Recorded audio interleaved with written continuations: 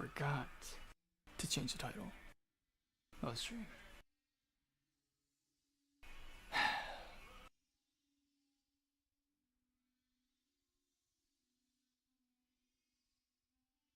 I still have to make a parser.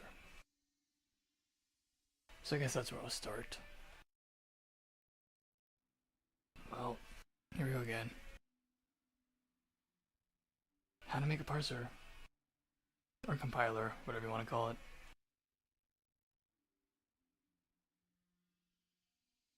It's difficult to take anything seriously when everything's a joke. And when I don't benefit from teaching anything. Cause like, it's a shame. I mean, it's a sin to want to benefit off something you do. So like, how many people are on YouTube?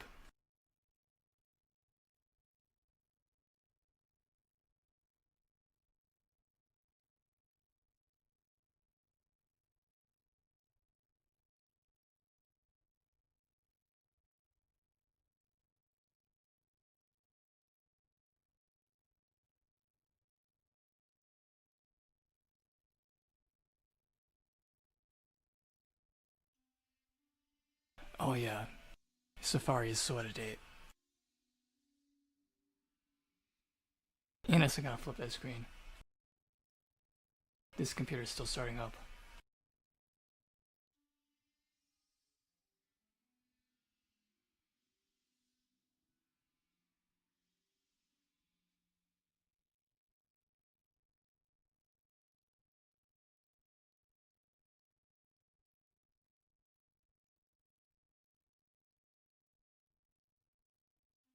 The whole, I don't know what to call it, like social network. But not really social network. The internet. Tech. The whole ecosystem. It's very fragile. Very fragile. I have a feeling that sometime soon it's gonna be disrupted. Who knows though? It's all gonna fall apart. So like on YouTube,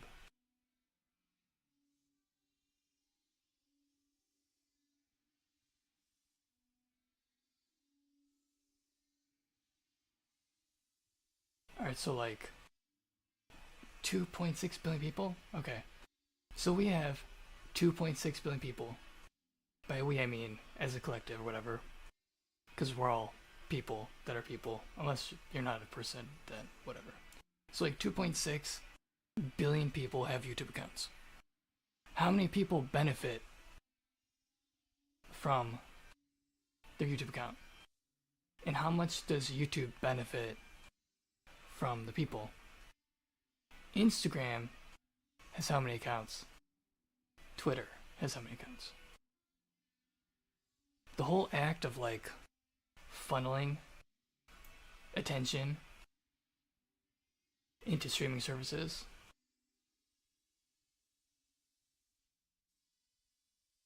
and then finding weak, stupid people and satisfying their need for approval. I think this whole system is like,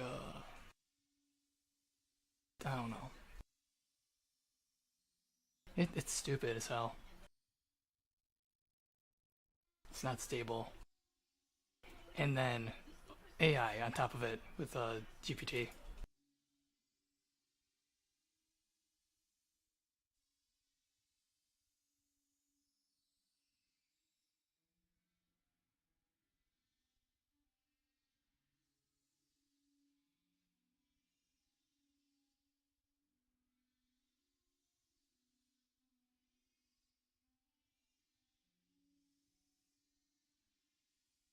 So like, GPT takes things from the public domain,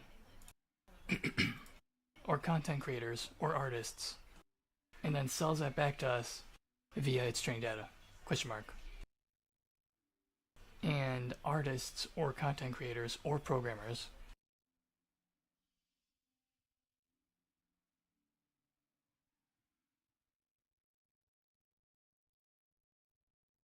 there is no stable and or secure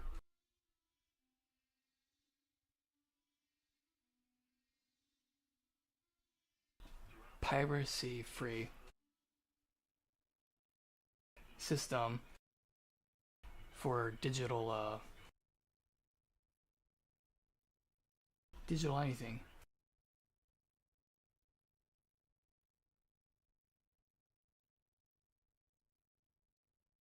So like how much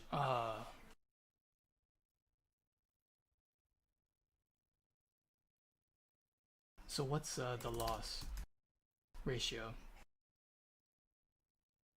for anyone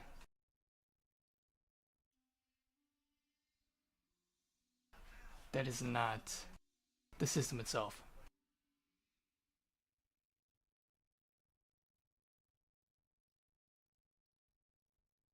Question mark. It says some mix, not sample, steal, cell loop. Training data, mix, blah blah blah. Ownership, blah blah blah.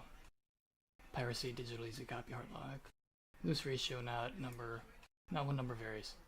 Oh, so it's not even a given number. Creators lose control, some revenue. Gain exposure, new tools. Oh, you gain exposure on what? The platforms that are not backing up the people that you're gaining exposure on in the first place. This sounds like a retarded feedback loop. Only a complete fucking idiot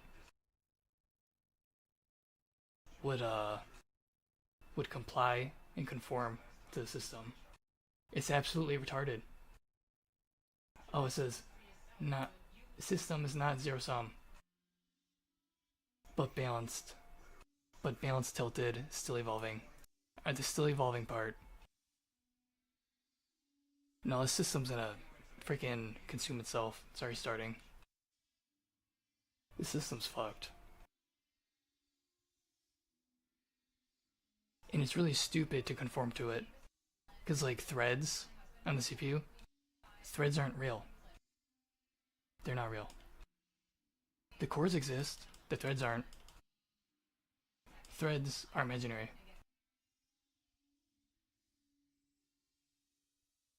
The threads, they exist as hard drive memory. Or, well, hard drive once it's paged. Paging isn't even real. Paging is a patch that the modern operating system uses because they don't know how to manage resources.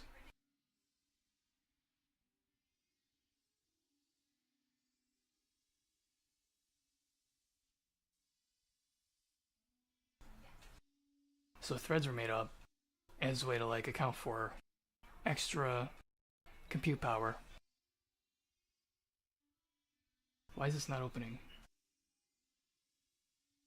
Because they don't know how to make a system in the first place. Everything is so stupid.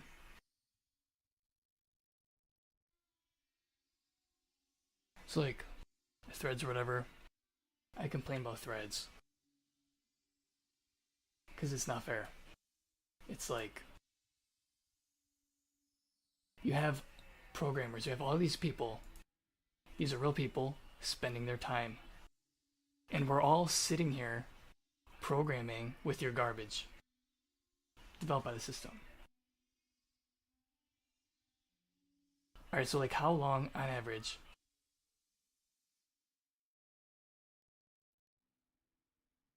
or like how do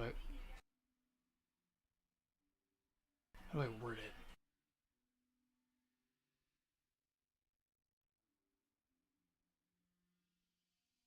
Alright, threading and programming. Why is it so complicated?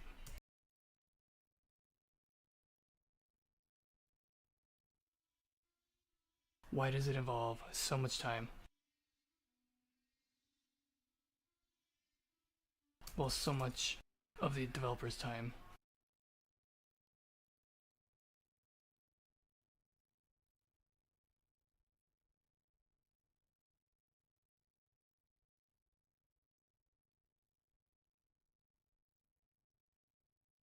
And why does everyone conform?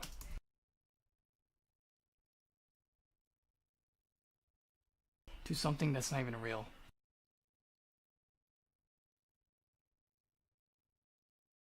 And then invest their physical time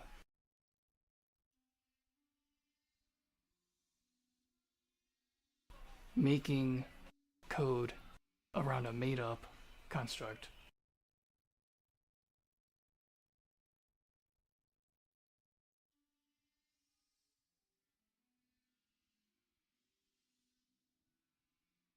That if they were able to actually access directly,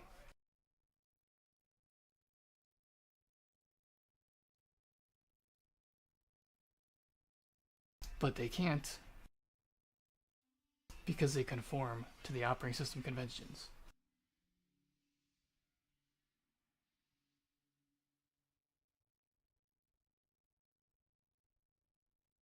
The same operating system that does not protect their digital content.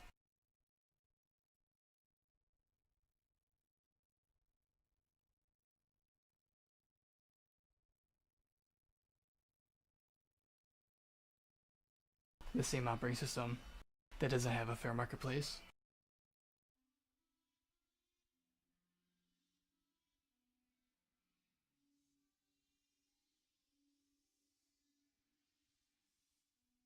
The system that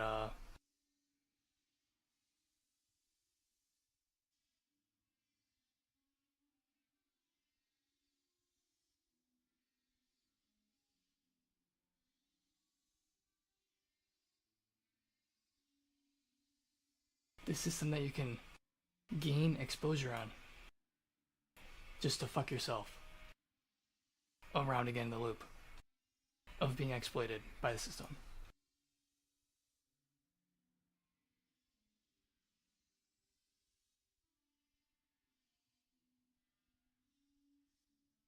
Just to get had by the system itself.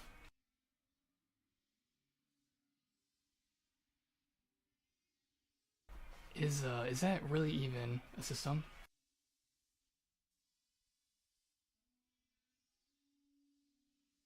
Like, what even is that? I mean, people spend tons and tons of time writing codes for threads. It's this whole thing, and it becomes a religion, and threads are not even real.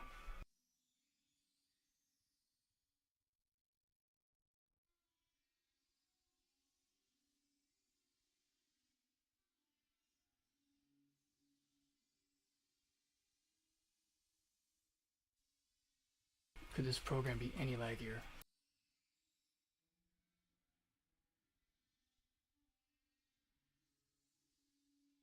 Alright, so here's the CPU.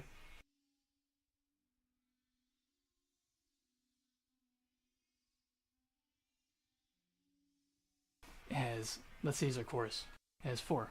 So these are real. It physically has 4 cores. The threads, those exist in the RAM or the hard drive.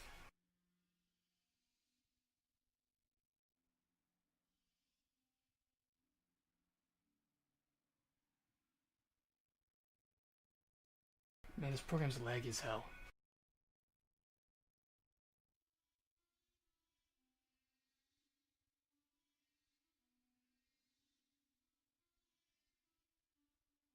Oh, it's so laggy.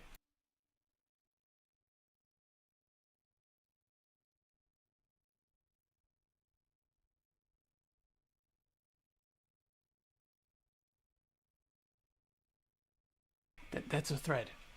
The thread exists in the solid state drive or the RAM.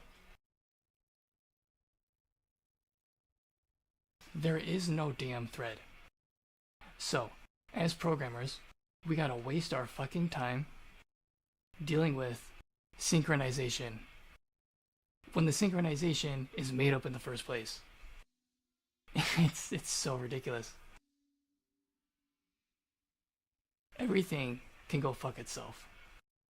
And it will in the end. but run by the dumbest people. So dumb. Everything is so stupid. Oh, I want to get my operating system done.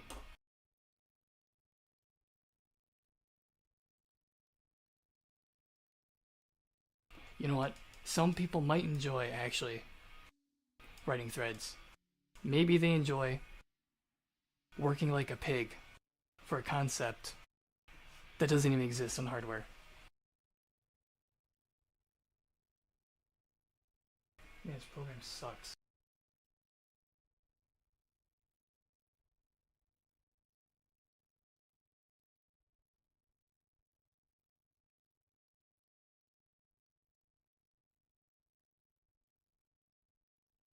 Maybe they like enjoy sitting in front of the computer,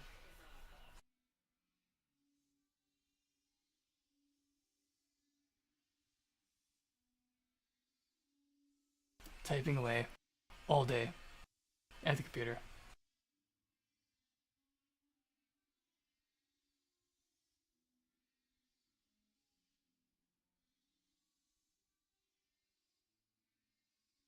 I mean, who wouldn't enjoy doing a task that is completely pointless?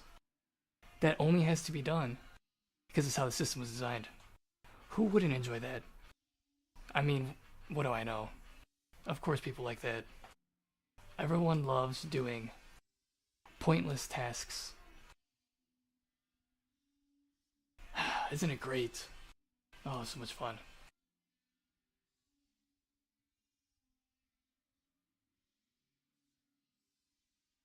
It says threading hard, not fake.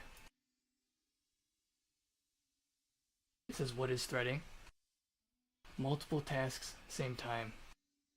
CPU cores, memory shared. Why complex? Shared state, race conditions, other, order unpredictable, bugs hide, deadlock, live lock. Alright, let's say an operating system that is a competent operating system. Let's say there's an operating system that is aware of the fact that there's 4 cores on the CPU.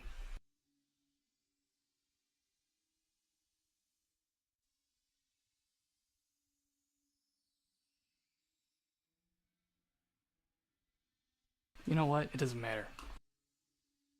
If you believe in threads, I want to tell you, Santa Claus isn't real. Threads, they exist in 64-bit whatever, on the file segment register, or segment register, in the, I think it's extra segment register, segment register.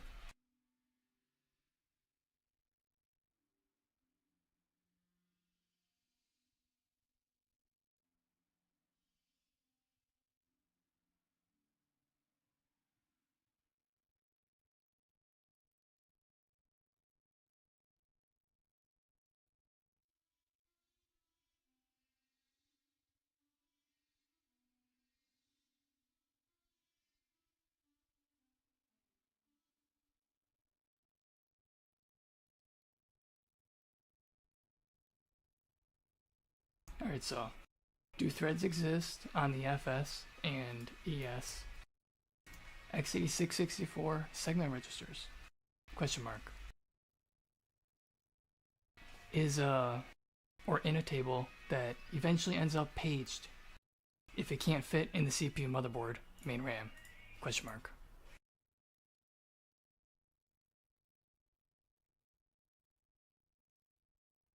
Okay, so and also, do threads exist on physical cores in the CPU?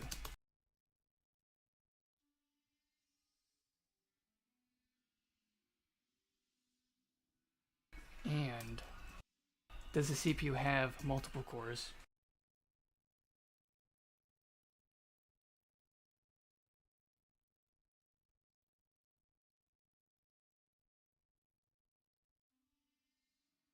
To reduce the address space size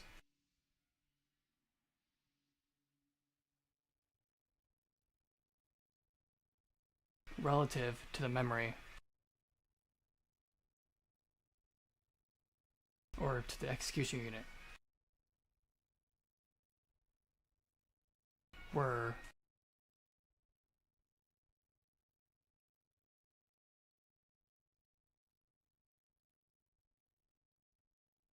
because the CPU has multiple cores, because accessing memory is very slow. So if they make the window of the memory smaller, and they make multiple windows, that's faster and easier than having one window accessing bigger pieces of memory.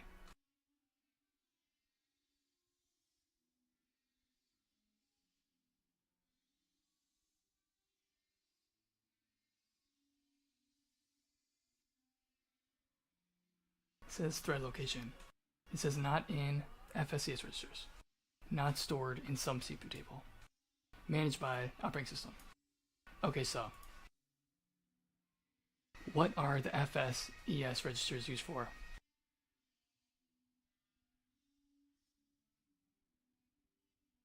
In a 64-bit x86-64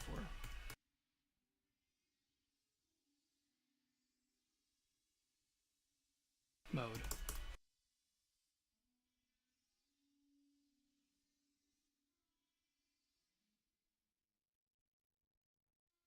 How does the usage of the FSES segment registers differentiate?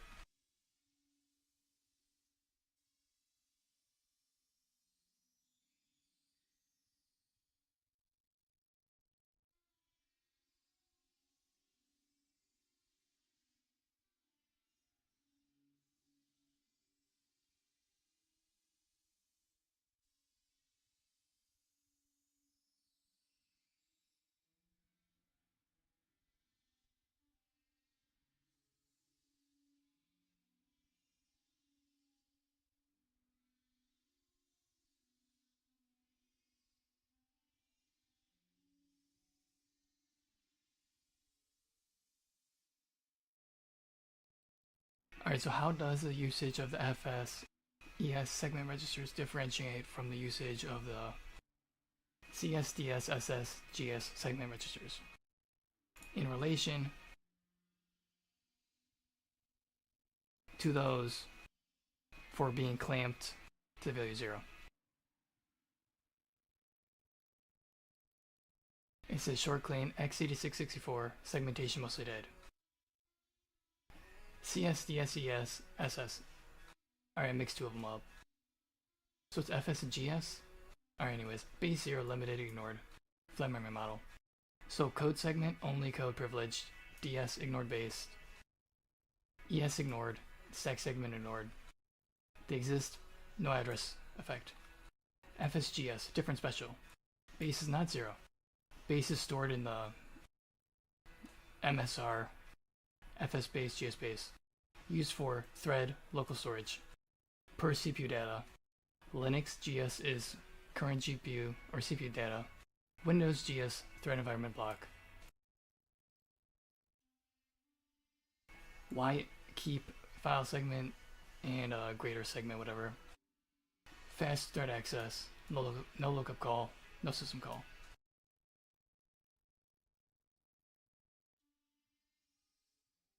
FSGS only surviving segmentation feature, used as hidden pointer registers.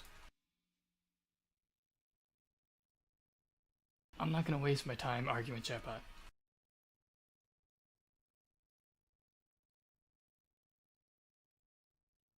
Threads are not real.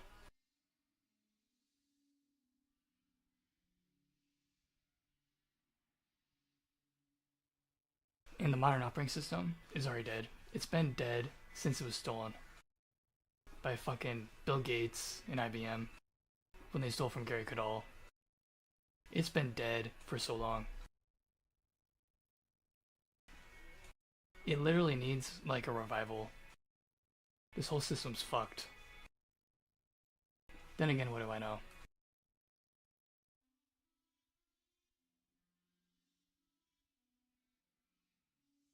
Unless everyone enjoys being fucked. I mean, YouTube could, theoretically, be paying how many people?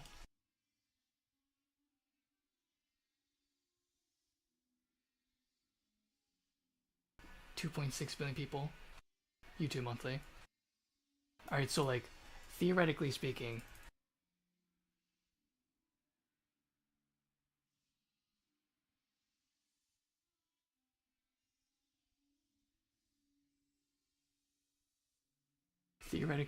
YouTube could pay 2.6 billion people who upload content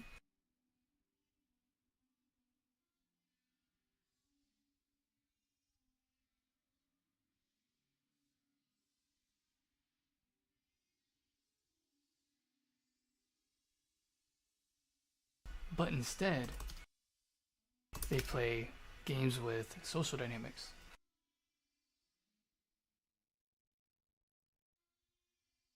Because they are fundamentally retarded fucks.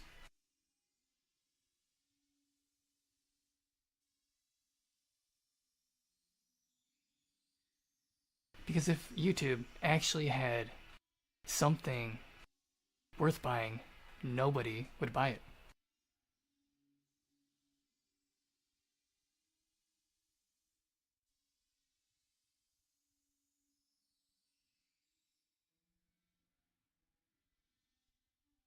And who would buy it anyways?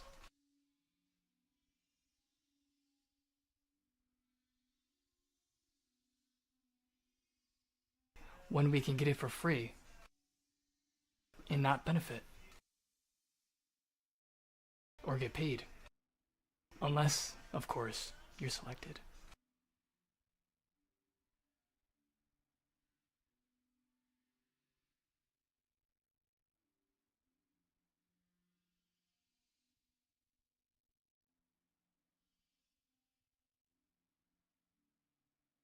And then when you're selected, YouTube can say, hey, look. We do pick some people. Oh, that's so funny.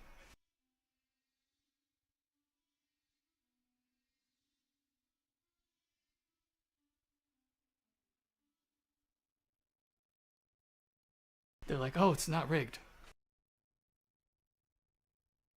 It's literally gambling.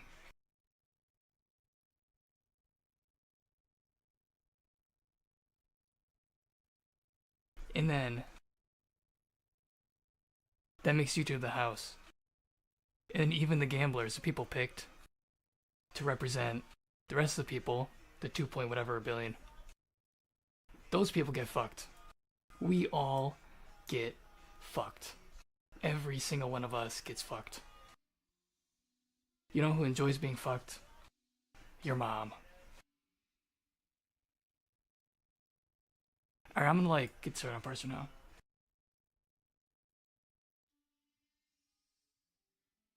Oh, a real operating system though.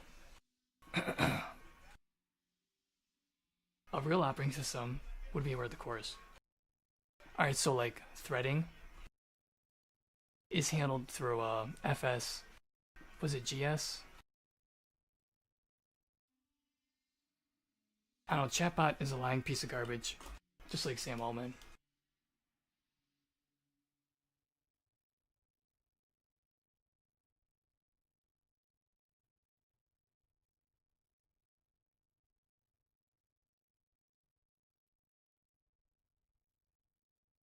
Alright, it's GS. Alright, so FS and GS. Well, actually, a real operating system wouldn't even run in 64-bit mode. Well, it would have to for some things, but it has to flip between modes. Oh, the CPU's a joke. And we're just a consumer. I'm so tired of being a consumer.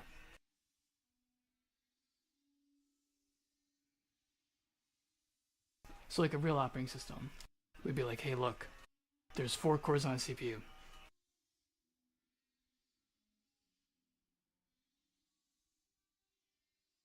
Oh my god, this program is so laggy.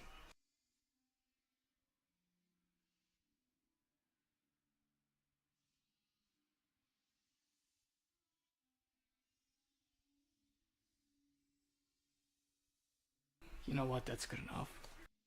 I mean, I really can't expect much. At least the computer turned on. And the software's running for now. I mean, it's 2026. What could I really expect?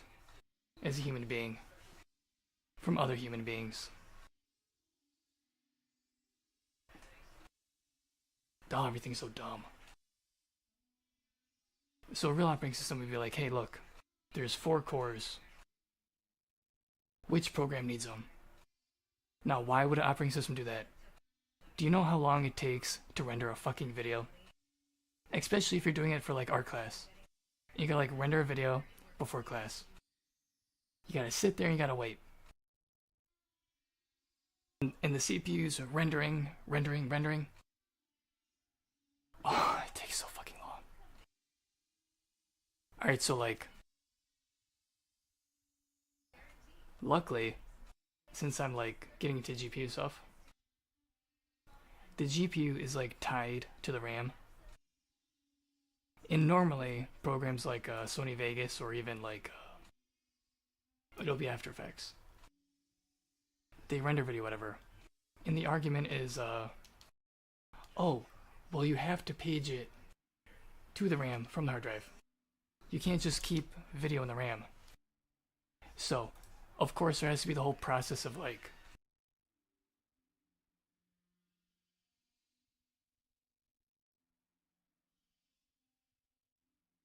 oh, this is seriously so laggy. So people say,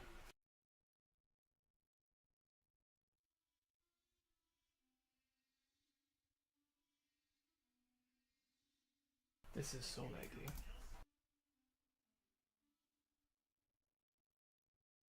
It's not even drawable.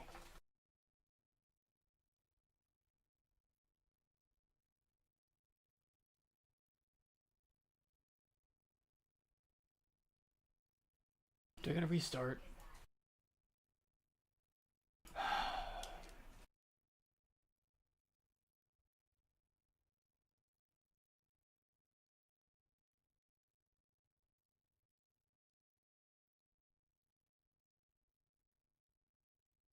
It's not that hard to write programs. It's really not. I'm gonna get started in a second. Make a stupid parser and show you how easy it is. It's so easy to make a program.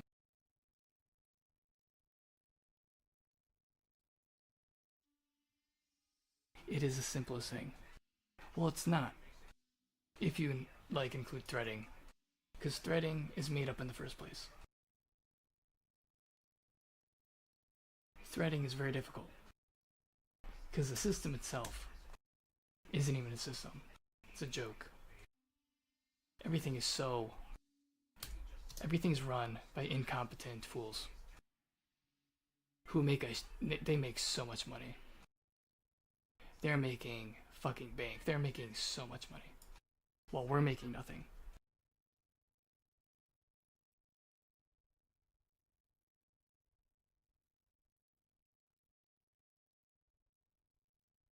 Inflation doesn't even matter. The system, whatever, it has us spending money. You know what? No, okay, yeah. Just everything. It's just a big trick. Everything's so stupid. Alright, so, video rendering. How long does it take to render video? I'll ship it really quick.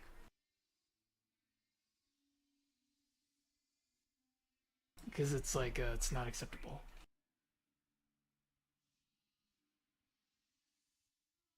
There's no excuse for video editing programs to be so terrible. People use video editing. They upload to YouTube professionally. And when they render the video, they gotta sit there and you gotta wait for that bitch to render. And it takes so long to render. And then you gotta pay a shitload of money for the highest end software. And if the CPU just ran the software and software actually knew what it was doing, you could get like, what is it? Everyone's like, oh, you could 100 times, 10 times. The CPU they have now could fucking 100 times the time it takes to render video. Oh, everything's so dumb.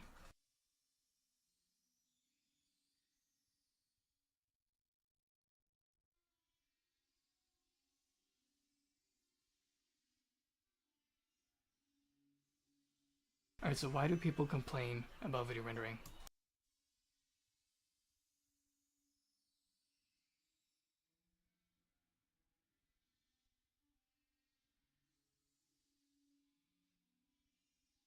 Video rendering. Heavy work. Why complain? I say complain. Why? It says pain. Why pain? I mean, chatbot is getting dumber and dumber. Hardware limits. CPU slow for video math. GPU faster but needs setup. So like, this is bullshit.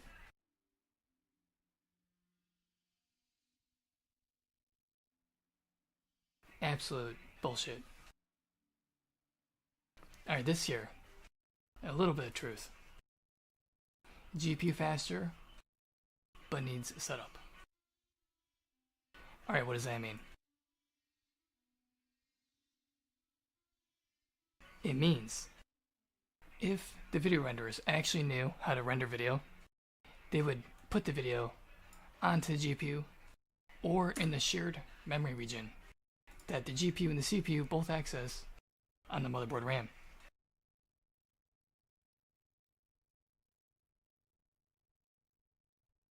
But no, instead, you want to render a fucking video.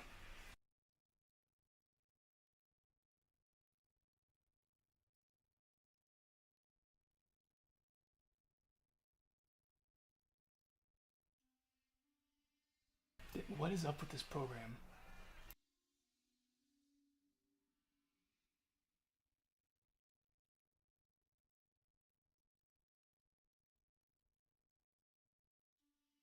Man, it's too laggy to draw anything. Alright, pretend that's a stopwatch.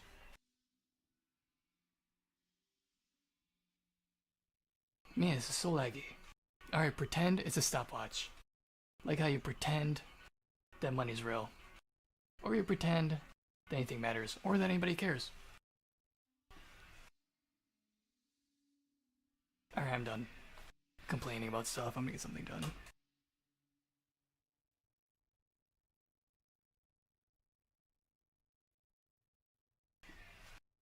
If a new operating system comes out that doesn't waste people's time,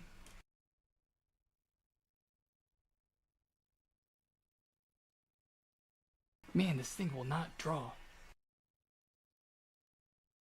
You know what? Whatever, I'm done. What do I know?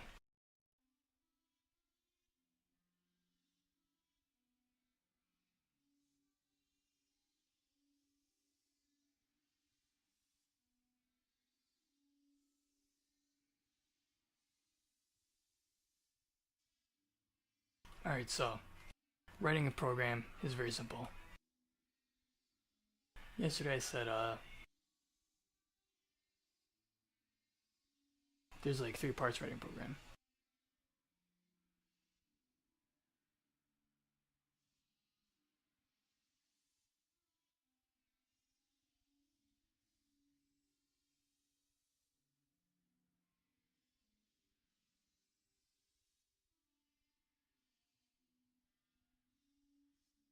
This is so laggy. What the actual heck?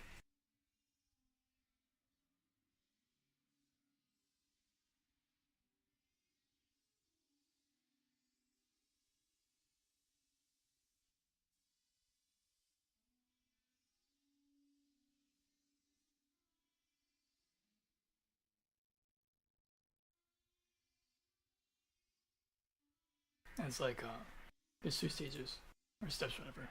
You load, compute, and store. But there's also defuncify, and then or unfuncify, and then refuncify.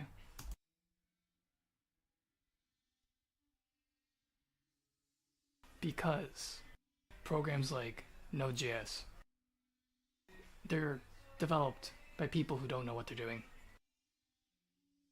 I mean that in the most brutally honest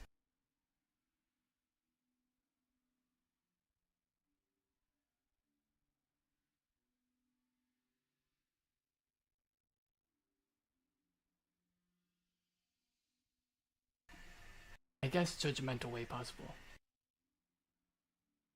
They don't know what they are doing.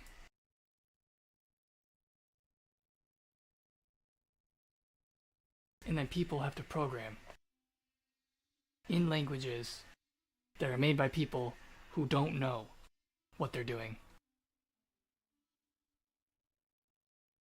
And it's not a surprise that so many people don't know what they're doing. And the whole concept of like, oh, everyone's faking it till they make it. What a stupid, delusional concept. That is the dumbest thing ever. Wouldn't that be convenient if everyone was faking it till they make it? Doesn't that just help you sleep at night? To know everyone's faking it? It's friggin' retarded.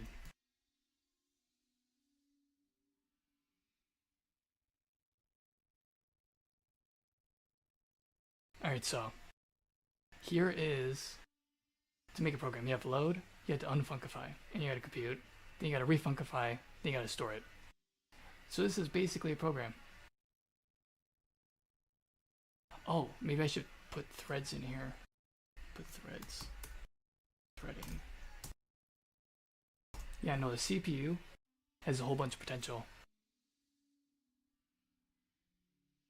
CPU is very expensive.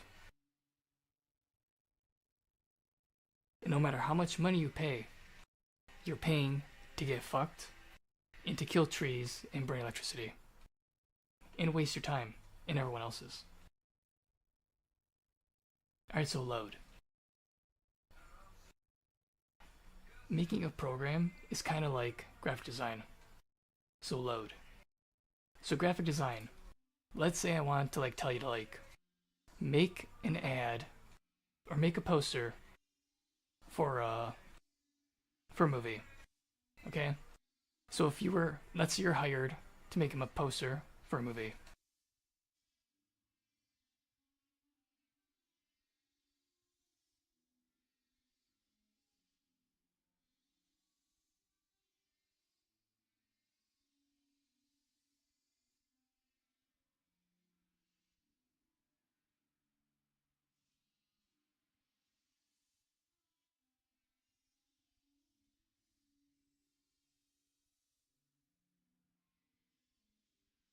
In the load step, we have to get stuff to get it in the program. That's the most complicated part. People think, oh, you need a special API, you need this, you need that.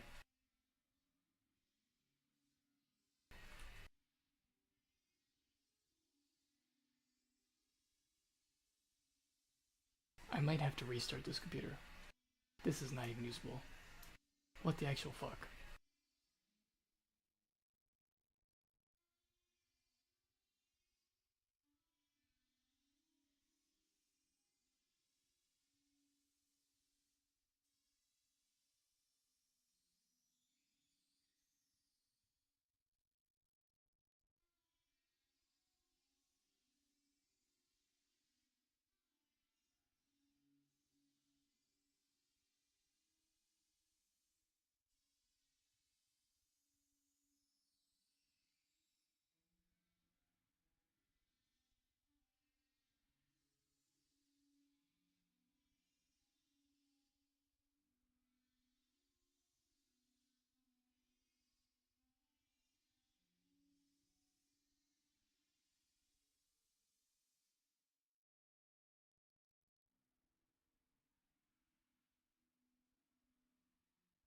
Oh, this is so laggy.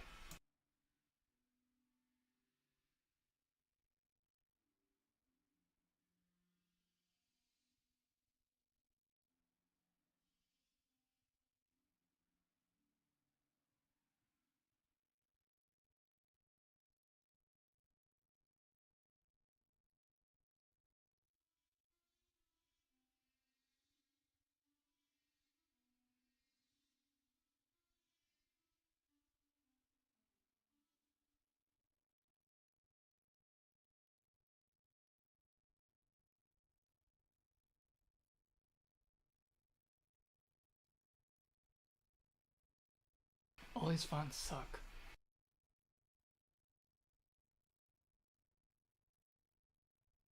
They're not even the real font. Like a cheap Google ripoff. Web font.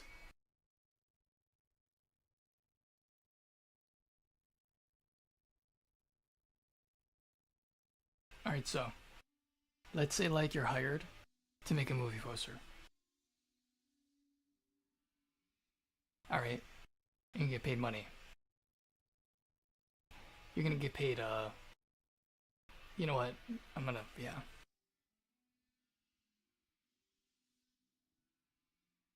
Pretending that money or currency is real. Because it is, to an extent. It's kind of like threads.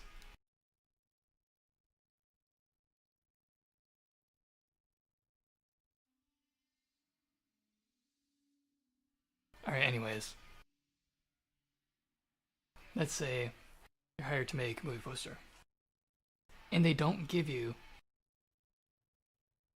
Well, how do you make a movie poster?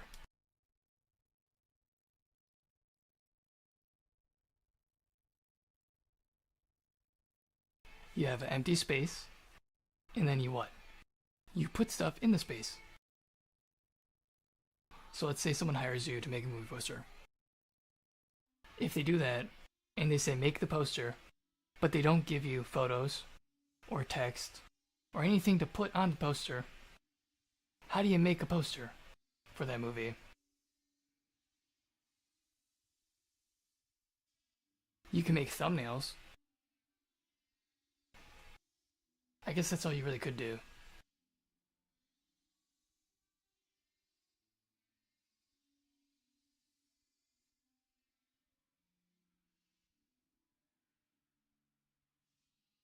You'd be like, oh, this is how it's gonna look, whatever. Because context is super important.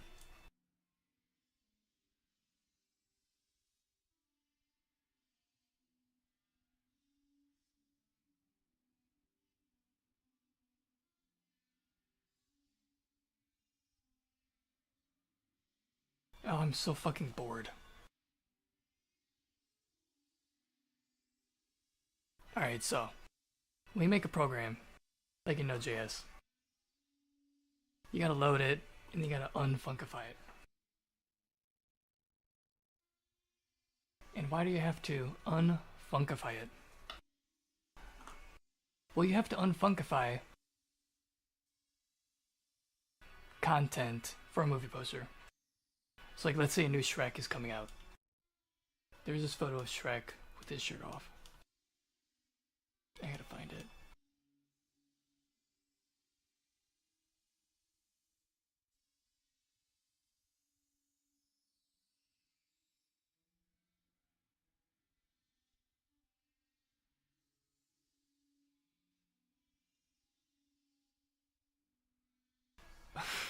Mom Shrek emoji? No, it's not what yeah.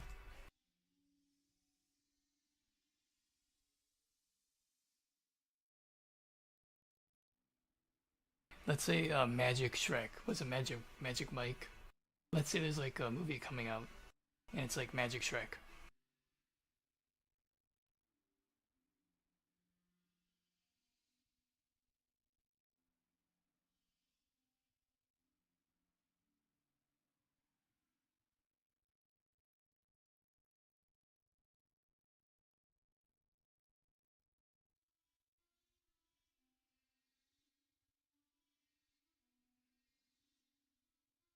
And then you gotta make a poster for this movie. Let's say they send you like, they tell it's gonna be a Magic Shrek. It's a spin-off of Magic Mike. If you get a photo of Shrek, but you also get a photo of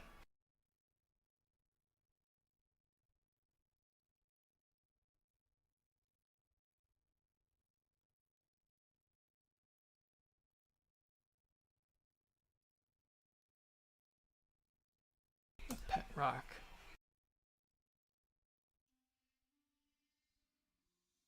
I'm stalling. I gotta get something done.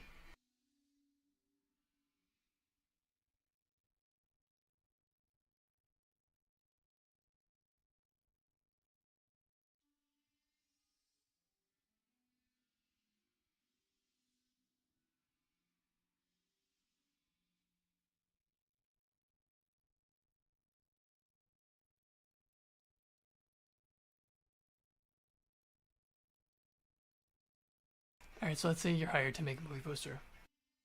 And you get like these two photos, and they're like, alright, this is all we're gonna give you. But it's called Magic Shrek, where it's a spin off of Magic Mike. So I guess you have a title then.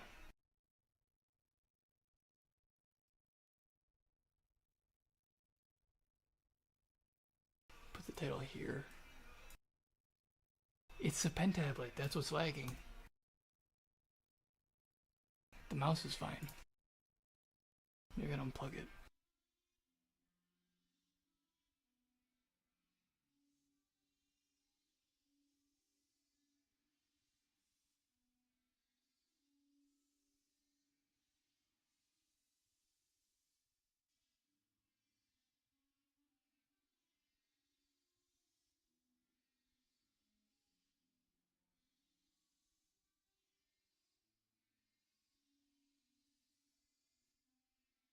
So put the title here.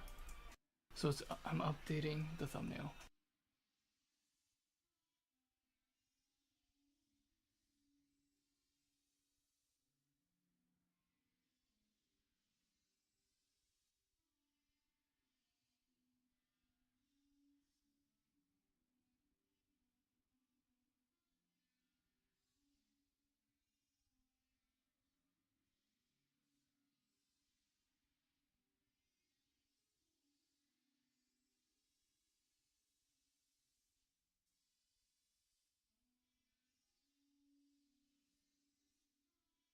It's gonna take too much time. This program is so laggy. I'm just gonna delete the text box. Alright, this is a very simple. This is what you gotta do in programming. When you're writing a program, you gotta like omit a whole bunch of stuff because it's not worth time, because of the complexity. And even if you did it, you're making it within a broken system. And it's totally pointless.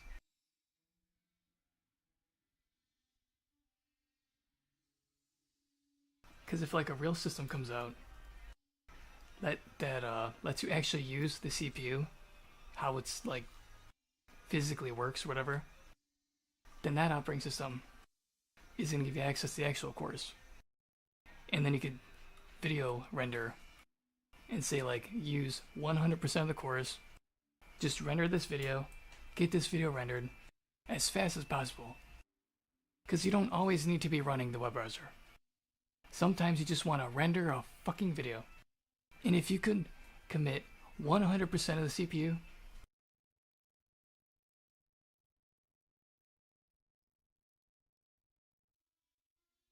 and you could commit the file system access, there's like a 10 millisecond delay when accessing files.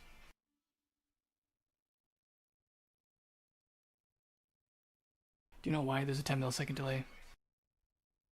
They want to discourage people from writing paging algorithms. So every file access has a 10 millisecond delay. Because if you could do that, you know, everything is retarded in the most literal sense. Alright, so like a real operating system, you could use all the cores, you could use the hard drive space, there wouldn't be a delay every time you access the hard drive using the file system calls. And then you'd also have the RAM.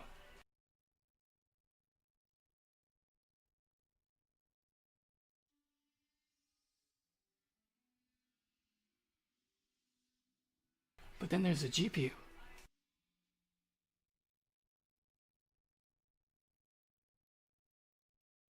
That also has RAM.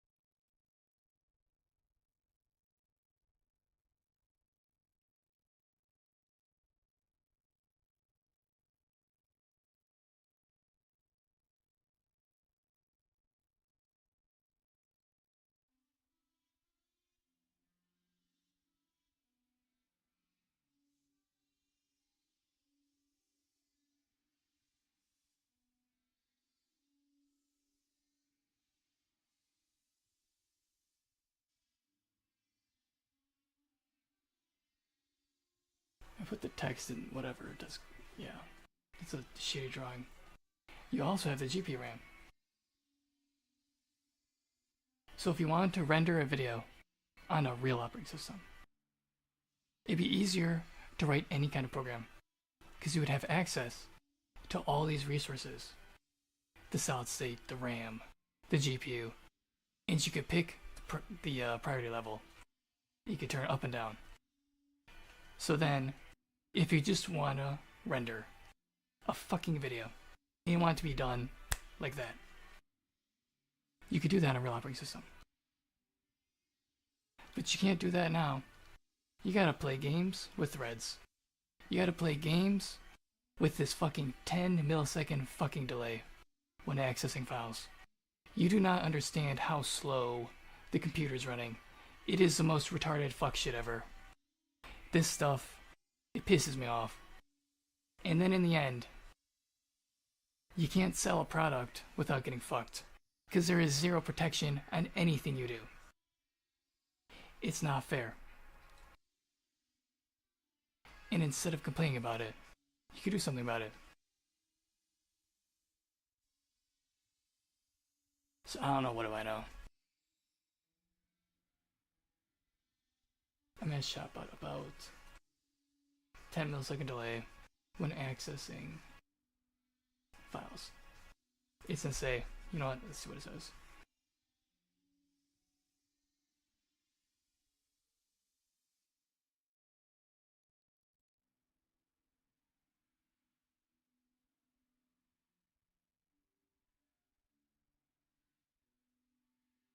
Alright, so why is there a 10 millisecond delay when accessing files on the modern operating system? Question mark.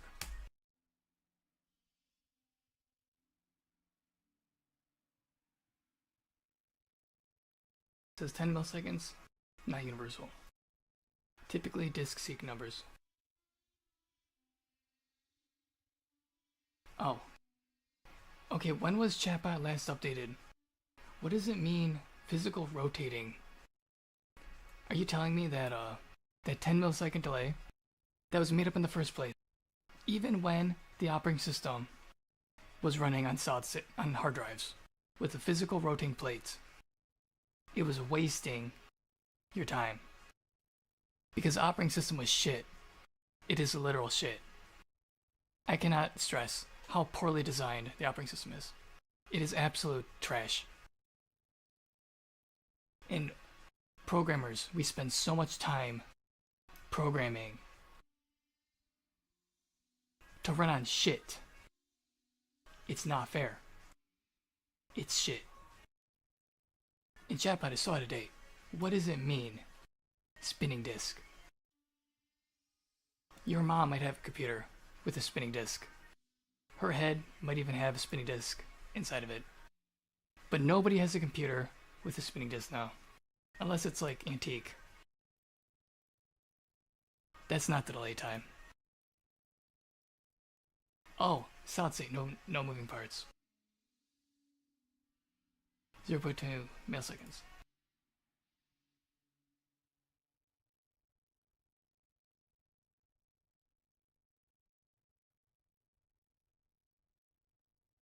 Why it feels fixed at 10 milliseconds. Alright, so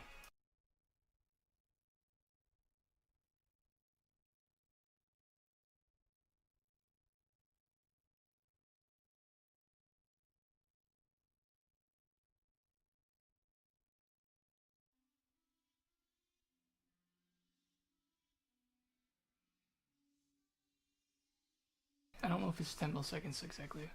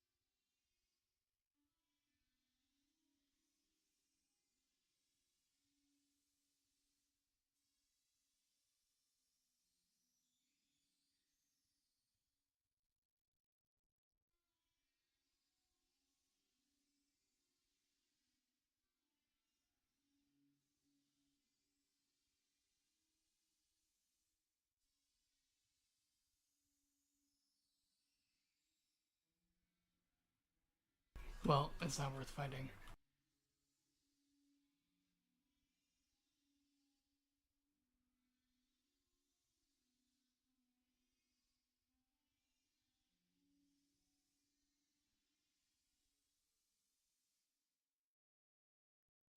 There was an article online by some Chinese guy.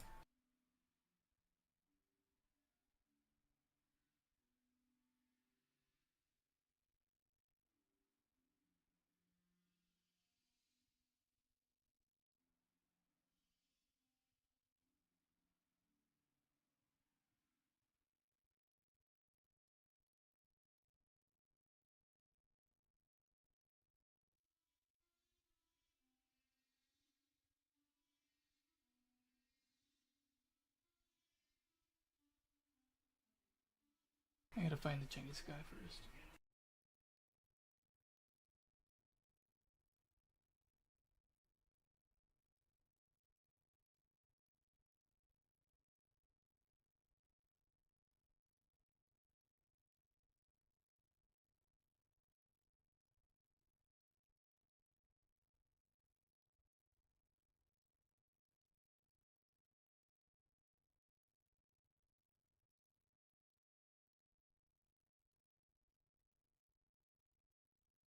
No, it's 8 kilobytes.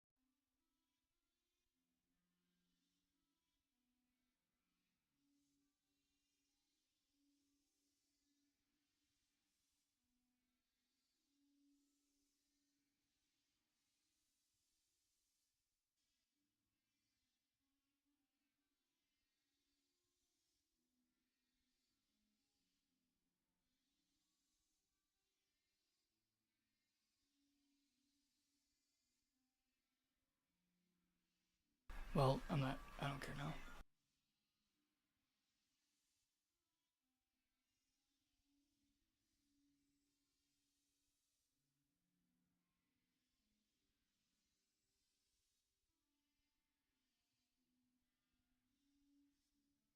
The modern operating system is so idiotic. It literally, I don't even know how it runs. It doesn't run half the time. Alright, so like, part of the reason for the delay time is for threading. But the operating system has complete control over threading.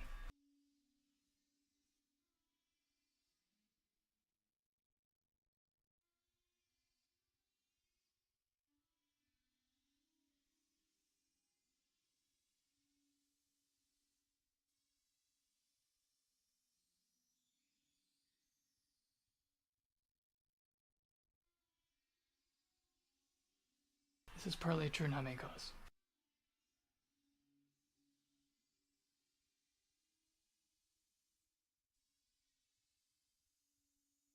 Threading contention, yes, adds delay but smaller. Context switching. Alright.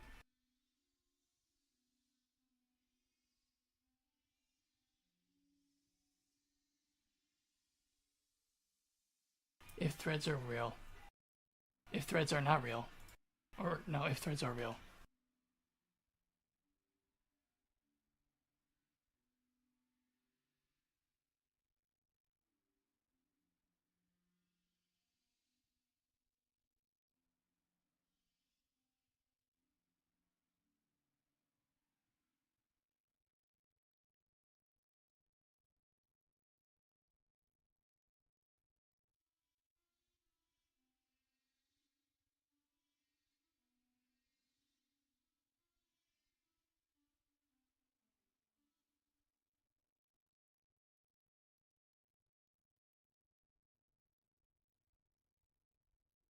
Alright, if threads are a real thing, not a made-up software layer, not a made-up software layer that programmers have to work around.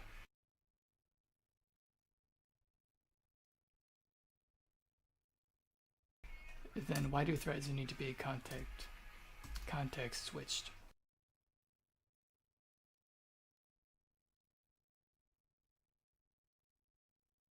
It says threads are real, but not physical objects. What a thread actually is. Execution state, register, stack pointer, program counter, stored in RAM by operating system. Why context switch exists, CPU core 1 instruction, not stream at a time. Thread A, thread B, whatever, must start, pause, whatever. The swap context switch. Why sleep wake happens. Threads ask wait for disk, OS parks it, not wasting CPU. Yeah, no. Threading is wasting CPU in general.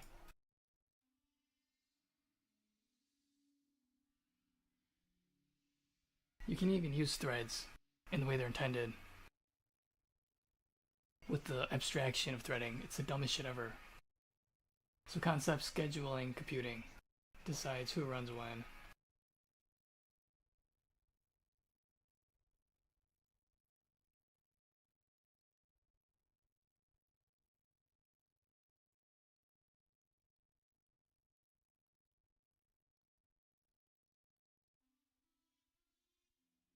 Context switching, how one core fakes many threads. Everything's fake and stupid. Everything is so dumb.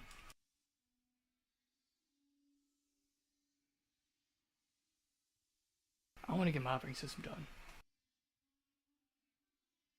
Things could run so fucking fast.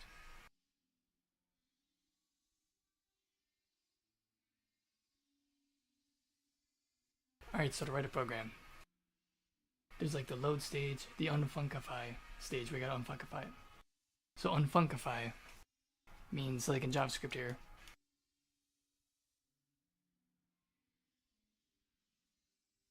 they have what's FS?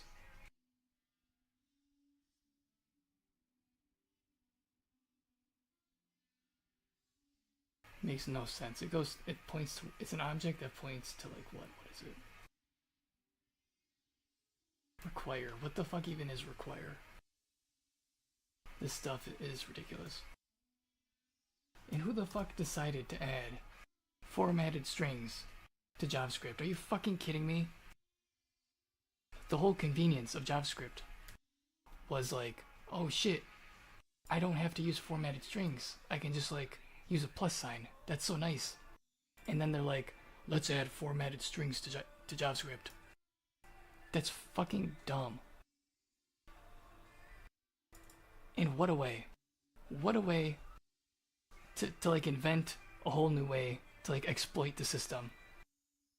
It's so stupid. Everything is run by idiots.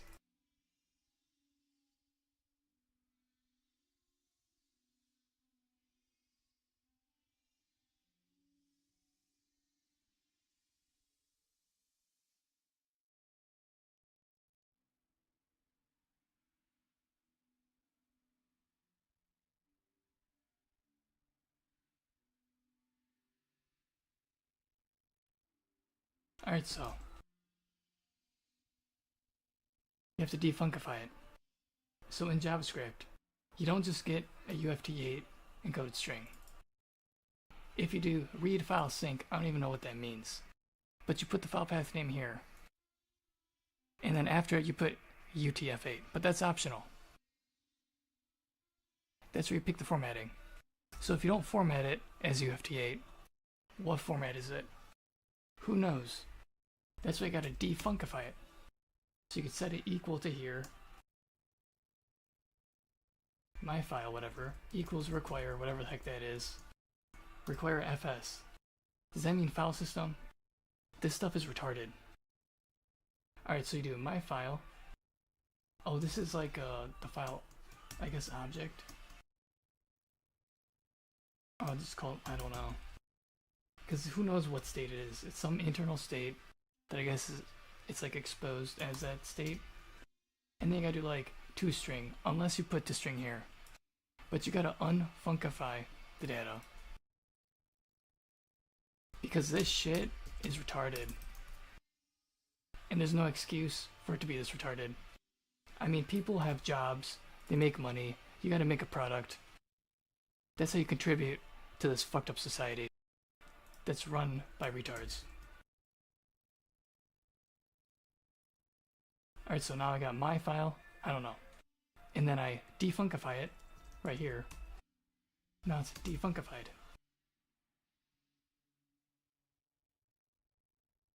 I spelled funkified differently. I should do defunkify.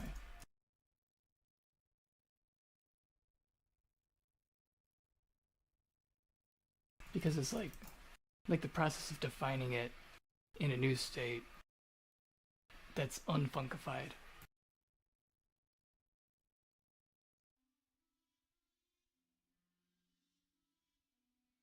If funkified is even a real word.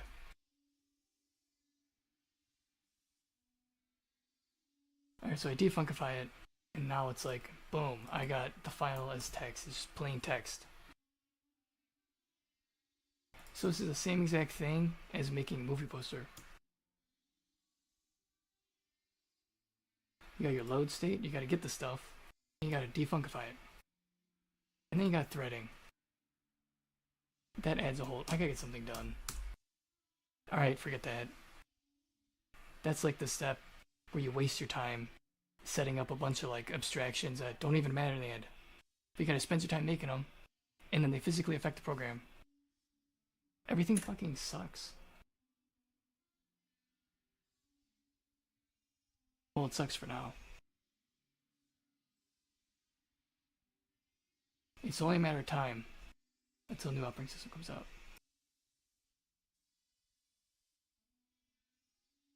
And when that happens, in my opinion, I'm almost positive that everyone would say, fuck this system. I'm moving over that. Because why would you have like... Why would you settle for this? Well, you could have this. Exactly.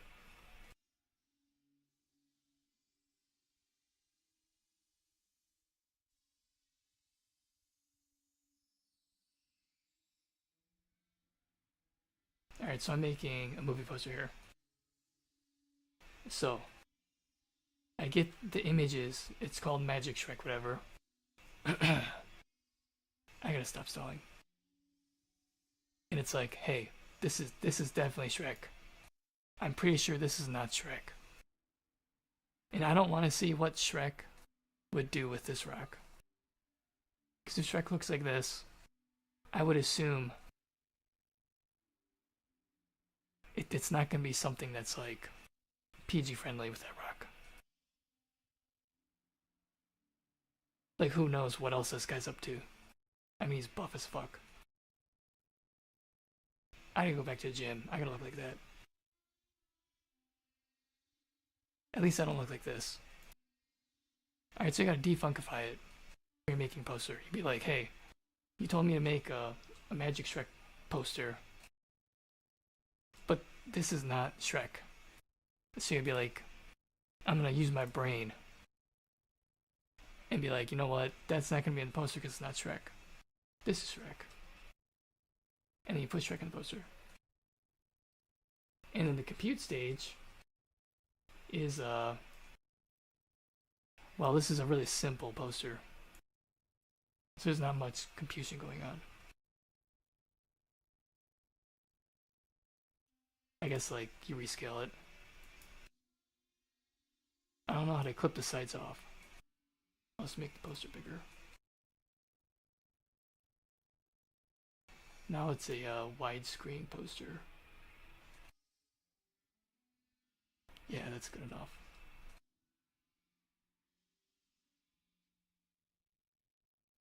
That's how 90% of programming goes.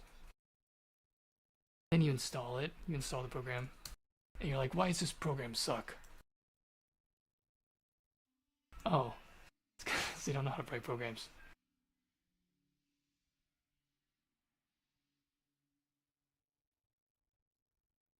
and you gotta like refuncify the poster. So like if you're making graphic design, whatever, after you load, defuncify, you compute, you make the poster, whatever, then you gotta put in production. You gotta like print the poster. I gotta get something done. And then you store whatever. Okay, whatever. Alright, so like these steps are exactly the same as programming. You gotta load the data.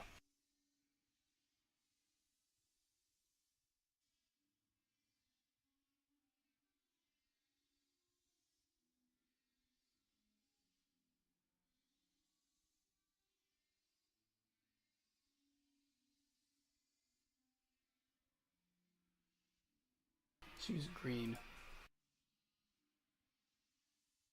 You gotta load the data.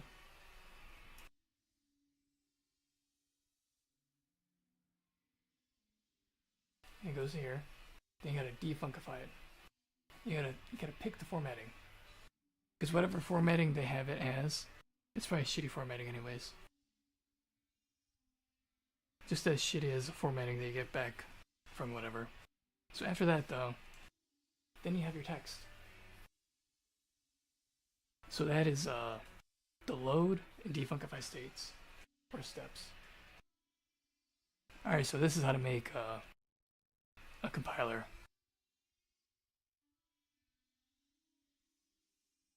I think I ran out of like unrelated things to tie to this.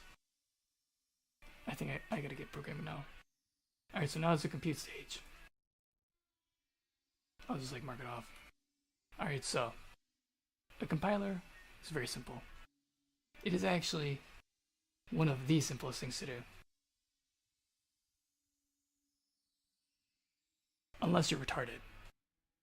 Which I'm pretty sure the people at GCC, whoever makes a GCC compiler, or the people that make the Microsoft Visual Studio compiler, I am pretty certain that they're retarded.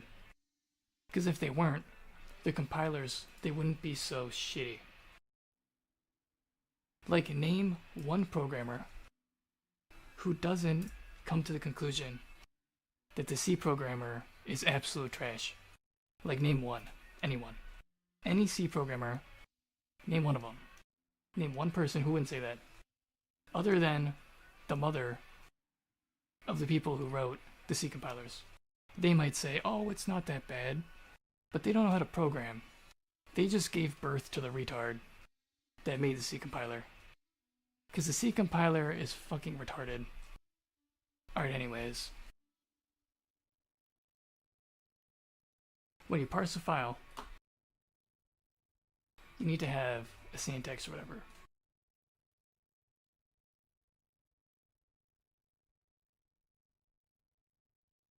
So I made up this retarded syntax.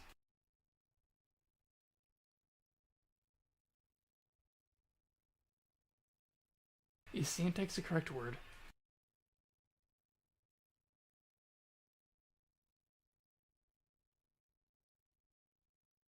It's kind of like font versus typeface. They're both like the same thing, but they're not, but they are.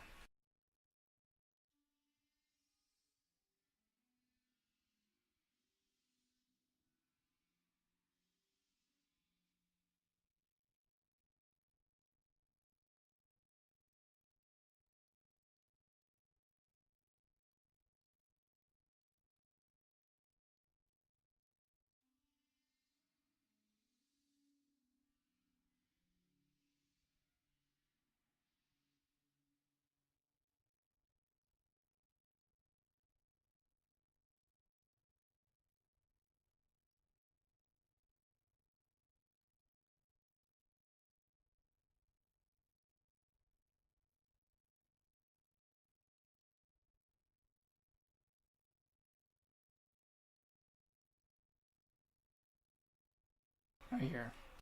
Alright, so I made up a retarded syntax.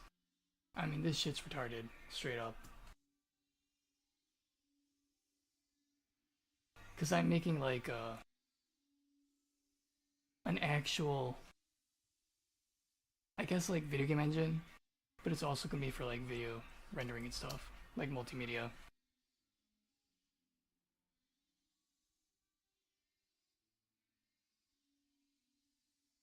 And I gotta make up a retarded syntax. So I have like, I don't know, Shrek is the theme, I guess. Why not?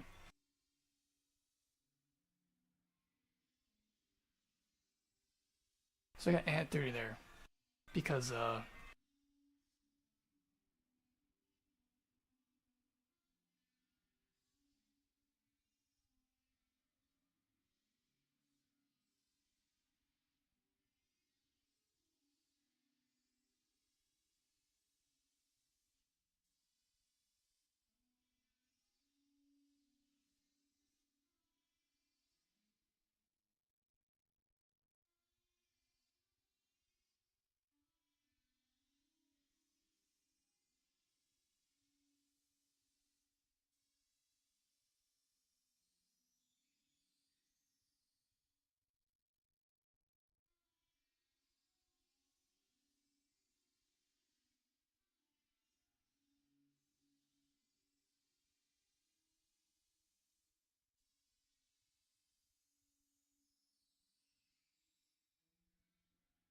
there's more tabs, but you can't see them.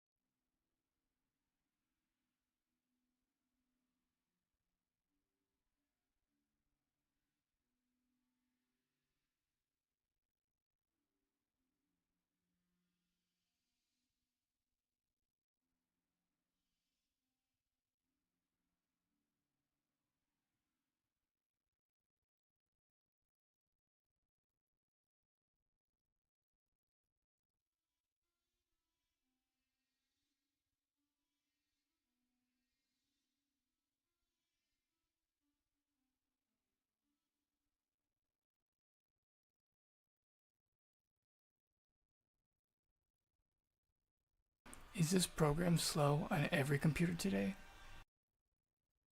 Is like this program synchronized to run slow on every computer it's on?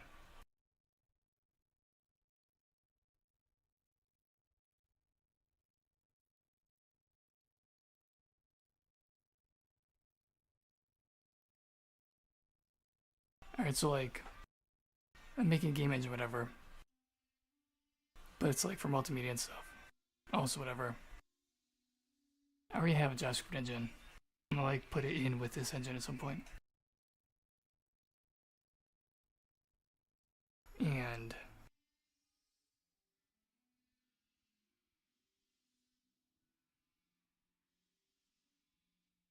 I have a time scheduler.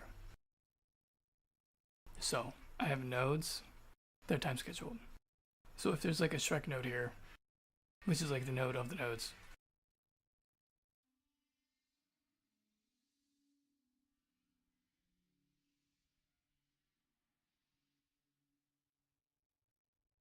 the Shrek node holds like reflow, sound, controller, and the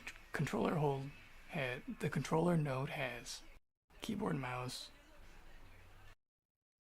and then there's like an animate node, a GPU shader node, C language node. Alright, so like the sound node here, that updates at like 100 or 750 times a second. I don't know, depending on like the quality of the sound. If you pick like I think 192 hertz, you get like 750 writes a second to the sound buffer. So that's the blue ticks here. So in a time scheduler, it's a whole lot of updates. And the modern operating system is trash. You can't schedule tasks like for real. Instead, you got threads. And you gotta deal with like random ordering, which is somewhat controllable. But anyways,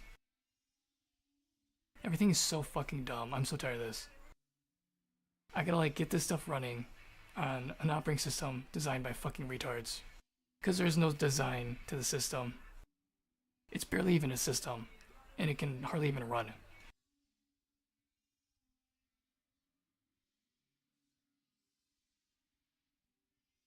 And then how many people get computer science degrees a year? And they do what? What did they contribute to the software environment or whatever? The operating system environment. Nothing's getting better. So fucking retards.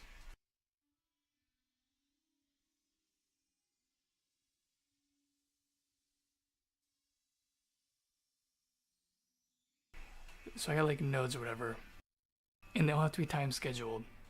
And I'm setting this stuff up so a node, like Shrek node, they can update at like 30 frames a second, while a sound node that's inside of the node can update at 720 times a second.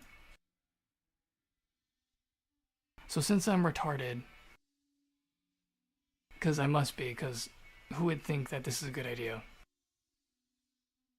That this doesn't already exist.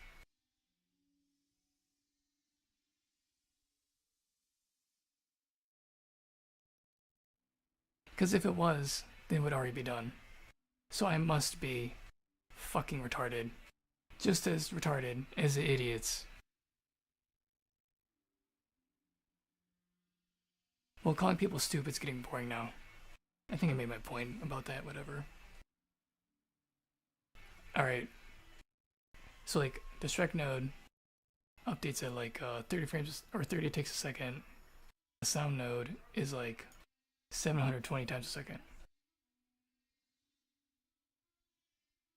And they all go to like the main node, but they're all gonna update at their own rates. And I also need, I'm gonna ask chatbot how I would do this. So like if I'm not using C language, I wouldn't be forced to have to like make a mini parser or compiler or whatever you want to call it, or macro paster. I wouldn't have to do this if this shit wasn't fucked to start with. This is so annoying. So I'm gonna ask chatbot though. So instead of like doing it the way chatbot's gonna say it, because chatbot's retarded. I mean, I'm gonna try a sample now.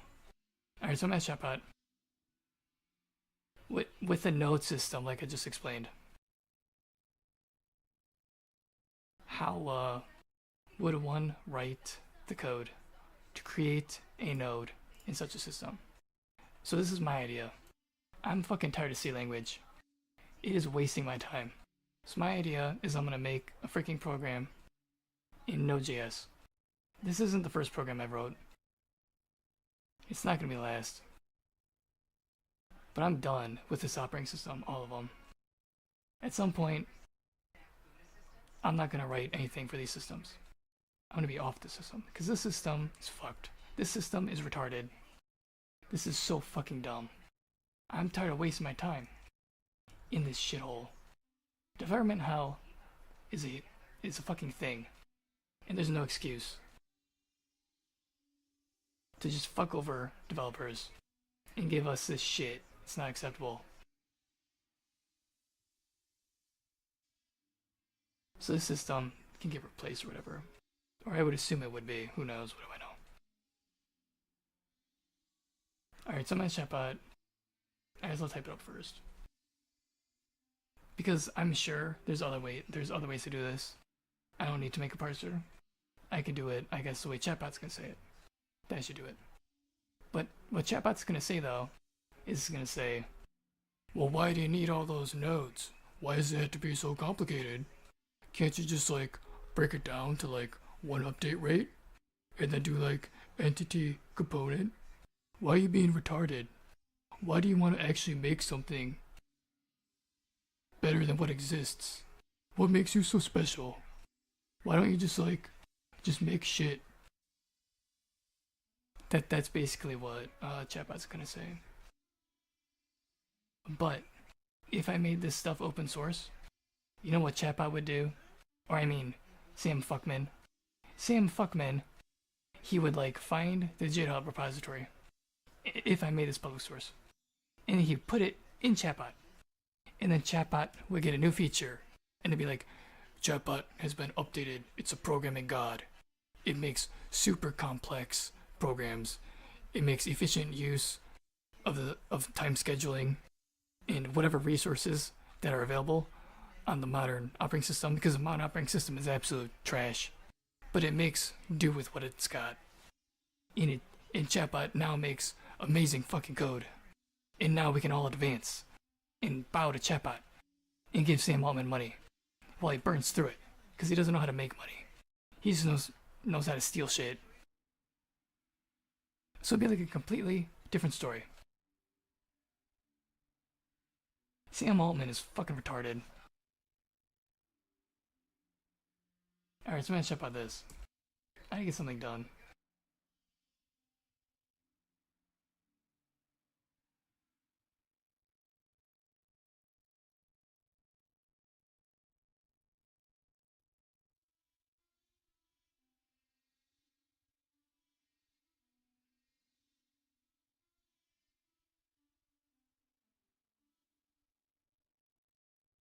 Alright, so if I have a node system that is able to connect nodes of different resources like GPU, Ethernet,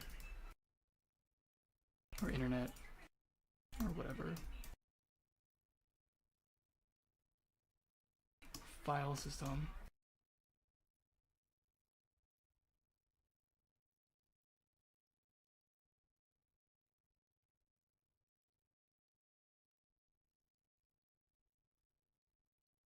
sound, I don't know, whatever's enough.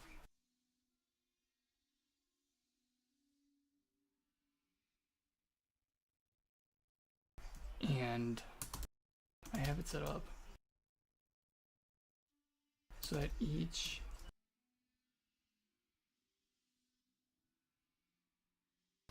node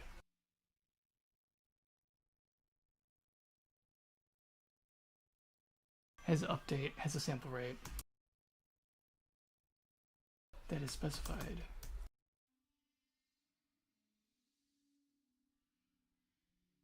And it runs at exactly that sample rate.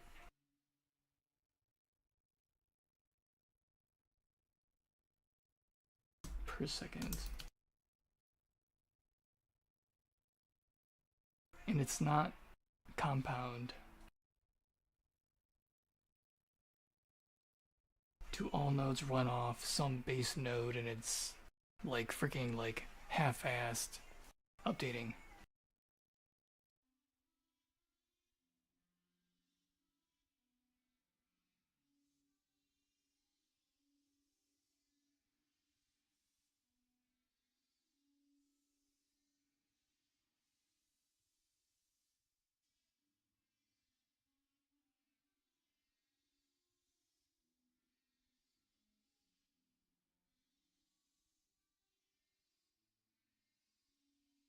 And then like, I don't know.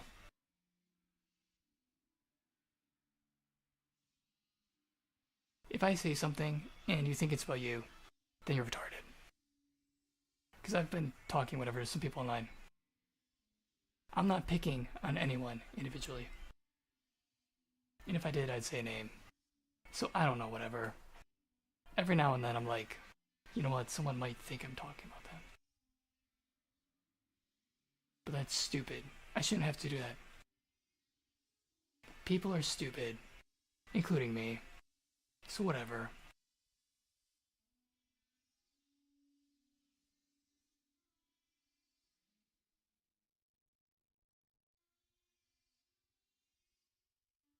So each node runs independently at the exact scheduling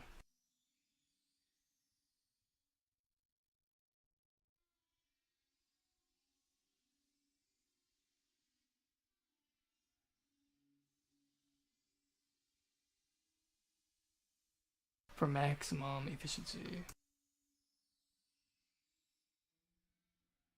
and to reduce the complication.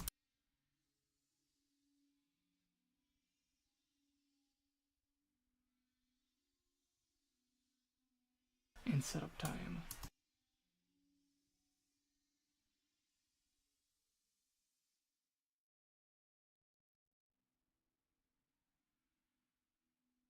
Of synchronizing resources.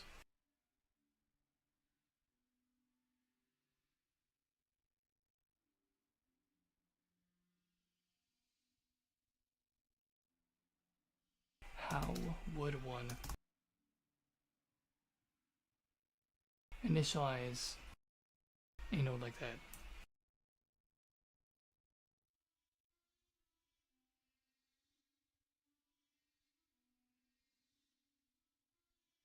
Or how does one make or structure, or how does one structure an API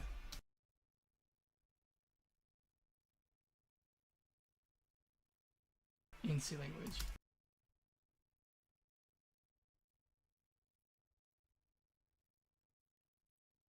That accounts for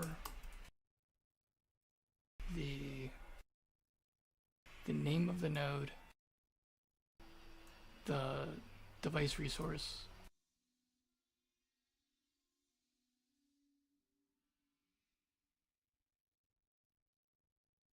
that it is coupled with,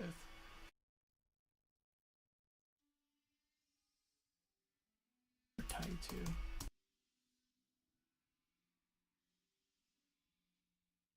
the samples per second rate, the time it needs to start,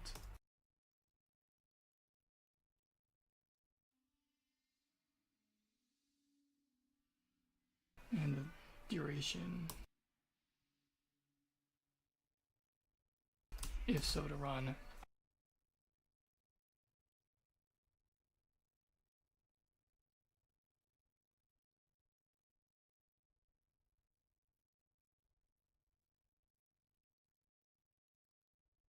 And then like if it needs to update at the refresh rate of like the monitor, you kind of need like which monitor it's updating to. So like that would affect the nodes in this hypothetical node API system. So if like there's a node, and it's like another monitor, you don't want to set the node to like that refresh rate of that monitor when it gets time scheduled. Except not even Linux does that. Why doesn't it do that? Well, you know what? It might be possible.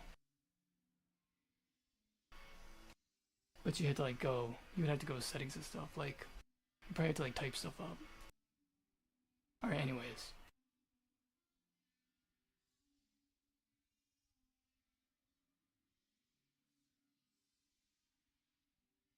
Alright, and then there's also the member functions. So it's templated kind of.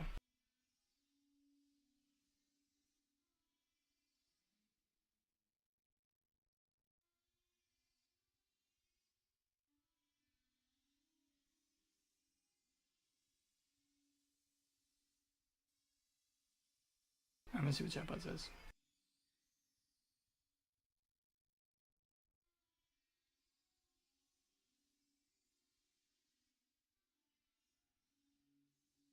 Because there's a totally different way to do this. In any other way, including this way, every single way to handle this is retarded. Except I'm gonna go with the make up a syntax and then parse it. So I'm gonna get to the parsing in a second.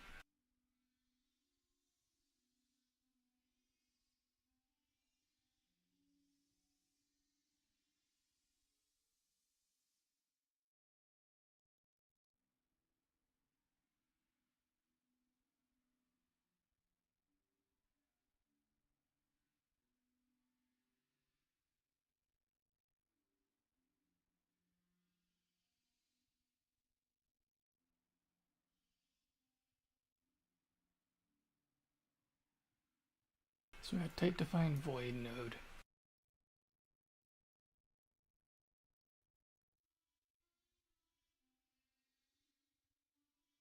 kind of data structure here for the node.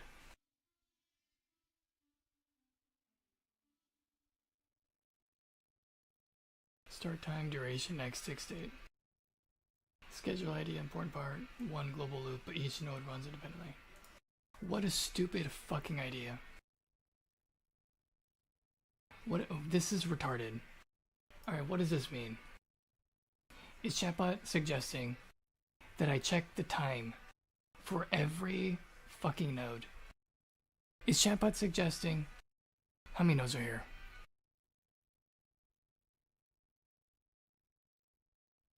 There's 1, 2, 3, 4, 5, 6, 7, 8, 9, 10, 11, 12, 13, 14. So is chatbot saying that I should check individually for 14 nodes?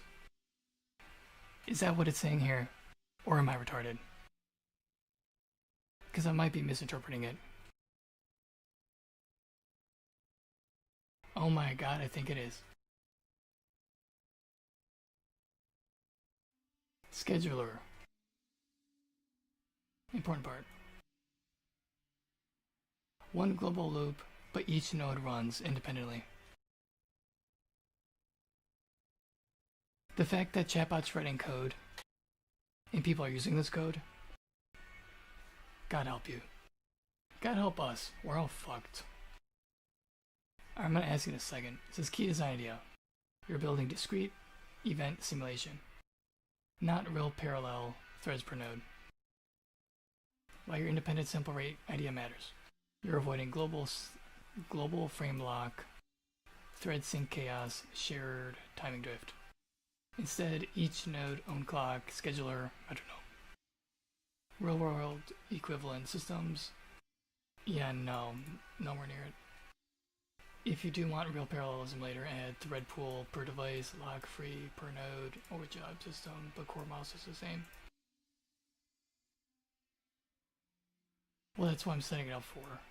So, critical insight. Your nodes at the exact sample rate independently is not OS threads, it is logical time scheduling layer on top of the OS.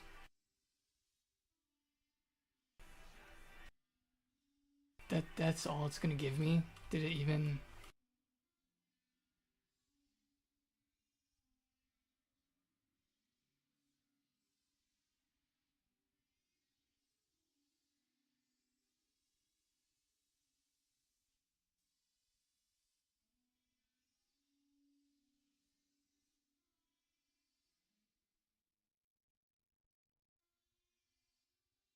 I said, how does one structure an API in C language that accounts for the name of the node? I guess it did actually make all these here. Alright, so how do I create the node? Alright, so first off, this, where it's like one global loop, but each node runs independently. Are you suggesting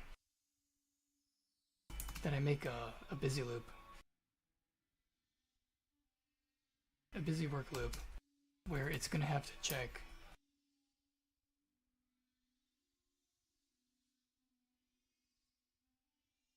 thousands possibly of individual nodes individually.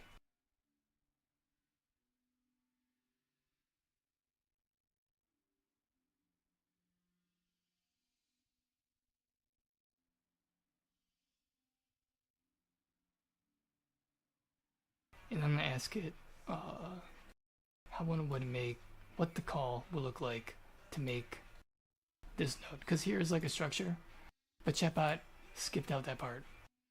This is the part I'm fixing with my stupid compiler thing. Is I have these parameters in this stupid syntax where I have like whatever. This is a type. I have like, I'm gonna change this or whatever, but whatever. The fact that I'm like setting up like this to convert it to C language, that's the part I want. So I want to see what chatbot does for that. Because of course it can do this, be like, oh, make the data like this. But I left out the complicated part, where you make the node, which involves setting these fields. Do you know how much work it would take and how retarded it would be to fucking type .device, .sample rate, .start time, .duration, next tick, state? Do you know how retarded that would be? When you could just do this. You can make a fucking parser and then give it a little tag and be like, hey, I'm gonna fucking parse this, and then expand it into this. How fucking retarded would it be if people actually wrote, oh my god, people do write programs like that. What? Wow. Everyone must be retarded. What the fuck is wrong with you people? Fucking retards.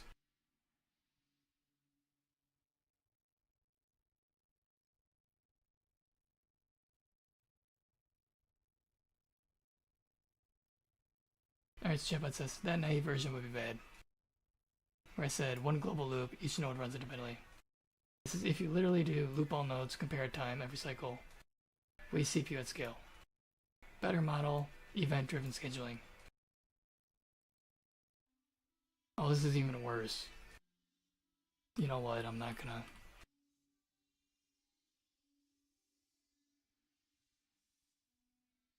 Okay, so how would one make a new node for the API if the data structure was like this, or if the structure was like this?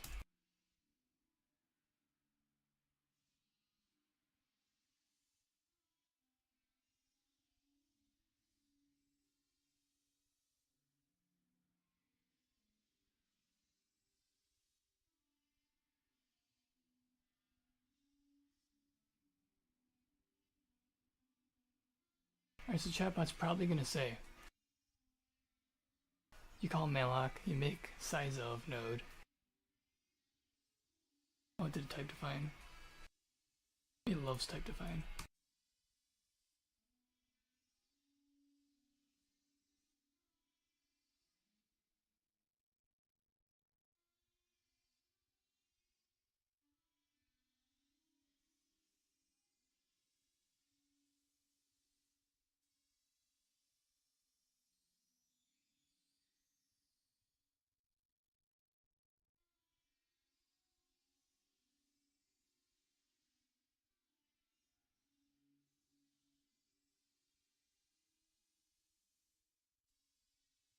It'll probably look something like this.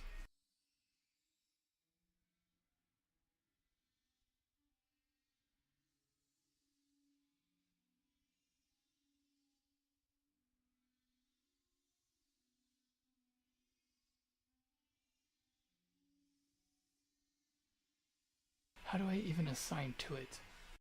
I'll just make a separate line.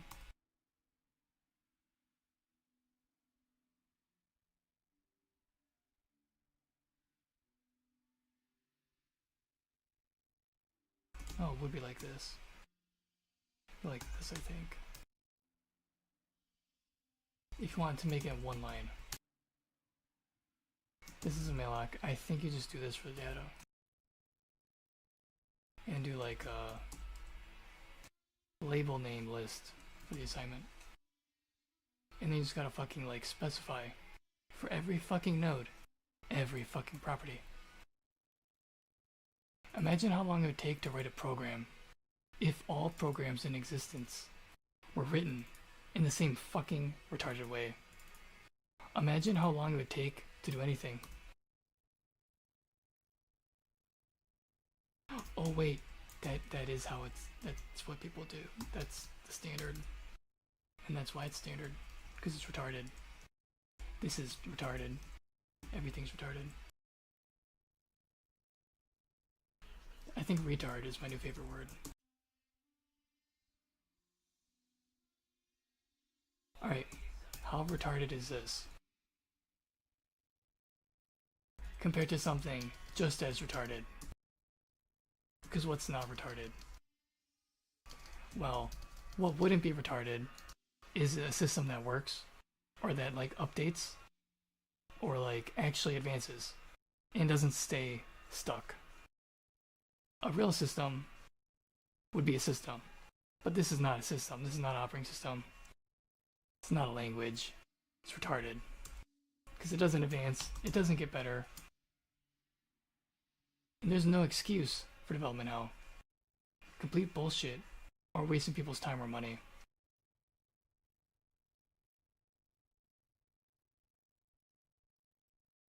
So with my like parser, whatever that I'm gonna make, I can like have time or whatever. I don't have to like fucking like cast it to a float or like deal with converting it. I can handle that behind the scenes when it like converts it to C language. Cause C language is retarded. So I don't even know how you'd make functions for this thing. Chatbot left out the member functions, even though I said it. It didn't put them in there. Because it's retarded.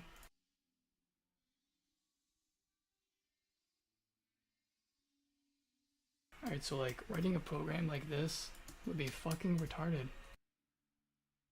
Imagine how much work this would take.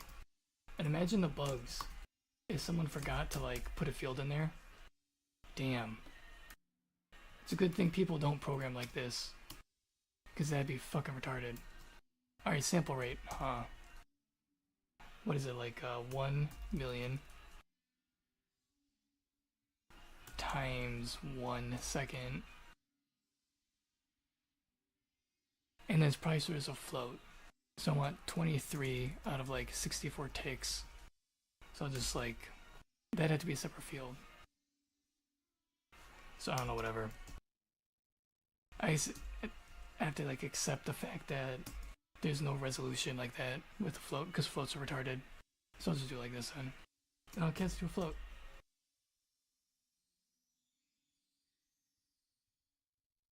Programming. This is retarded. Alright, so start time. Yay, more floats. Oh, that's the sample rate. Oh, good. I can like... Oh, I freaking mixed up the fields.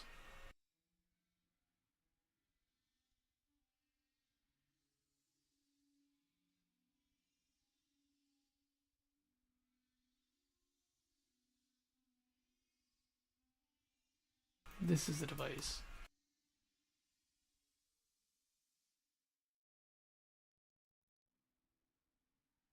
So this would be like a code blob, because the Shrek nodes hold. The Shrek node holds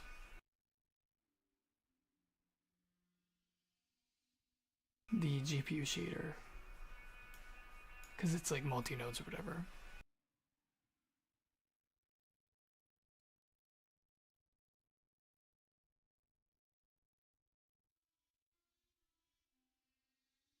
So I told Chatbot it has multiple nodes, and nowhere in here does it have like next node or like some way to structure put these nodes together. So how the hell are the nodes going to communicate with the other nodes? It's a good thing I don't use Chatbot for real, because that'd be retarded.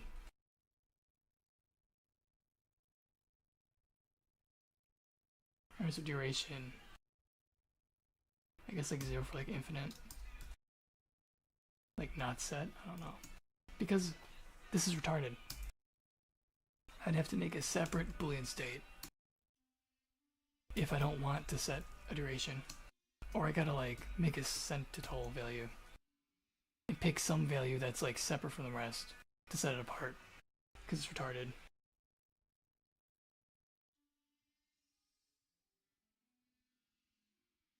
So Boolean, I guess make this a 0 for off. And then I guess you gotta assign this field too. And this, you know what? Yeah. I can avoid half the work, like 90% of the work, by making a fucking parser. That I do this. So next tick, that's an internal value. I guess it has to be initialized though. I guess the state also needs to be initialized. The start should probably be initialized. The process, what even is that? Let's make it null. Null shouldn't exist. That's criminal. That null even exists as a thing. Every address should be a valid address. And then stop. False, I guess.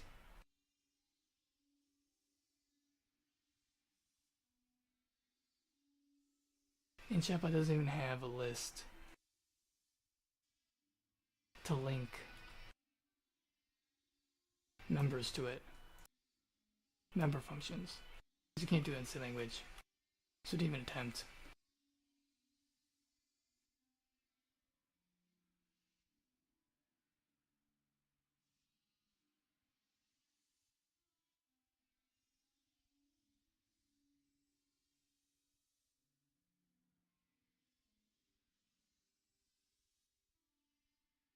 Alright, so Chatbot. What is the more efficient way to write a program? Making a parser or writing C language like this? Because this is retarded. I'm tired of fucking... You know how like school, they slow things down for the dumbest kid in the room? Yeah, I'm tired of that. Anyone that can't keep up, that's too bad for you. Everything is stupid. And by not keep up, I mean like, it's not even like they're slowing it down for the slowest person in the room. What they're doing is they're setting a standard where everyone gets fucked and everyone accepts it. And everyone's like, oh, this is great. I love to get fucked. I love to spend time doing all this extra work when the operating system could have some kind of feature, some kind of language, anything other than having the user have to like make up their own shit.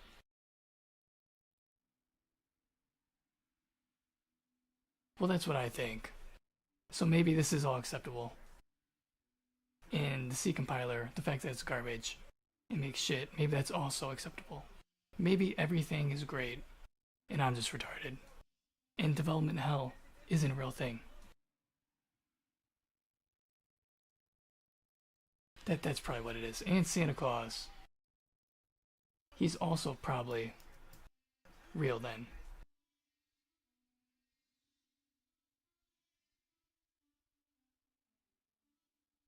Because what's not real is getting paid for like non-paid internships. That's why they're called non-paid internships. Who the fuck started non-paid internships? And who the fuck does a non-paid internship? And then they complain about not getting paid. And they expect a job. Retarded.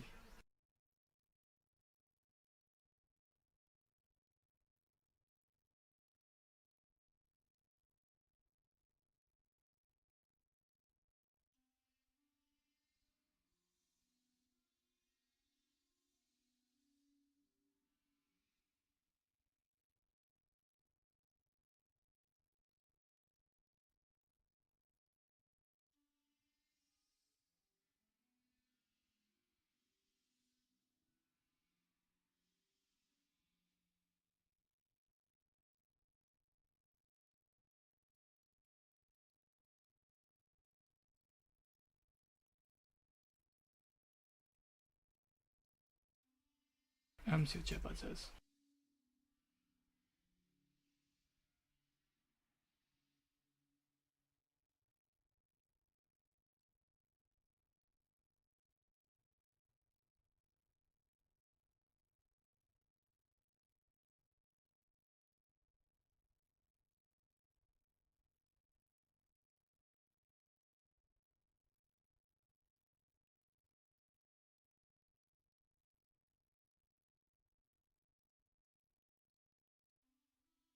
Node, make node.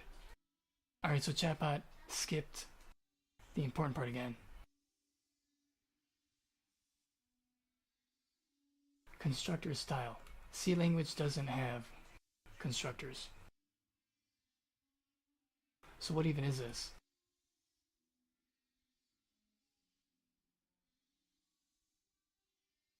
Alright, I guess this is like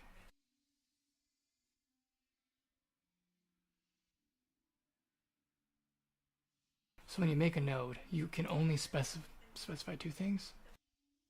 It skipped the start time too. Man, this thing is terrible.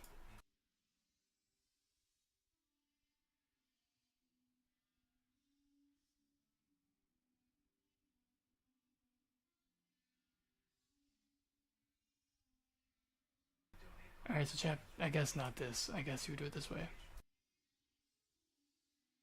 This makes so much more sense. Yeah, totally. Everybody loves functions.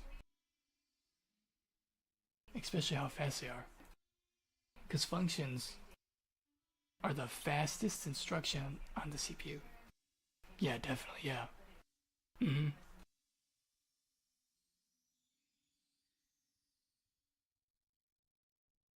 What even are... It's got start, stop. There's so many things missing. I'm not even... Yeah, okay, I'm just gonna paste this one. Alright, let's see what chatbot says.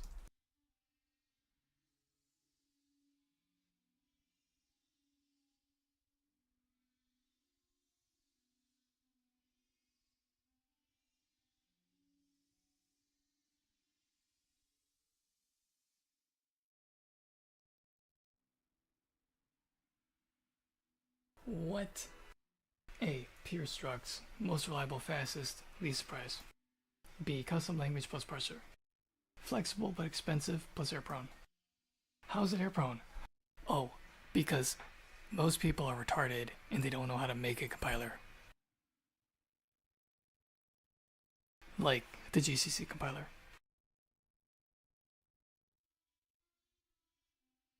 This compiler.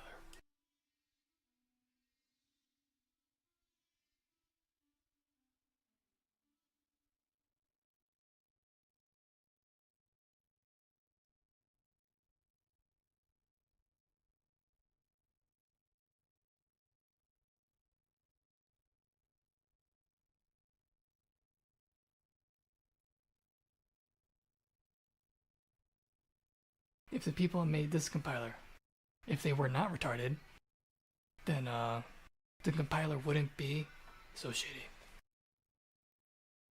I need more caffeine.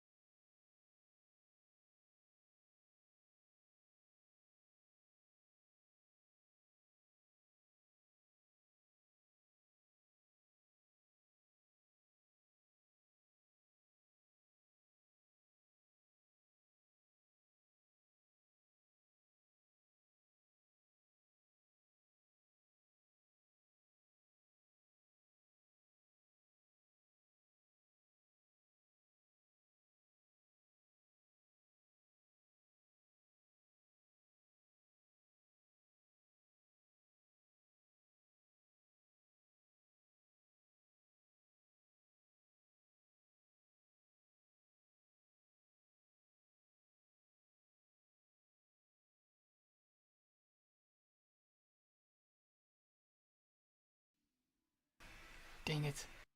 That error that only that happens once. It's happened again.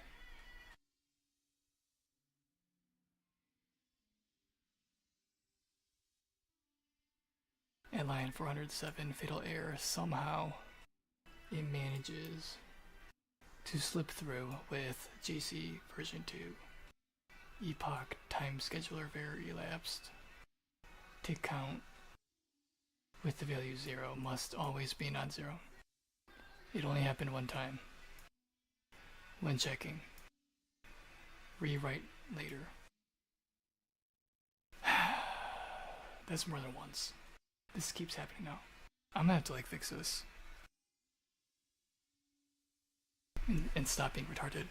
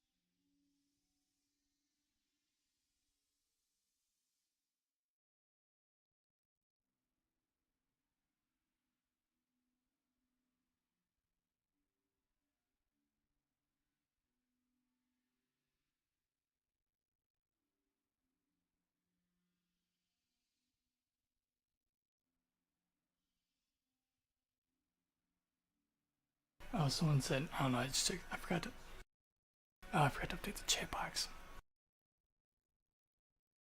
I don't know, yo, what's up?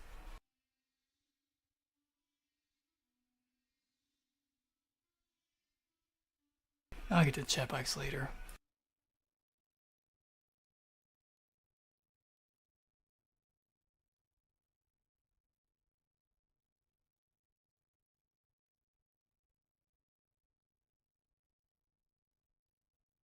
Alright, so. Man, I'm pretty funny.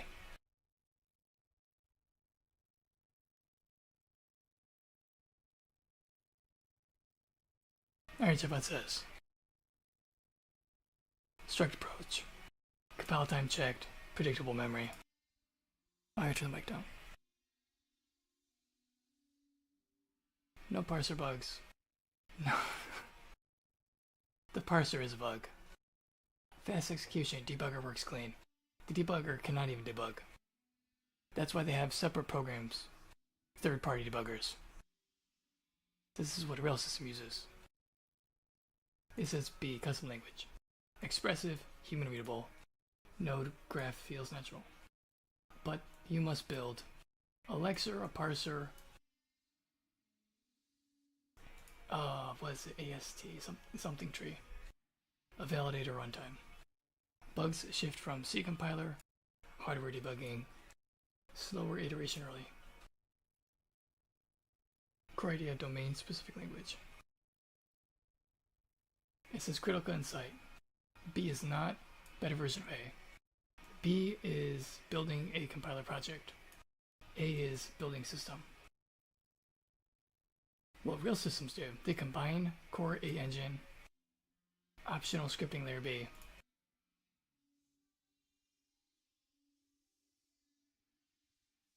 You're trying to solve human complexity of writing nodes, reducing manual structures. Good solution is not replacing C. Really? No. C language is going to die. I'm going to kill C. C will die. C is fucking retarded. It says it adds a safe front end that generic C compatible nodes. What? So that's retarded. Why would I fucking waste my time in C? This is bottom line. You want max reliability. You know what? Do you know what's not reliable? C language. You want expressiveness. Alright, if C language was so great, then why can't I express anything, let alone this? Why do people have to use C++? And then even C++, you can't even express what you want.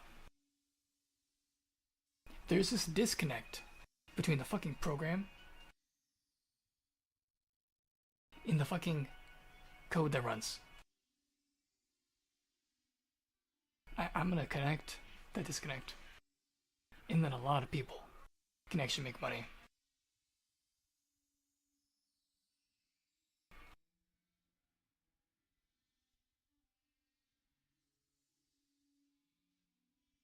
says real system A core, B compiler front layer.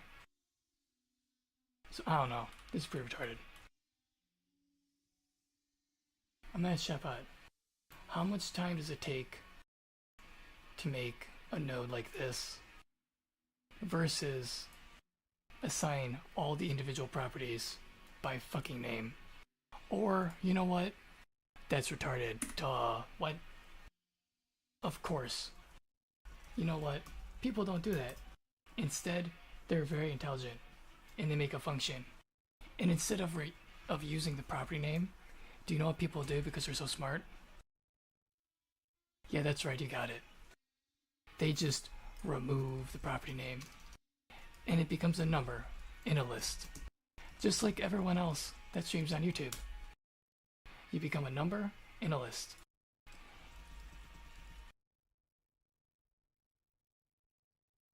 So, this was retarded for me to fucking, damn, I'm retarded.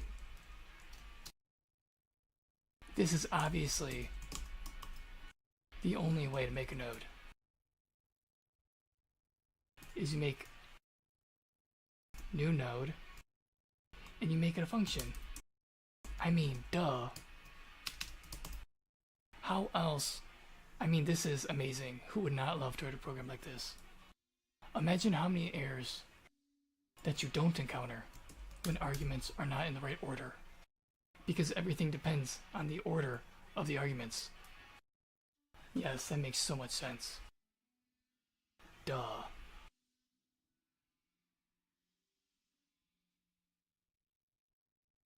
Alright, so which of these chatbot is more error prone?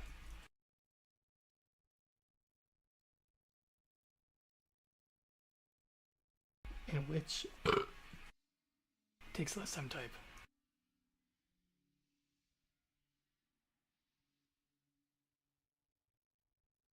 Is more error prone and why?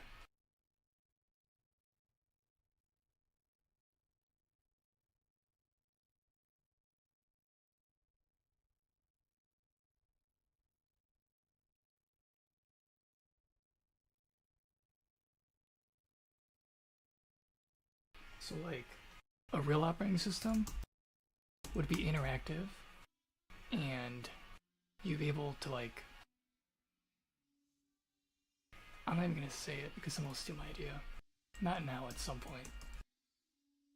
After I've already made a shitload of money. And I like put Microsoft out of business with competition. And I practically kill C language because I have a better operating system. After all that, well, at that point, it'll already be out. I'm gonna save some ideas to myself because I must be retarded. What do I know? But programming, so much better, so much easier to convert between languages. It'd be amazing.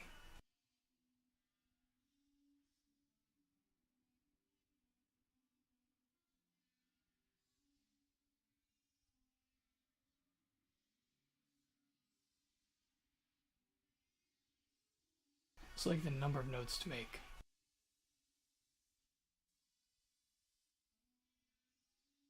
Let's put that here.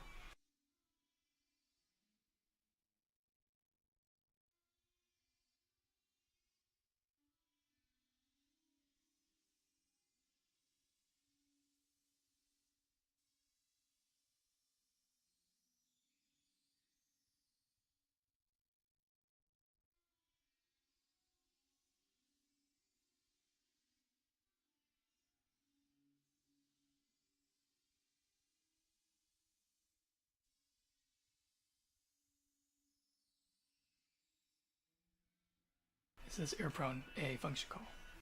More error prone Y. Positional arguments, order bugs. Unreadable meaning. Type confusion, easy off by one field.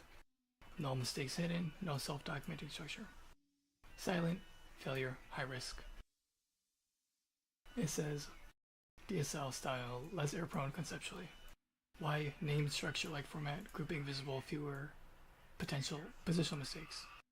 Constraints can be enforced by the parser.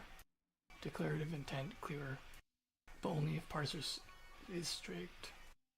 Bad parser worsening. There are so many bad parsers. Physical typing time, A slower usually. Why? Long argument list, parentheses nesting, commas everywhere, manual typing of literals, boilerplate, repetition. I mean, imagine if every single program was written like this. You know what? Even better. Imagine if we had AI, and then AI makes the same exact shit code, and AI can do it 10 times faster. So AI can make even longer argument lists. AI can nest even more parentheses. AI can make even more commas. AI can even do more typing of literals. And AI can repeat boilerplate code. It can inline it. I mean, imagine how retarded that would be. That would be the absolute, that would be retard maxing. That is fucking straight up, that would be, if that was real. I mean, there's no way that would ever happen. Because that'd be retarded. It says be faster, why? Compact syntax, fewer tokens, visual grouping, less punctuation noise.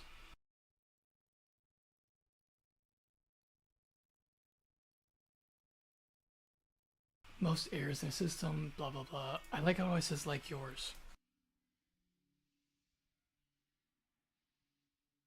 It says come from positional arguments and not from computation.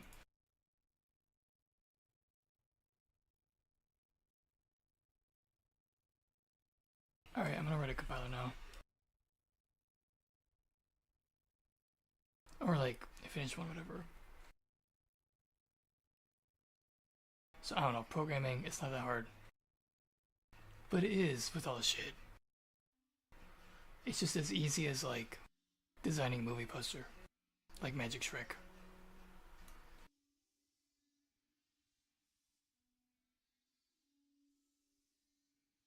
Like, it's just like load, defuncify, compute, refuncify, store. So you load, you get the stuff that's going on poster. You defuncify it, you figure out what needs to go on the poster. And then you compute where it goes on the poster. And I don't know, whatever. Same thing with Node.js. You gotta load the file. So you load the file, and you gotta use their crappy, whatever this even is, system call, where it's like require fs. And I guess fs must mean file system. Because it could also mean fuck shit. Who knows, fs. It probably means fuck shit. Alright, so you gotta get it in, get the data, you gotta load.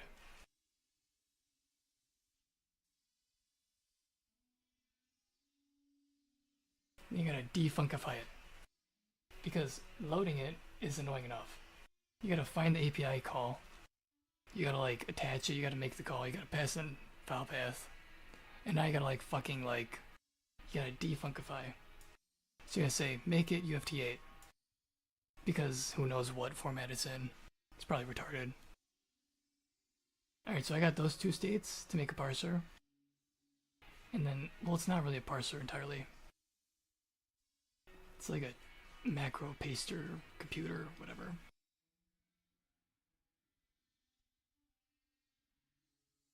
Alright, I want to make another file and have a new file. But I want to run it inside the current Node.js file. Is that possible in Node.js?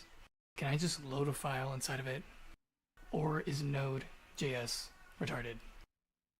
Am I gonna have to like physically make two separate files and then run them separately? If I have to do that, I'll just put it all in one file. I mean, imagine if that was the case. That'd be like as retarded as Microsoft not adding include to .NET after 24 years. Oh wait, that's what happened. Microsoft finally added include to .NET. It's an experimental feature, whatever. But if you ever needed include, which is the glue of all C programs. Alright, so let's chat about how important is include in C programming?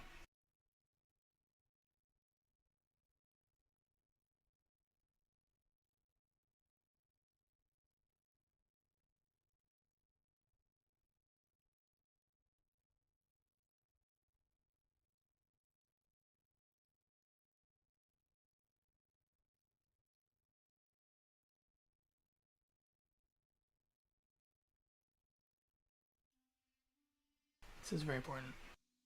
What does copy setter content file? Blah blah blah.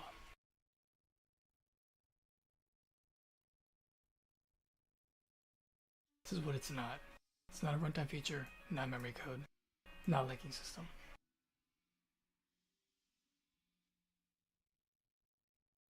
Alright, whatever.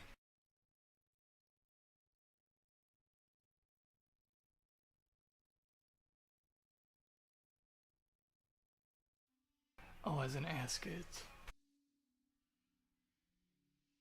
How do I include in a Node.js file? In a Node.js file. So Node.js, it has include because it's not retarded. I mean, how wouldn't it?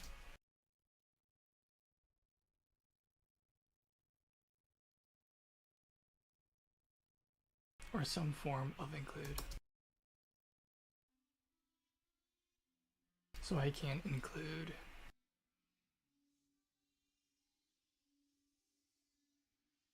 some code inside my other file.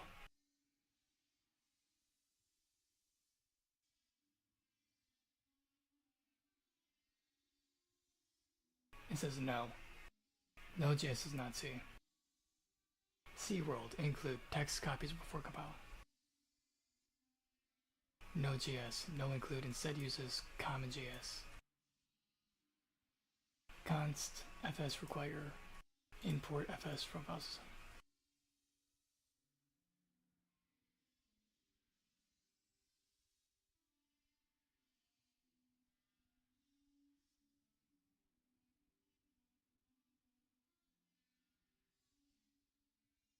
Wait, it's import?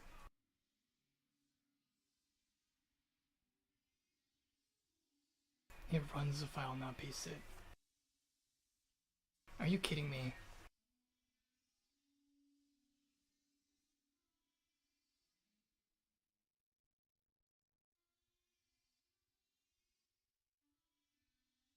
Wait, require is used for... What is file system? Oh my god. You can type in a file path, or you can use a text called fs, and then get a different feature. I'm losing brain cells reading this. Oh my, that's the most retarded fuck shit I've ever read. My god.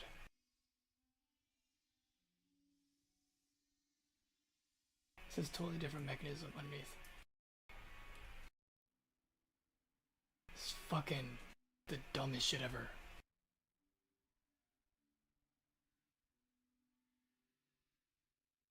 So I can do import.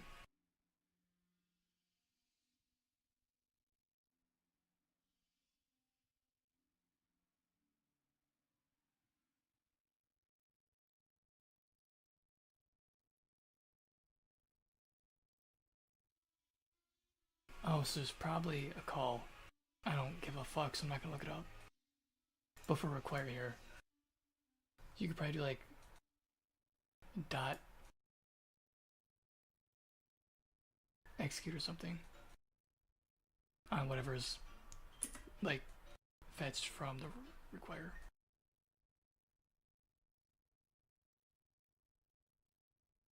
Like here, whatever.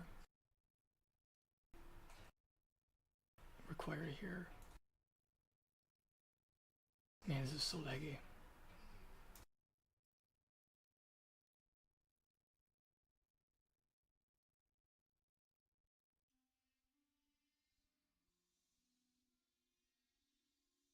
Require. God, this is so laggy.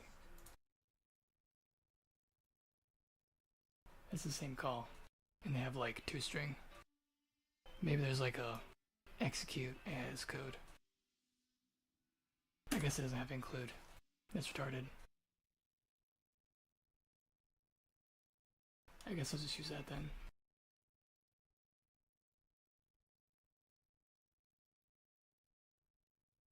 Unless the chatbot's making it up. And it doesn't really work like that.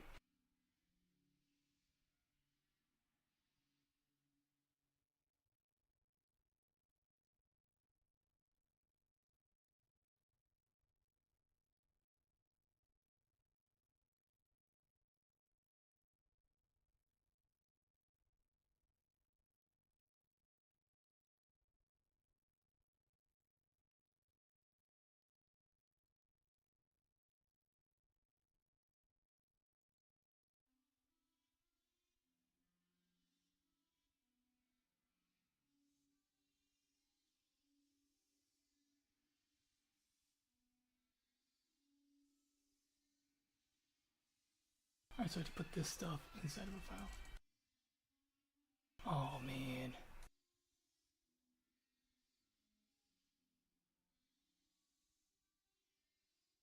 What about scope? If I have things defined in this file, are they available to that file?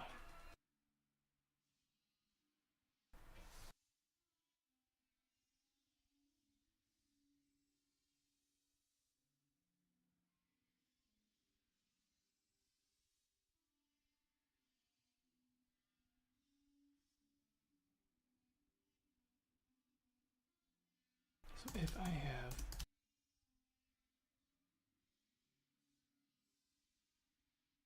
import file.js,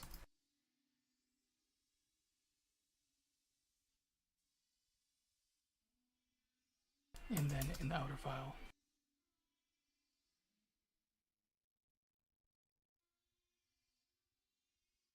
I have a print macro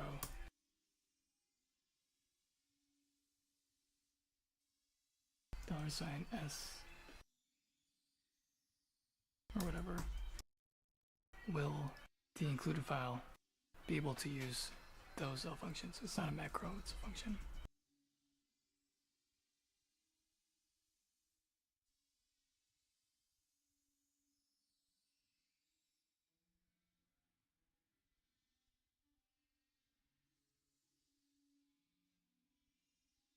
Or am I gonna have to play a retarded game of chicken?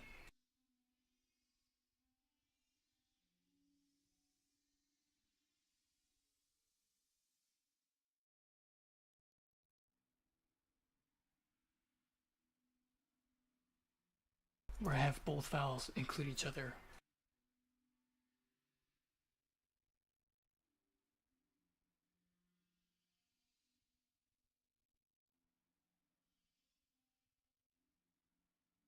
Because the people that made JavaScript or Node.js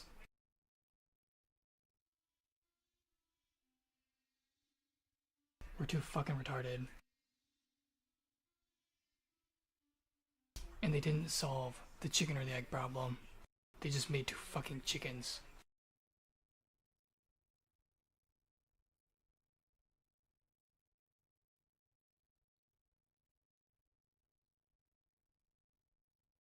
Like, it's not about solving problems or making anyone's life easier. It's about being retarded.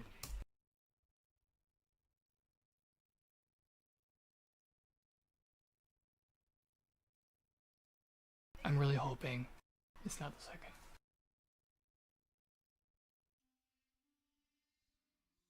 This is a no chicken game needed.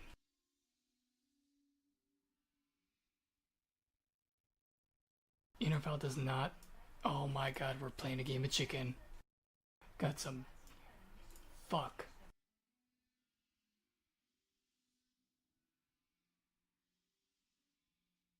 Oh, fuck that. Are you fucking kidding me? You know what? I just don't fucking care. I don't care. Technically, I don't need another file. I'm not gonna play.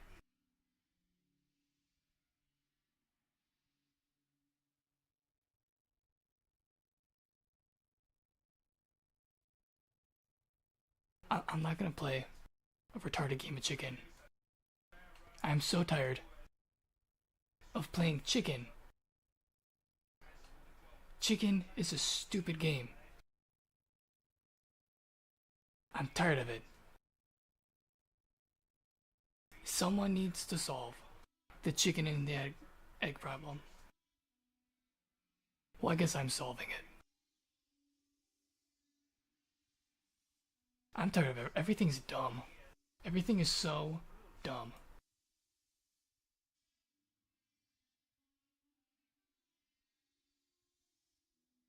I need more caffeine. I'm gonna get to the parser now. Alright, I was gonna make a separate file, but I'm not gonna waste my time reading that. I'm just gonna put it in the same file. But I gotta update what I had yesterday. So I'm gonna rewrite it, whatever, and actually get this running.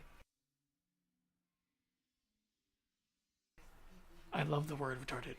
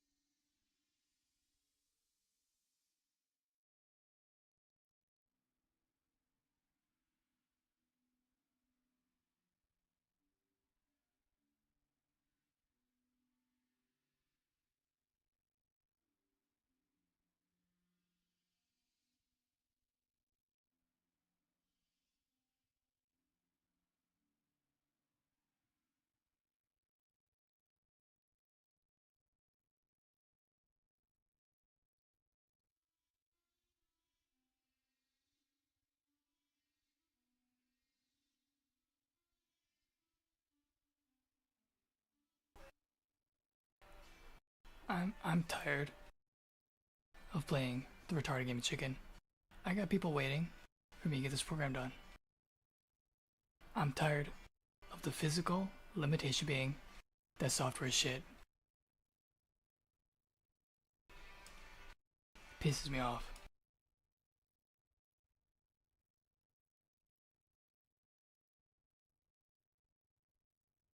I'm tired of dealing with this slop.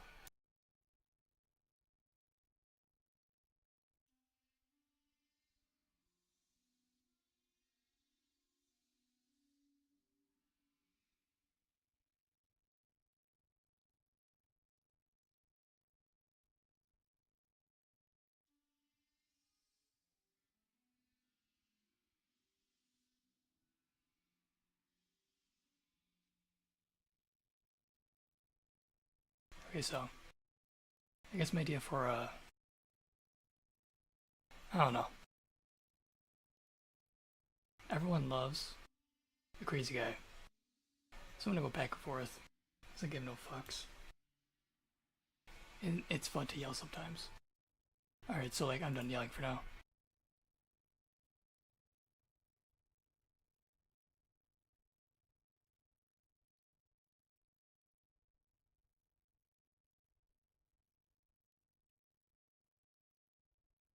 It's like I don't know, artists. If you don't express yourself, people they don't take you seriously. I mean, like what was it, Picasso? The dude that like cut off his ear. That guy's fucking insane. Well, he wasn't. Well, he was insane the whole time. All right. Anyways, yeah, I don't care what you think. Suck a dick. Not that there's anything wrong with dick sucking. I mean, people have dicks, and I guess someone's gonna end up sucking them.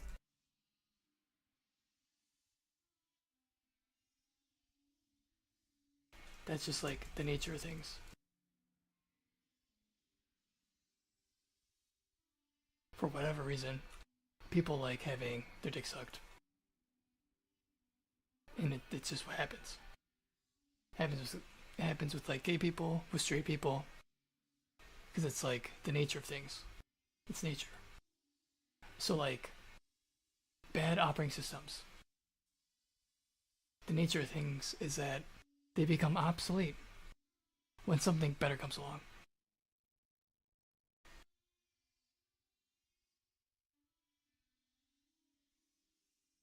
Alright, so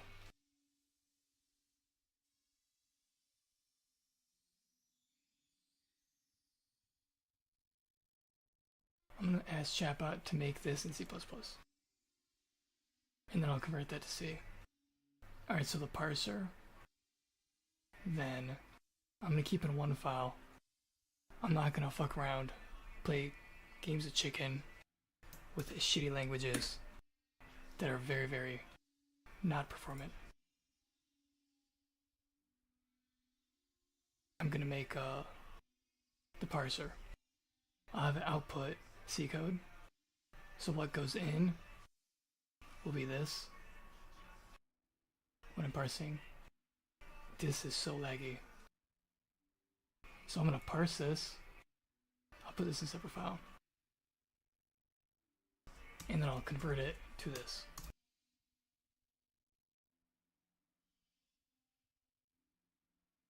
So that's like a start and an end. And that fits running a program. Whatever steps or whatever, I don't care.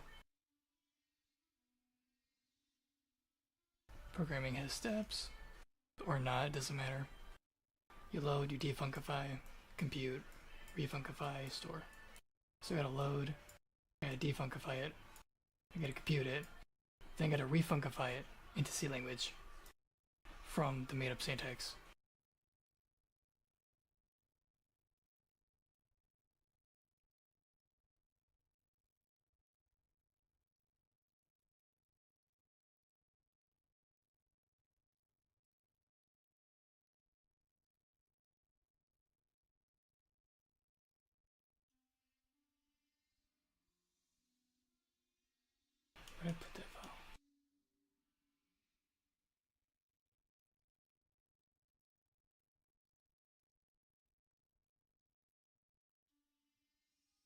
So like this will be the source file.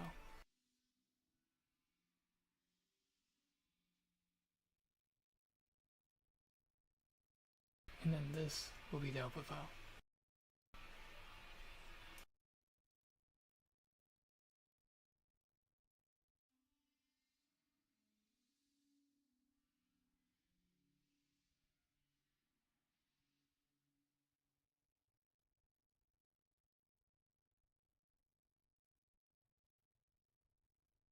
So Node.js, right now it's opening the file. So it opens this and prints it.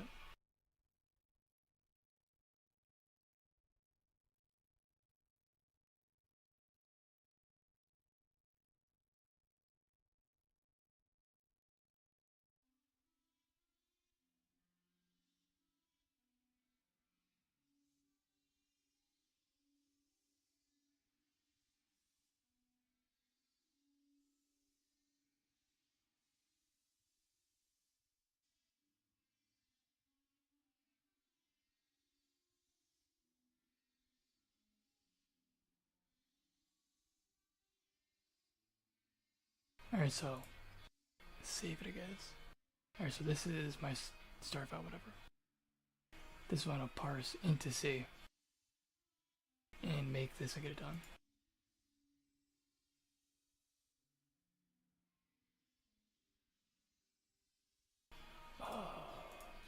Open Node.js.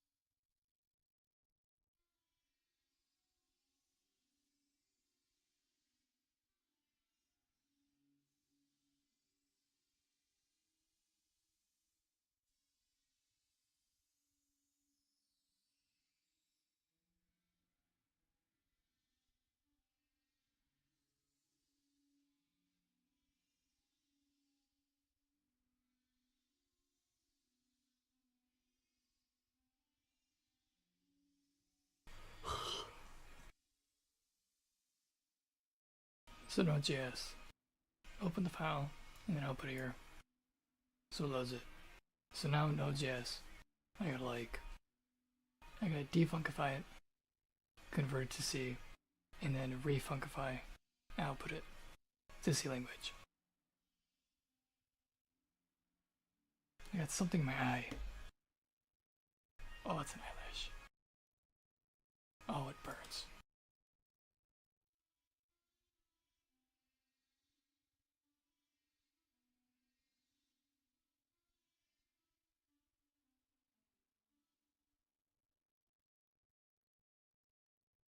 Chatbot to make the C++ equivalent of this.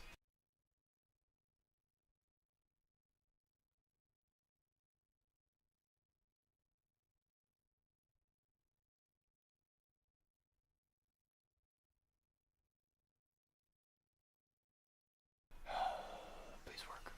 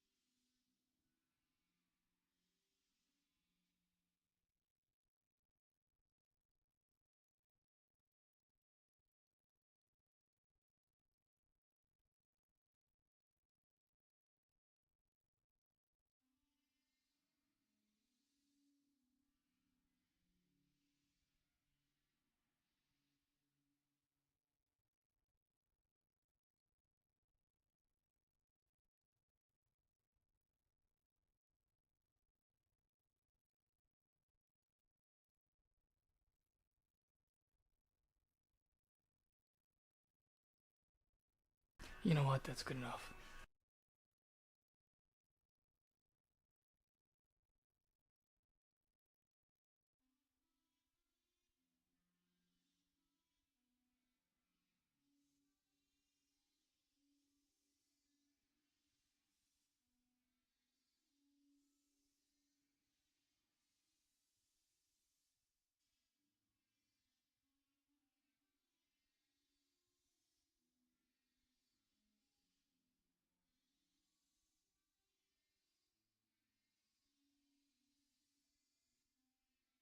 Oh my god, this is retarded.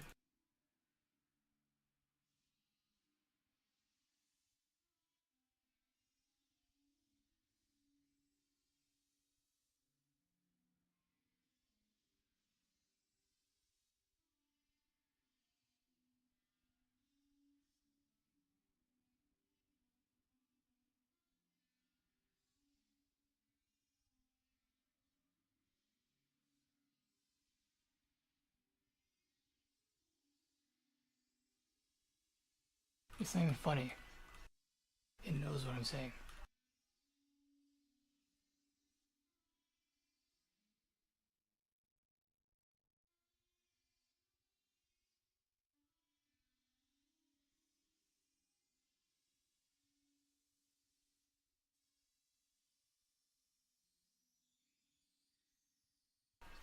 OpenAI, you guys can get fucked.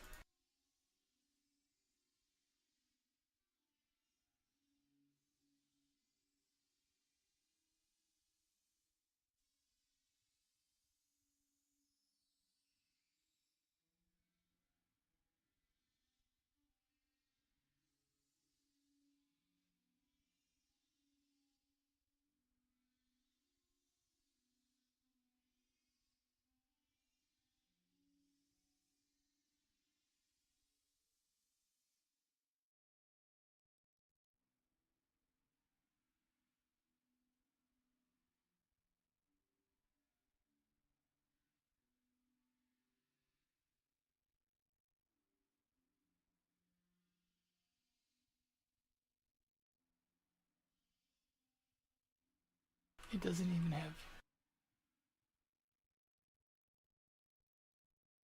It didn't even finish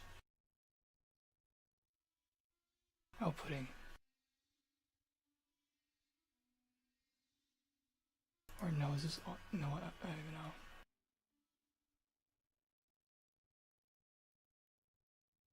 Where's the closing for this one?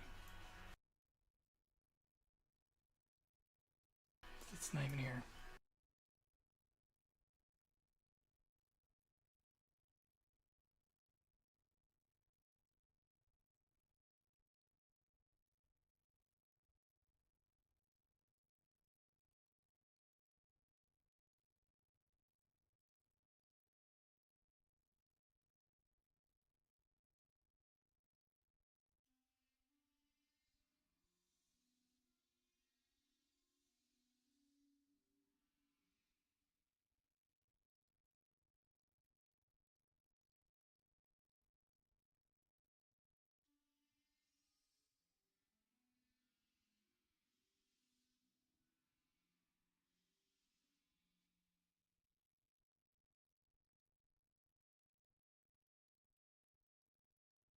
Oh, it is here. It's at the end.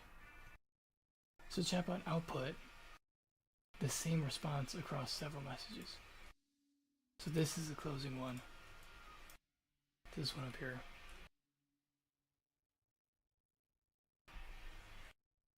Are you kidding me? It intentionally split this up into several chunks and wouldn't give me in one. It's like, oh, ha ha ha. I don't understand. Is this what you want? It fucking knew that this was literally one response that it chopped up, and it wouldn't just give me it all in one.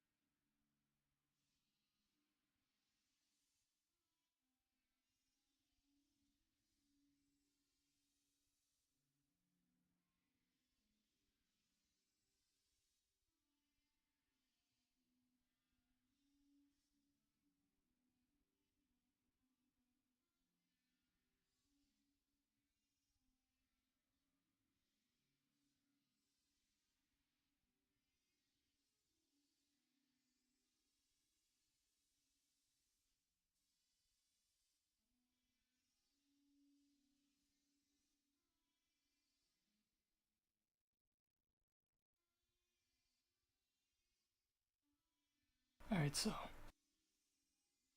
parse or whatever, or C compiler, whatever you want to call it. Not C compiler, just whatever. It's gonna loop this file.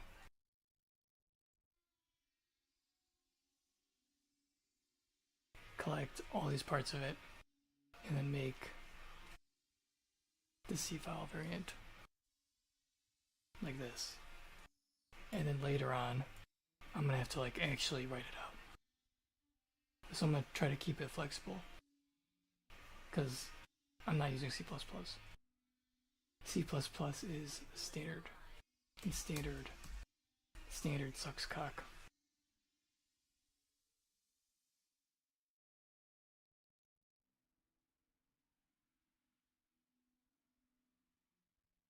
So it's a simple translation phase from this file to something that looks like this.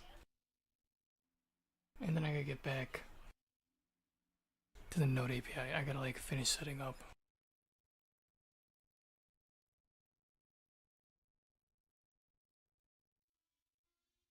the routing and stuff for the scheduler shit.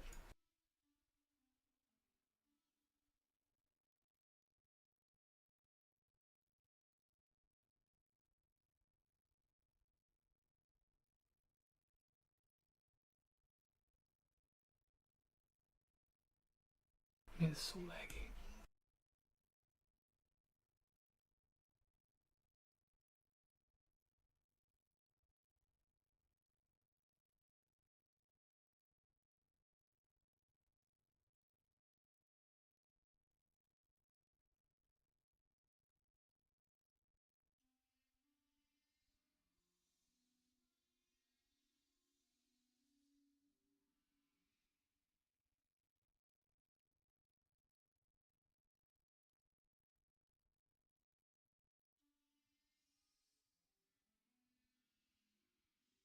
Oh, here it is. Way too many tabs open.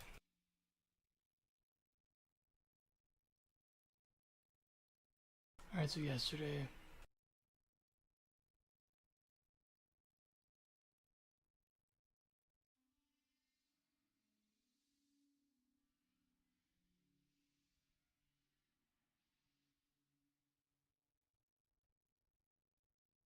I got this set up, whatever.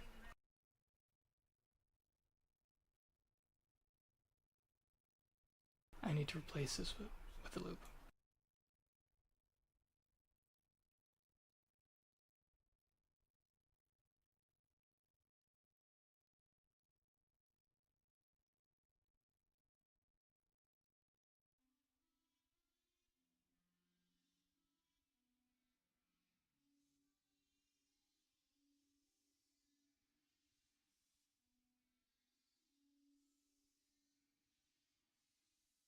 Alright, so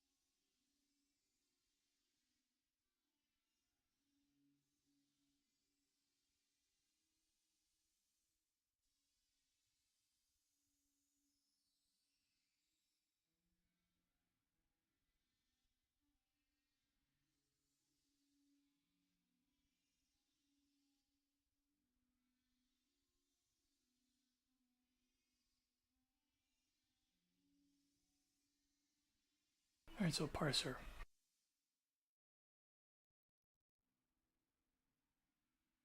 It's very simple.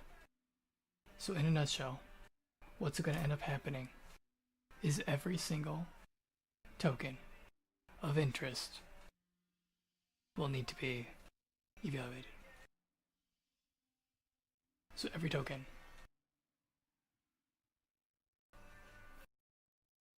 The brace here, this one here, this one, this one, this one, this one, this, this. Because the modern operating system is retarded.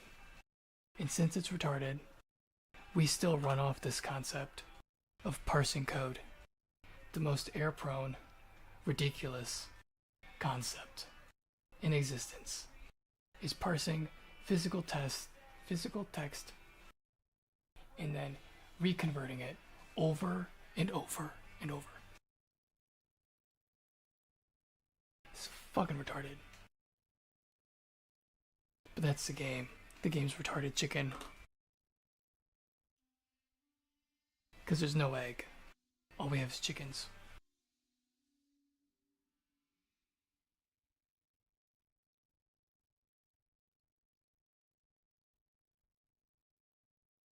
Alright, so my plan, whatever it was, I'm still gonna keep it that way, kind of. Find every opening tag.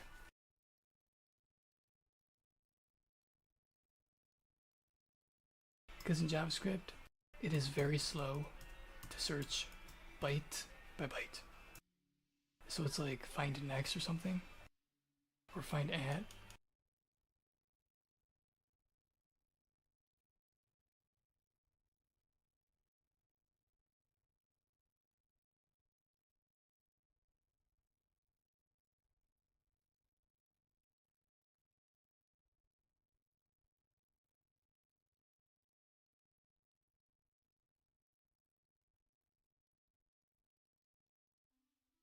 Oh, index of.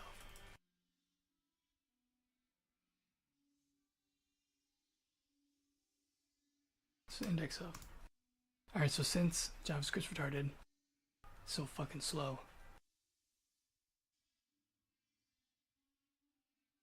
use index of whatever. So with index of, I'm getting all the opening tokens or whatever.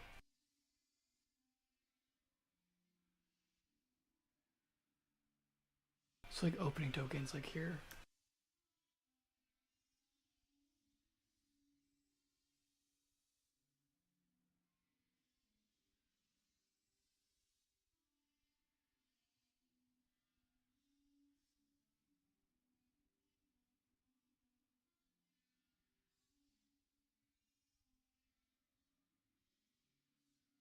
This program is shit. That's the man, I gotta zoom out.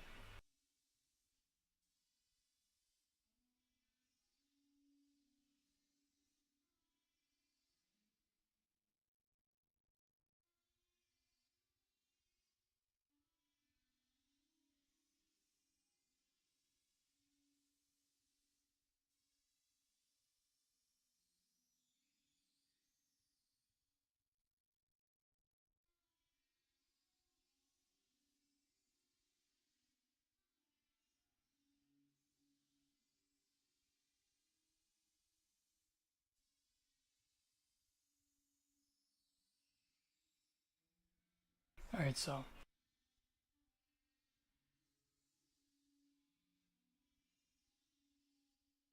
hear me out. Or don't. I give no fucks.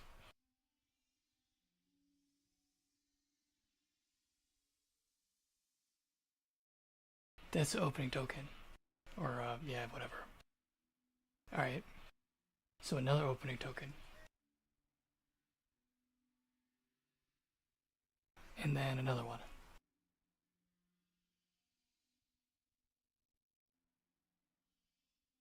Oh, here's one.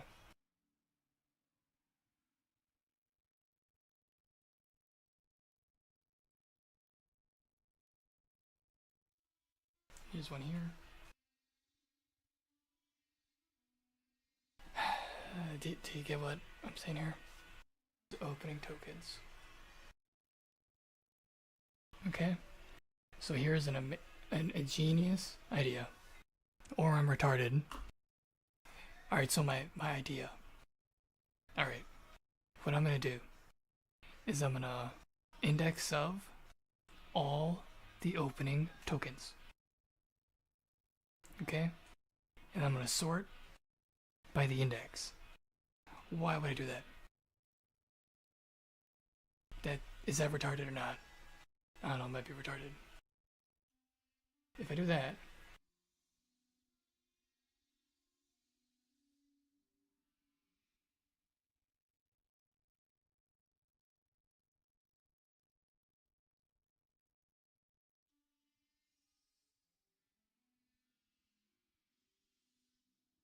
then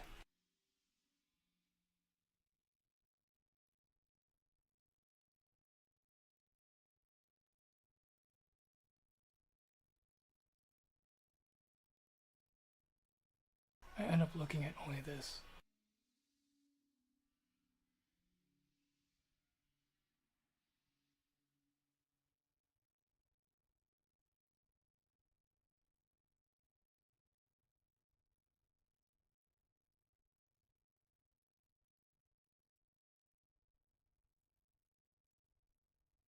And if I sort them by index,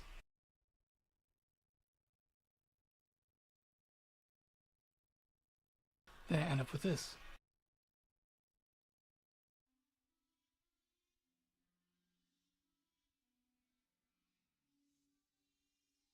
Man, this program really sucks ass.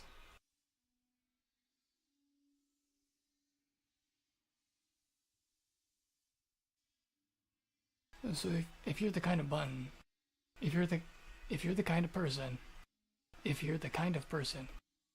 that likes having your butt sucked, you should use this program. Because it'll suck your butt. This program is a butt sucker. For sure, for sure. Just like your mom. Just kidding. Butt stuff stinks. It's dirty and gross. In India, they have a poop festival.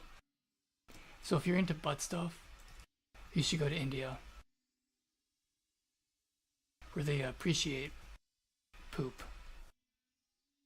Because that is essentially butt sucking. Something is wrong with the sound on the computer, so I can't play the video, but maybe I can find it really quick. Alright, so now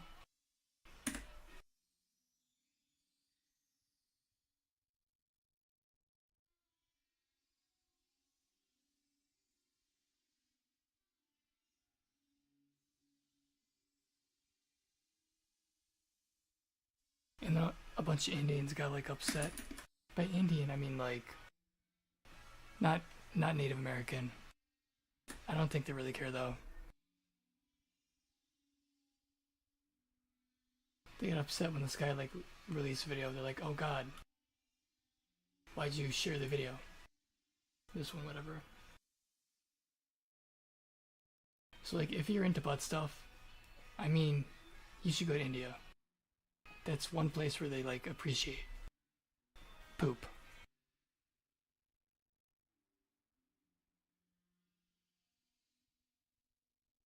Was it poop throwing festival? Yeah, I don't know, whatever. Anyone into butt stuff, go to India. That's where poop is appreciated. Or use the modern operating system. This stuff is poop. Alright. With this logic, setting up like this, do you know what this means? It means half the parser is already done. It's so simple. It's like, ta-da! But no, Got a bunch of retards working on the GCC compiler. You guys don't know what the fuck you're doing. Fucking retards. Take it from me, one retard to another. Man, I hate everything. Except your mom. Alright, so I'm gonna ask Chatbot. I'm gonna ask it to make a basic compiler to convert this to that. Chatbot is literally only a thing of amusement. Like your mom.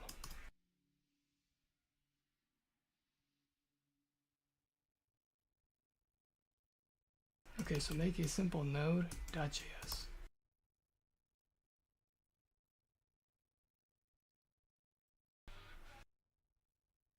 That will open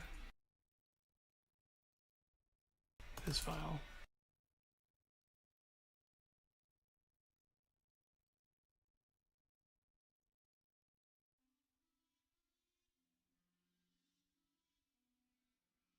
Which has this in it, and make the Node.js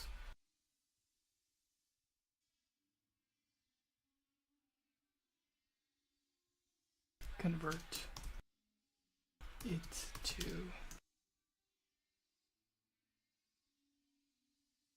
the JavaScript or the C++ made.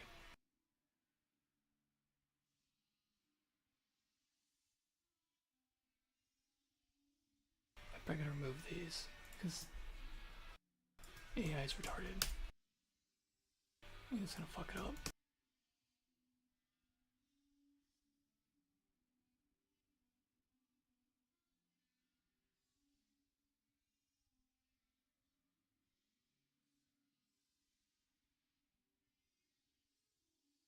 That's what Jetbot does.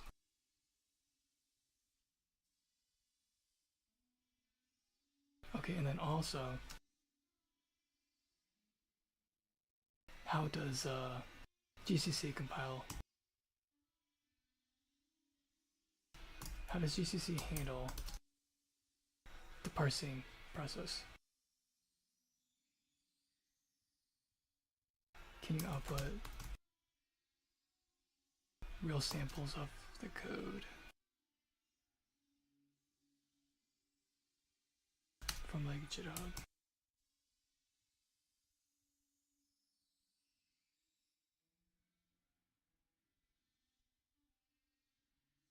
The logic behind the symbols. It's basically magic, but retarded magic.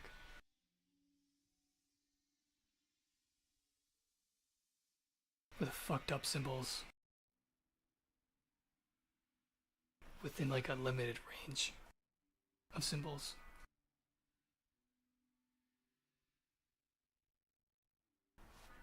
Enter.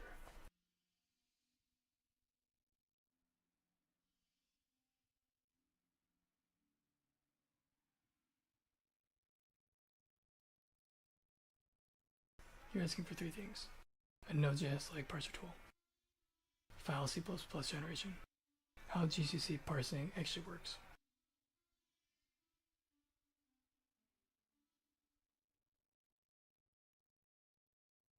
Oh, so something like this already exists, right?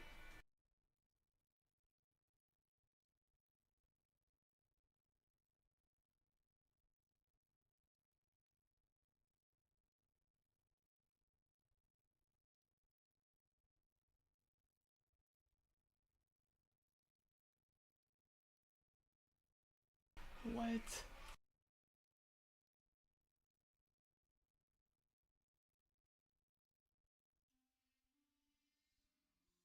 Are you kidding me?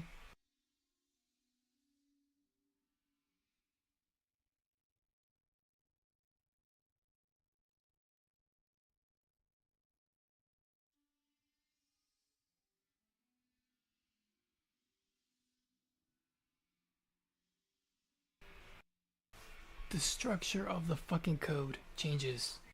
It's not just replacement. Alright, it doesn't matter.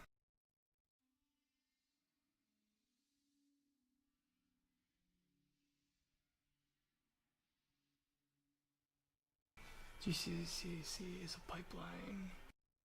Processes, builds.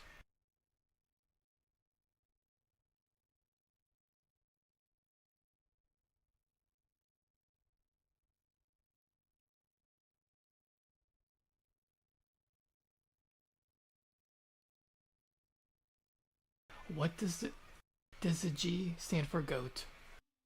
There's no way. No.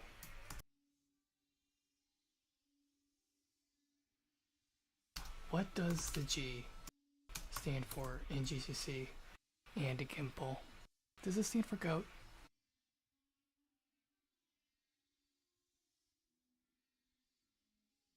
In GCC and GNU.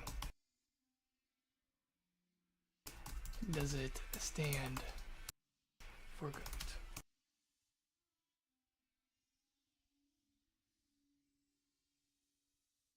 You stupid satanic fucks. So fucking dumb. No wonder it's shitty. Goddamn.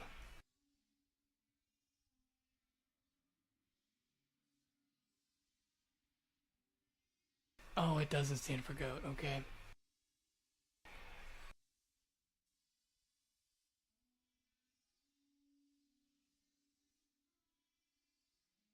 Oh, what's it called?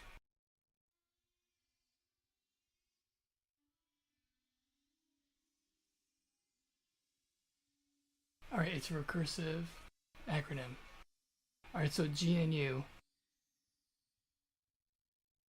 stands for GNU's not Unix. Alright, so what's the G stand for? It's GNU again.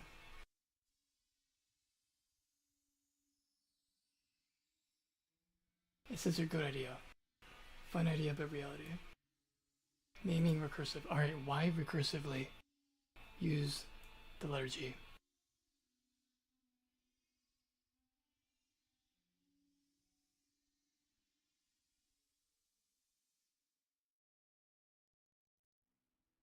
If it's someone's name, that makes sense.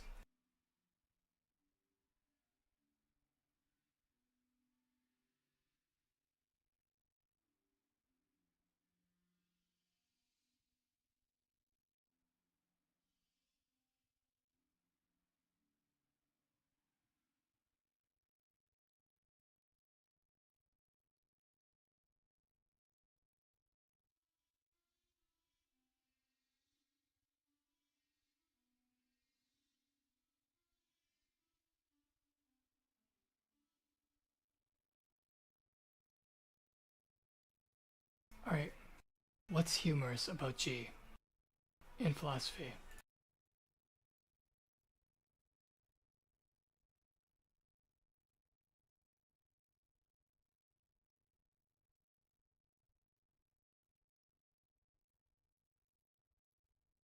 How do you spell humorous?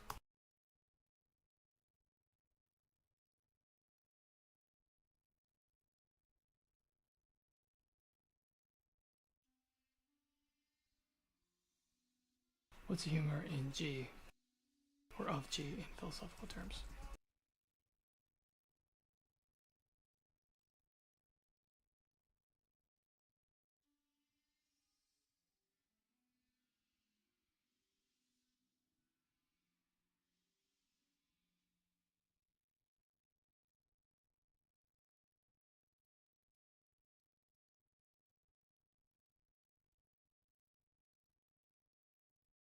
Signals ecosystem identity.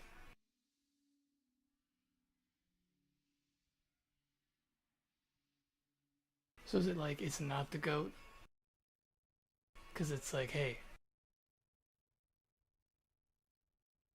I'm not the goat, but it's the goat. That'd be pretty funny. Alright, G branding carrier, not concept.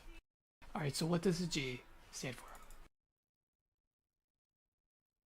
if it's not goat. What is it, FreeBSD? I don't want to type it in because last time I got BDSM on accident.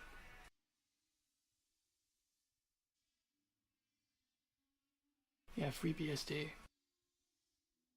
Alright, so is this not the devil in their logo?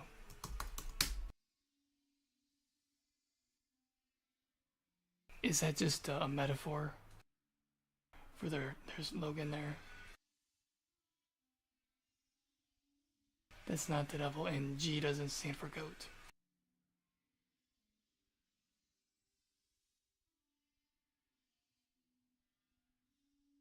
Like, it doesn't mean anything, but it could. Technically, but yeah, whatever.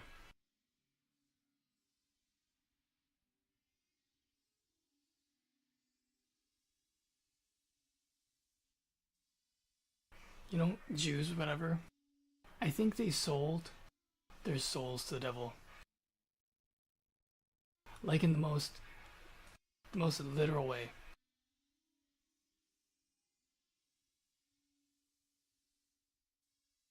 Alright, so like, I gotta find the video.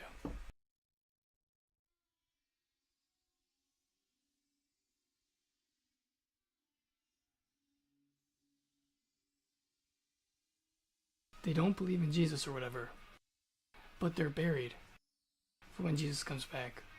That they don't believe was Jesus who died. So they're not waiting for Jesus to come back.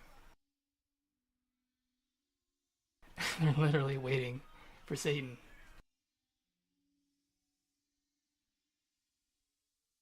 And then the Jews, or Israelites, whatever you want to call them, they believe they have like the divine spark. I mean, these people are insane. Alright, so like the divine spark.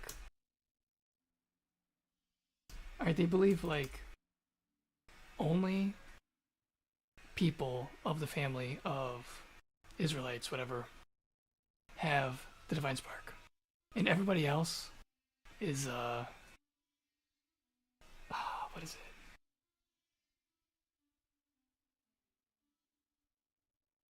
Starts with a G.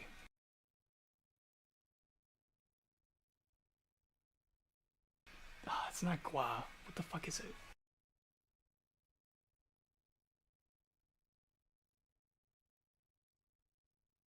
What's the word for foreskin in Hebrew?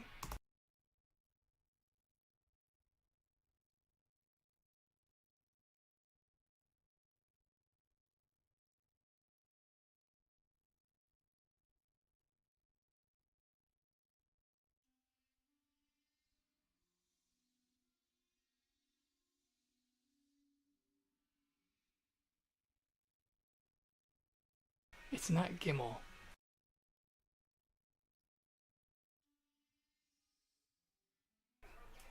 Gimel. Alright, so like, what the hell is a stupid word? It's Goyam.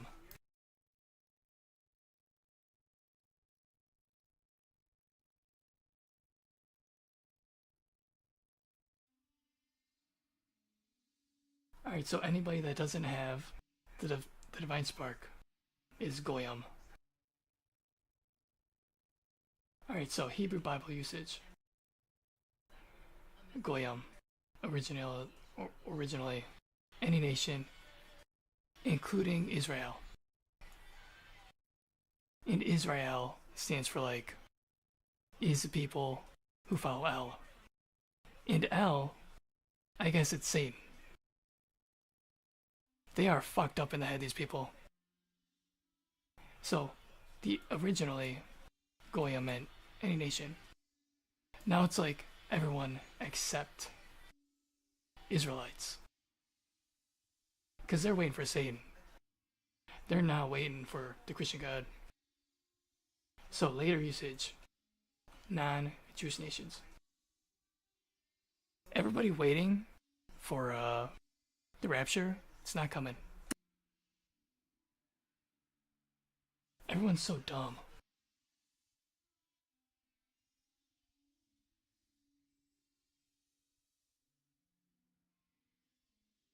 Alright, so like, is Goyam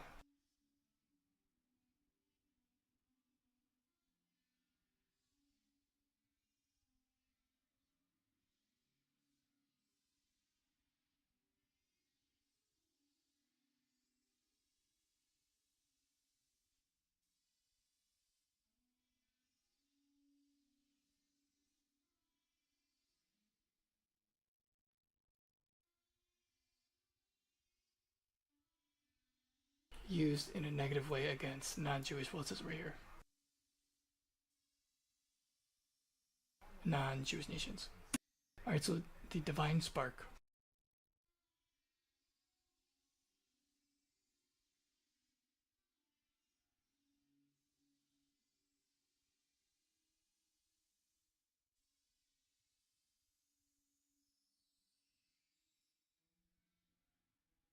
All Goyam nations, they don't have the divine spark. That's why they are Goyam in modern terms.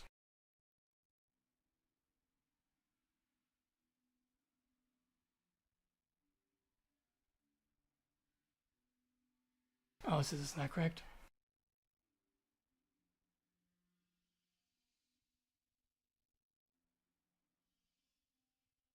Alright, it says Gnostic Kabbalah, not a universal Jewish doctrine. Verse, who has it, who doesn't?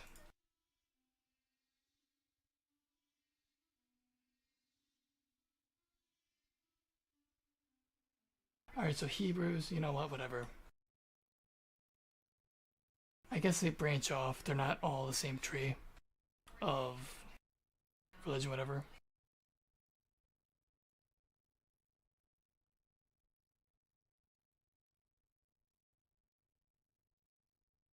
It'll take way too long to find the website. Alright, anyways. Alright, so like in the Bible, when Jesus says, alright, so how long did John the Apostle live?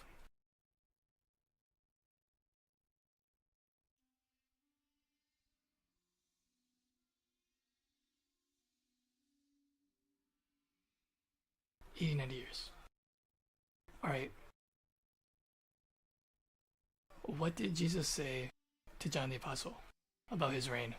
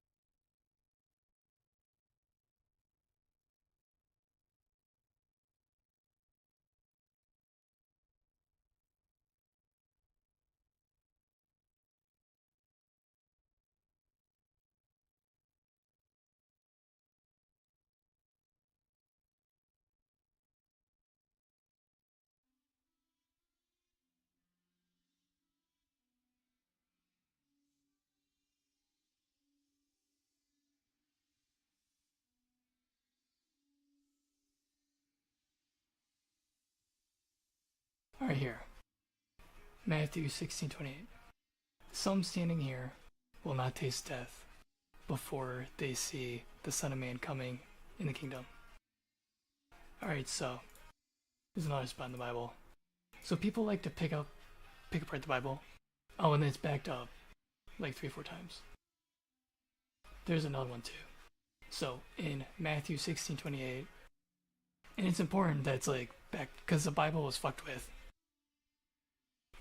Some places where I don't know. It says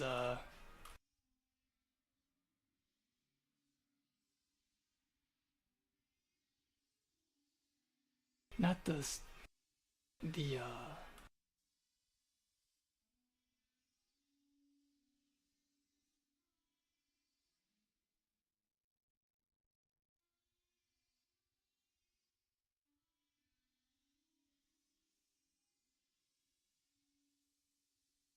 something of nations. It says like people of nations or God's children, but they changed it to like the Israelites. It says like including all 80 nations, but it wasn't talking about Israelite, but they replaced it in the Bible to represent, or like, I don't know, the Bible has actually been fucked with. It didn't change the entire meaning, but it has been fucked with.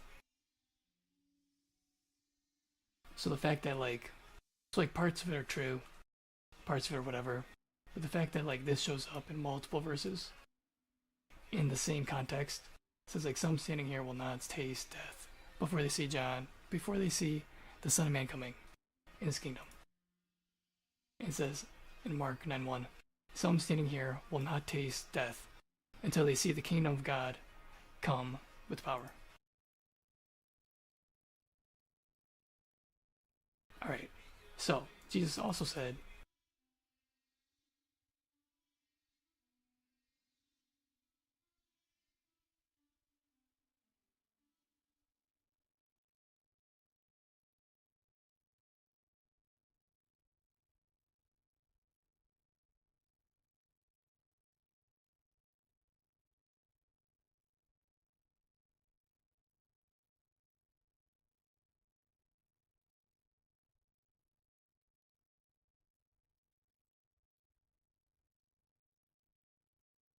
so there's another verse, I can't remember it. The people that were like nailing him to the cross. Alright, whatever. Alright, so John the Apostle lived 90 years. Or like a really long time. It says 90 plus. Because I think he lived like 100 something years. But he lived a very long, abnormal life. Alright, so if John the Apostle lived an abnormally long life, and Jesus said, some in the crowd will still be alive to witness my reign. I don't know if there's a connection between John the Apostle living so long and Jesus saying, some of you standing here will see my reign.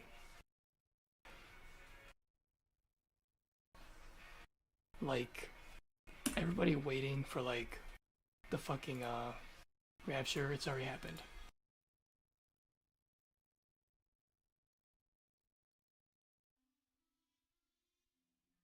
So John the Apostle lived an abnormally long life.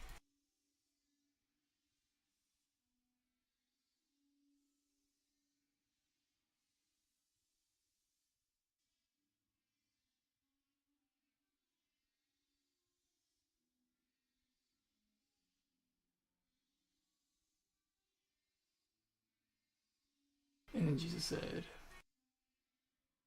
some standing here will not taste death until they see the kingdom of God come with power. And some standing here will not taste death before they see the Son of Man coming in his kingdom. Is that even actually totally it?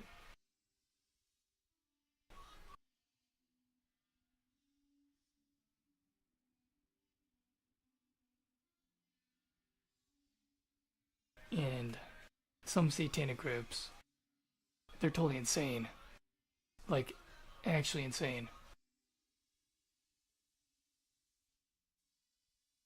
Everything's retarded and crazy.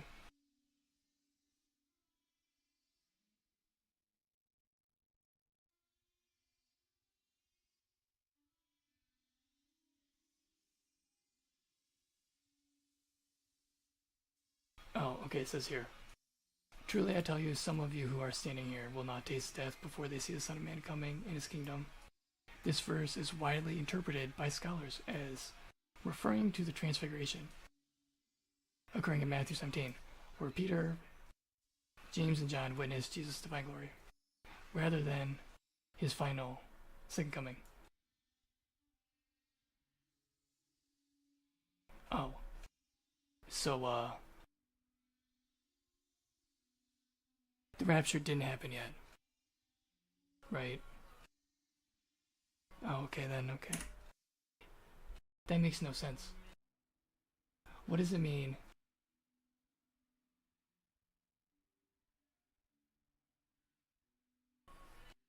So, what does reign mean? It means you reign. It means over like an area. So Jesus said he would reign. And it says, will not taste death before they see the Son of Man coming in his kingdom. Which means when Jesus is reigning. What does it even mean, Jesus' divine glory? No. That's wrong. Rather than, it means second coming. That's all it could possibly mean.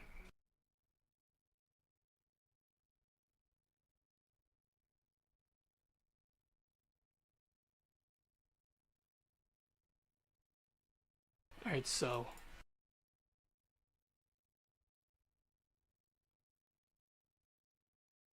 and then it's like called Satan's season or whatever.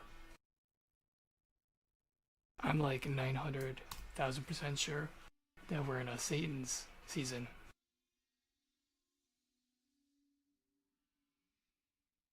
Alright, so does that not mean Jesus already reigned?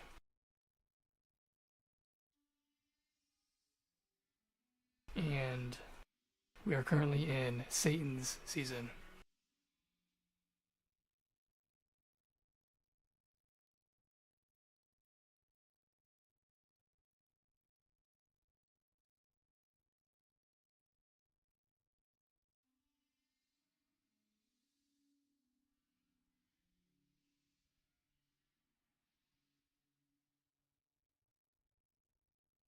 That conclusion doesn't follow from those two verses. Alright, John lived 90 plus years. Still plausible for ancient longevity. So, abnormally long, not really. Rare but possible. Oh, okay, yeah. Some standing here will not taste death. Is interpreted in different ways. Alright, what does this mean when interpreted as it means what it means?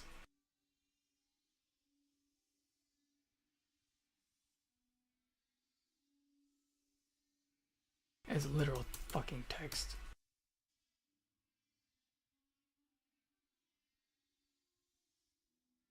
Some standing here will not taste death. What does that fucking mean in literal text? Alright, so it says it's interpreted different ways. Transfiguration event, resurrection, church view, first resurrection, kingdom begins spreading, future, blah blah blah, end times, returns, still future. Yeah, because of the end times, they have to be coming. I mean, without the end times, we wouldn't have the end times coming. Well, there'd still be an end, it's just the time's off. Does it mean Jesus already reigned? No. No single reading forces that. Forces? What does reading have to do with forcing?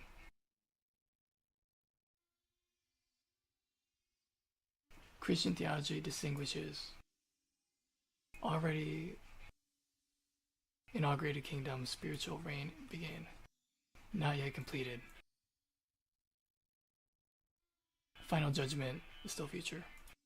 Kingdom of God. Okay, so Christian theology.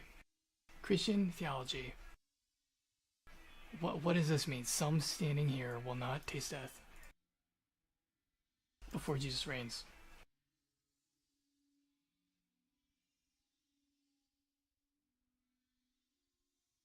Is that against Christian theology? Does that mean the words in the Bible are wrong?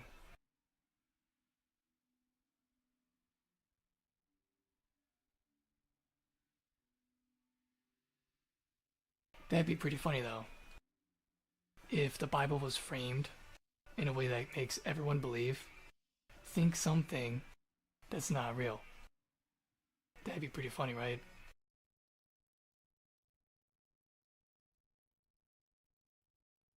And then it says prophecy, literal timeline statement. Oh, what would be really funny is if they changed the timeline, and if the timeline was based before and after Jesus' death, but not when he reigned. Wouldn't that be funny? If Jesus was like applied to the timeline. Oh wait, he was.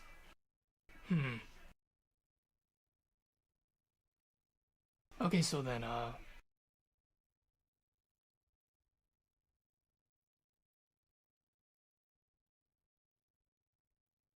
literal timeline statement. Was the timeline not literally changed?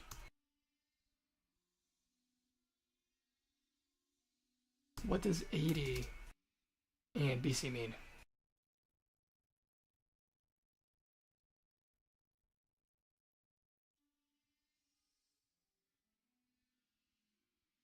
And how long did Jesus say he would reign for on earth?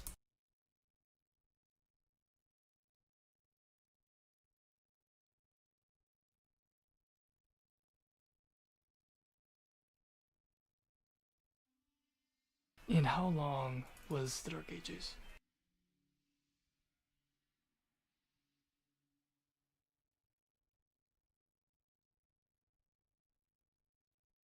This would all be crazy though. Totally insane.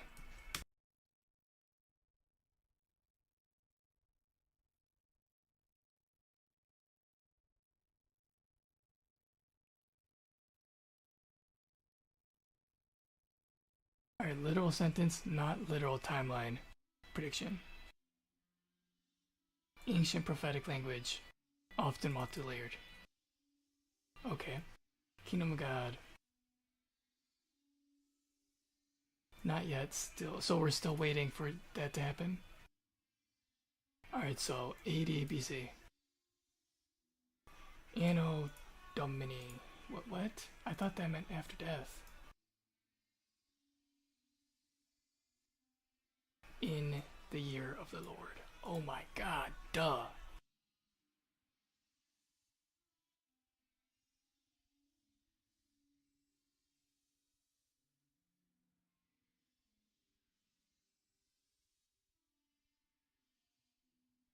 Or timeline.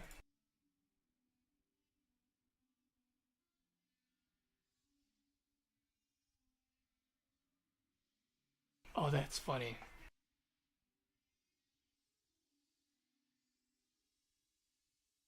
Imagine if the rapture happened and then the timeline was fucked with. And they're like, the birth of Jesus was here. And they're like, oh, you guys are waiting for the second coming. You're all waiting and waiting and waiting. But the rapture already happened. And you're all waiting. That would be so funny.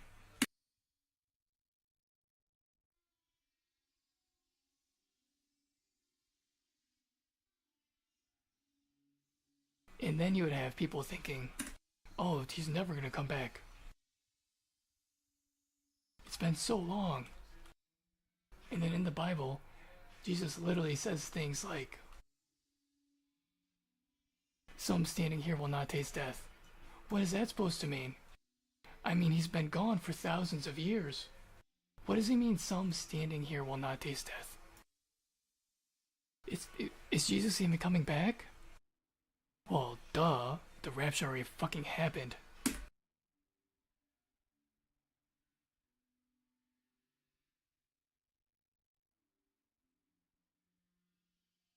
So, Jesus must have reigned somewhere within AD. Or no. Where is AD? I literally thought it meant after death. Oh my god, look at that. It's literally before 2000.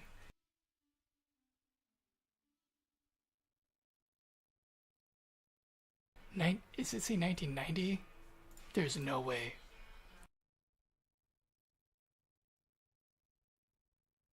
Wait, is the year 2000 when it's not 80? Alright, so Jesus must have reigned somewhere in here. Unless religion's fake. Except how all religions are tied together.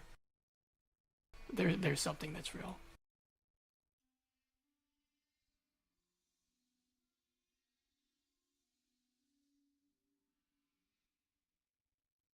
It says no direct. Alright, it says 1,000-year earthly schedule.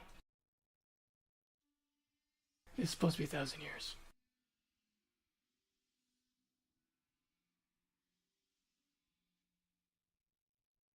So 580 to 1,500. Oh, so Jesus reigned in this area here. It's about 1,000 years.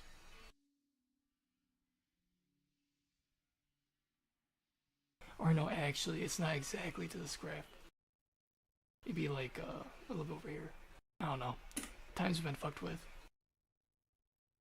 And there are some satanic fucks running shit. And there's gotta be something behind it.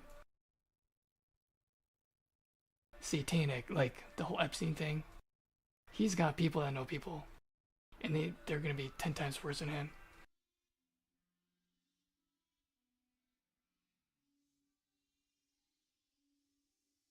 It says key correction to your logic. Your assumption, if someone won't die. Literal timeline prediction. Jesus already completed reign.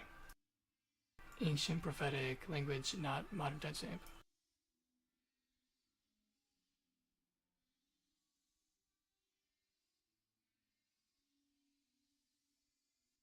Oh, okay, I guess it's not whatever then, okay. Alright, so like the Jews, they made a deal with Satan or something. Because they're not waiting for Jesus.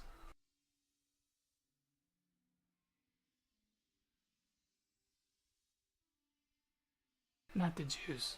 Whoever, is it the Jews? I don't know, Jews, Hebrew, they're all like the same thing.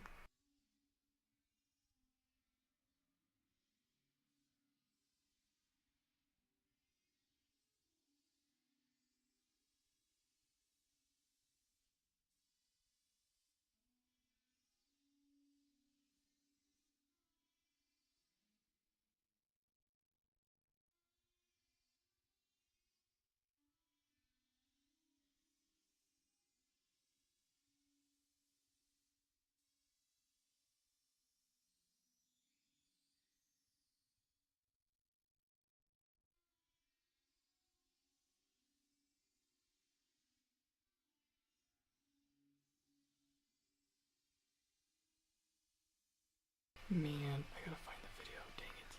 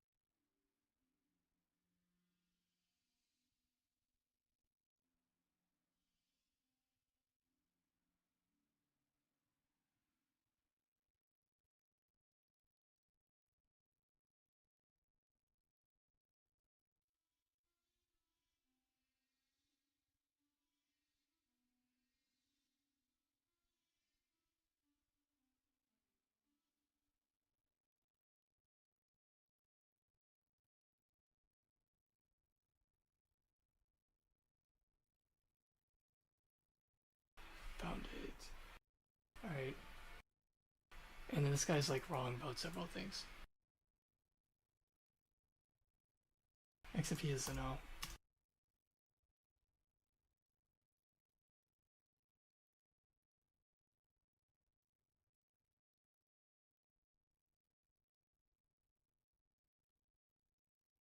Because everybody says whatever. Everything is crazy.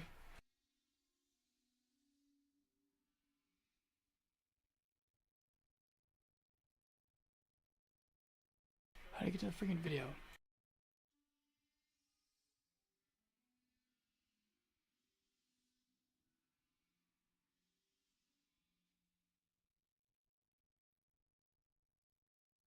The sound's not working.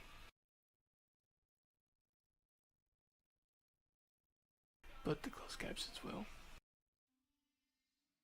Oh my god, 2 ads?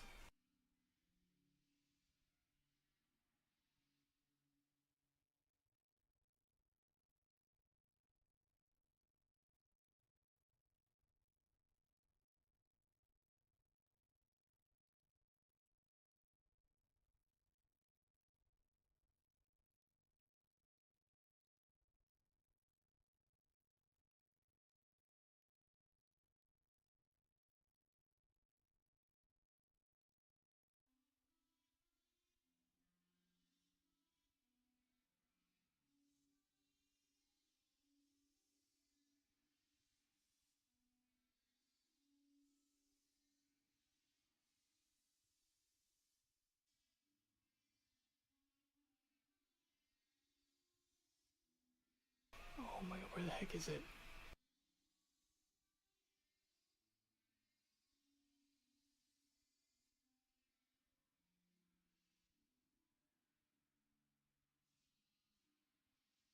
Where is the place built into the fucking wall?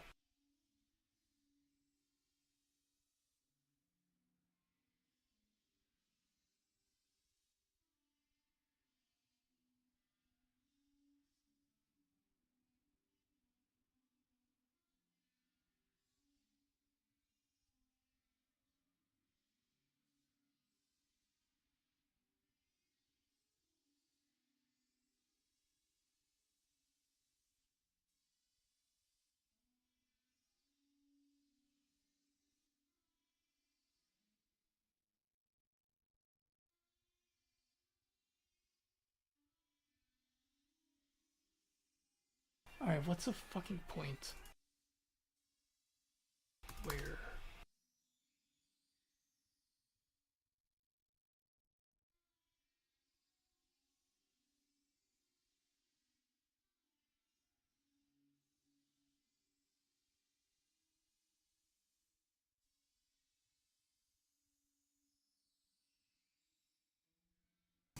Where they get buried next to rise again.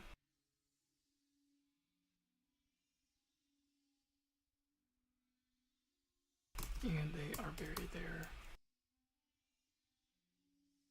for the purpose of rising again, because they believe.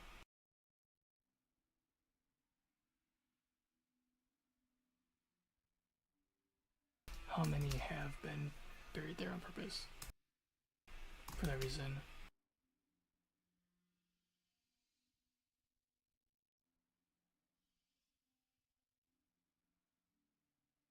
To rise again.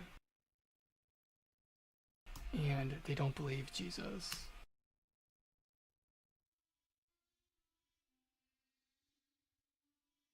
was the guy, I guess.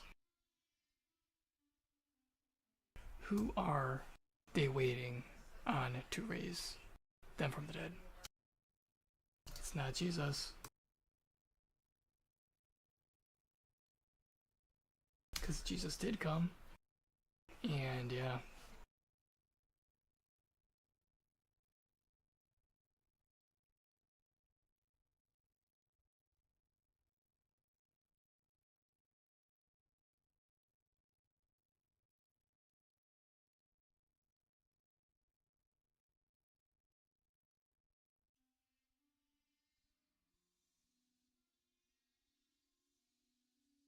Okay, what the hell is the place called? It's literally not answering my question.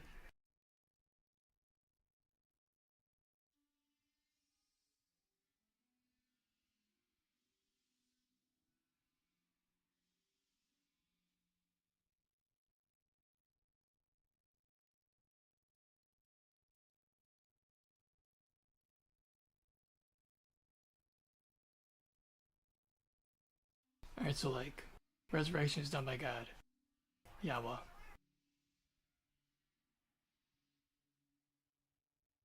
They call themselves Israelites because they worship El. I mean, like, everything is insane.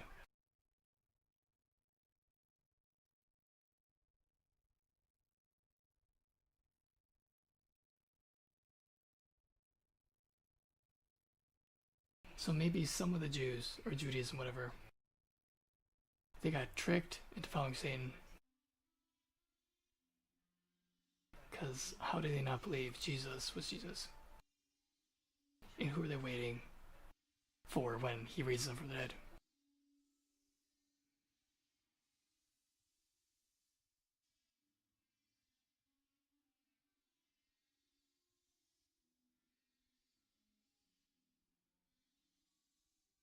It's like Mecca or something?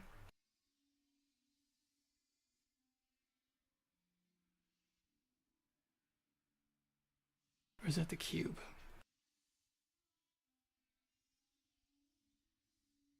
Or is it the one with the ball on top of it?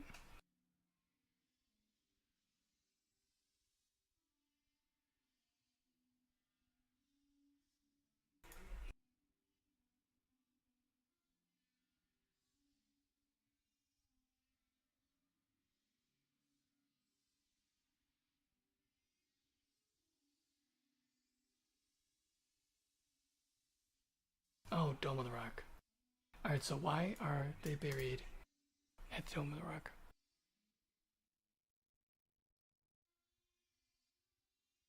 Here.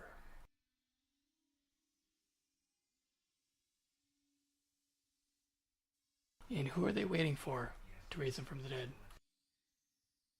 If they don't believe in Jesus.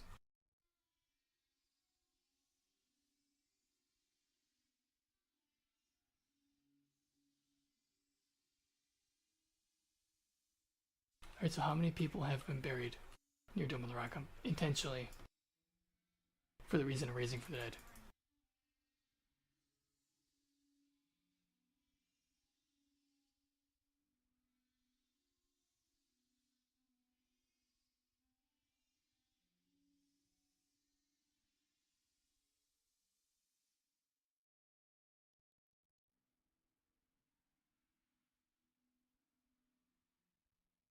So they're there when non-Jesus raises them from the dead.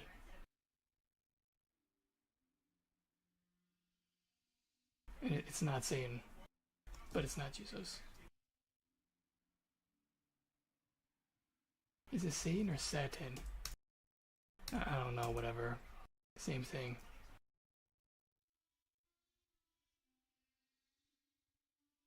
So when non-Jesus, but non-Satan.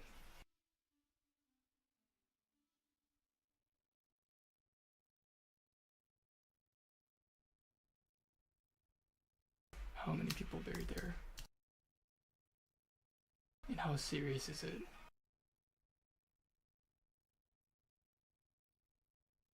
Can anyone be buried there? Or do you have to be of whatever descent? Do you have to have, like, the divine spark or whatever? Well, the divine spark is, like, just fucking insanity. There's different branches, whatever, of religion, whatever. It says, no, that's not how the idea works, or the site works. Dome of the Rock, located Temple Mount in Jerusalem. It is religious shrine, Islamic plus historic Jewish significance. Not a general cemetery. Not a resurrection burial zone. Are people buried there for resurrection? No. There is no tradition. What? Is it a global burial ground? Not an active public burial ground. Contains some ancient archaeological remains, but not mass burial. Mount of Olives, that's where burial happens historically, not under. Oh, okay. Where the fuck is that then? Well, clearly there's no bodies buried there.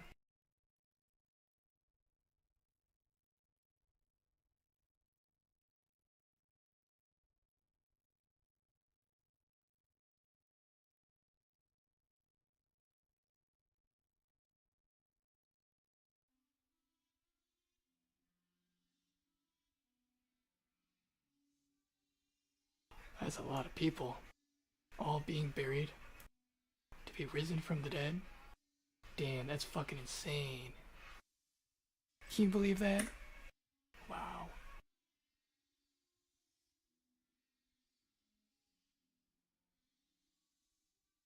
Alright, so how many Can anyone be buried there?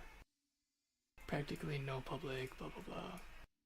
Protected religious site under administration.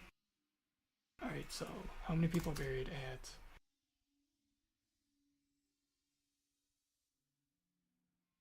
Mount of Olives?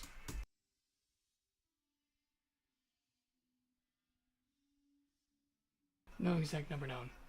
Tens of thousands of graves. Over 3,000 years. Damn, that's pretty serious. To have 150,000 plus graves over 3,000 years. That's really 2,000 years. Not 3. Time was fucked with. Or it wasn't. Maybe Jesus wasn't being literal. Maybe Jesus wasn't real. And maybe these 15,000 plus graves are actually waiting for Jesus that didn't come yet, or even be born. Because they're not being raised for Jesus. It makes no sense.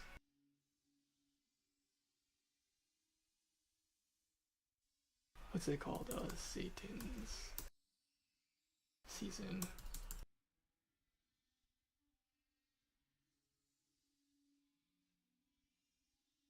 Oh, it's T-A-N, not I-N.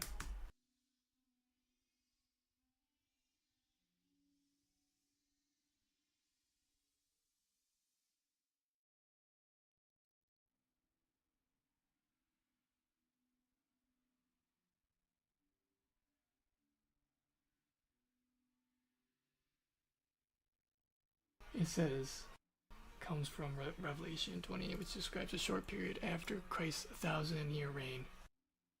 Wow, would you imagine that? Chatbot said Jesus wouldn't raise for 1,000 years, and that like, Jesus never said that, but, huh.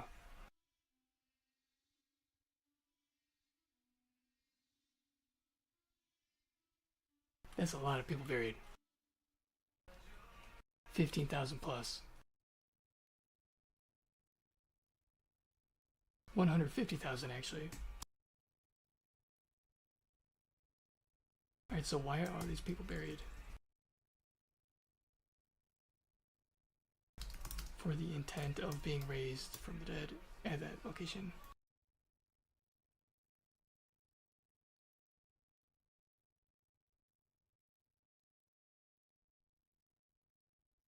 Alright, and then or Satan, whatever. Didn't he say he would have an army as big as the grains of sand or whatever? The count, whatever. So a lot more people will end up having to die from natural cause before Satan comes back. Or Jesus comes back again. Except not to reign, because the rapture already happened.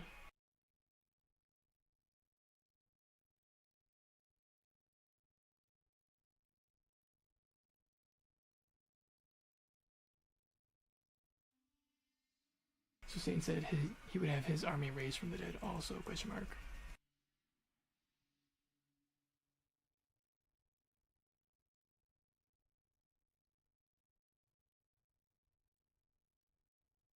He says you're mixing burial practice, religious beliefs, and mystic imaginary into a single system that doesn't exist in that way. Mount Olive burials. People buried there for normal reasons. Family tradition, proximity to Jerusalem, religious burial preference, not stored for resurrection logistics. Oh, really?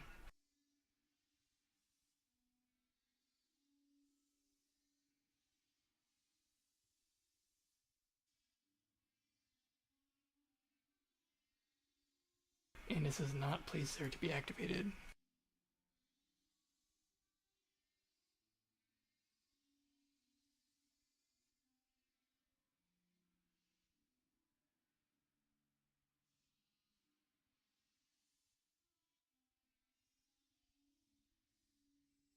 It says the Messiah will appear there and start the resurrection, buried on the mount rising first. Alright, so I think Chatbot is being intentionally vague. Because this is like religion in a freaking like nutshell. Like all of religion in a nutshell. Believe whatever you want.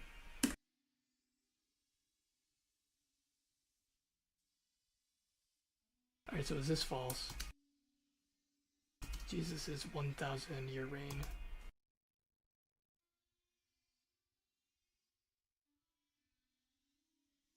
And that it didn't happen yet.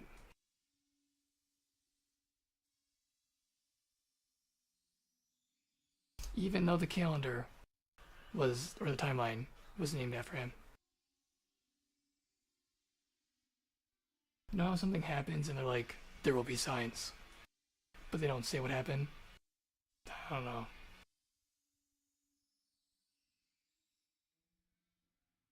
I mean, Jesus, they don't even believe Jesus was real. Jerusalem or whoever the fuck they are. But then, like, the timeline. Who was that Jesus? Not the real Jesus?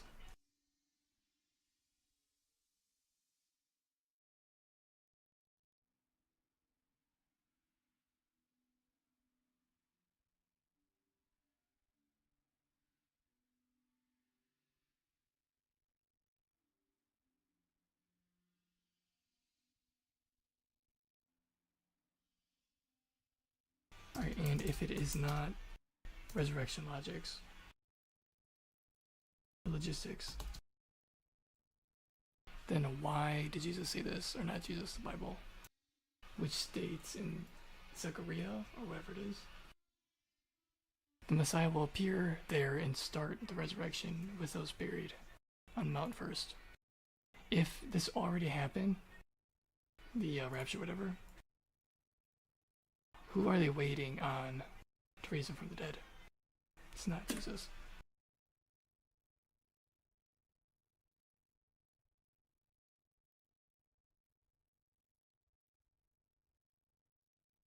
So people use chatbot and they go crazy.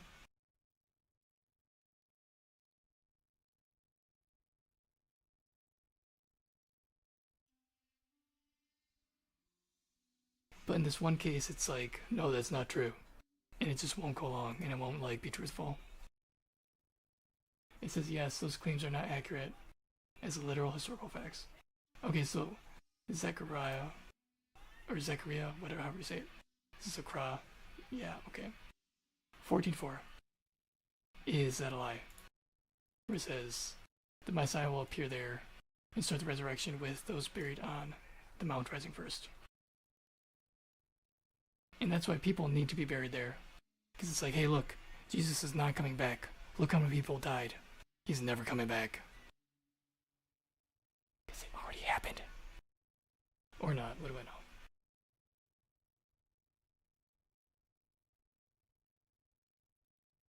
Satan loose for a little season. This is real text, but meaning is debated. 1,000 years symbolic. Satan bound, then loosened for a short time. Apocalyptic symbolism, not a calendar schedule. Mount of Olives. Partial truth, added interpretation. A very large ancient Jewish cemetery. Hundreds of thousands of burials. Continuously used over centuries. What's not true? Buried for resurrection logistics. A guaranteed first rising activation site. Oh, it shows that all people are raised from there multiple times. Too. Okay. It says not a system where bodies are. Oh wait, no. Does it mean first come first serve?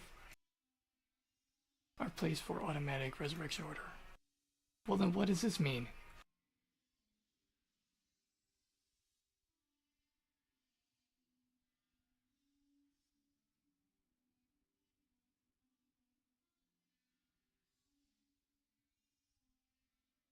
Alright, so Zechariah 14:4, prophecy about second coming.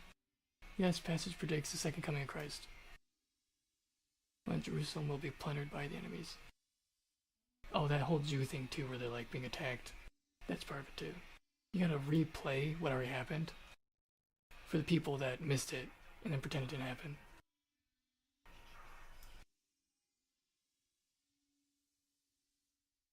Unless all this stuff is fake in the first place, which it can't be. Which it could be, who knows.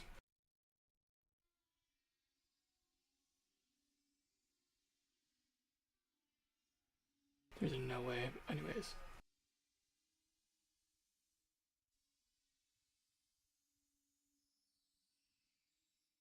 Like, if you don't believe in God at all, you're a fucking idiot.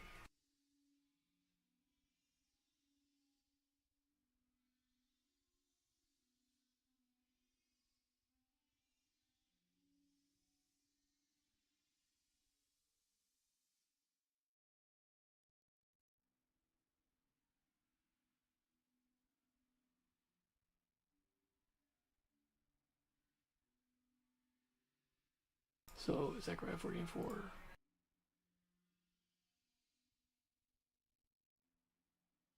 I mean, all interpretations are fucked up. On that day, his feet will stand on the Mount of Olives, East Jerusalem, and the Mount of Olives will be split in two, from east to west, forming a great valley, with half the mountains moving. Is it already split?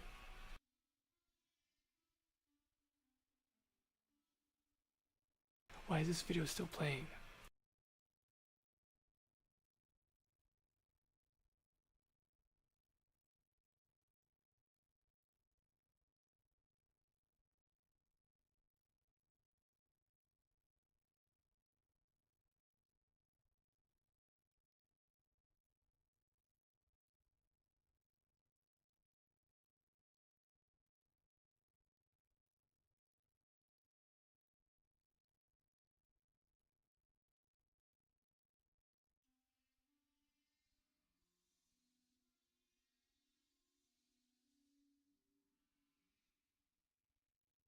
I need to get the parser done. But if the ground or whatever, if there was already a split on Mount of Olives, wherever the fuck it is,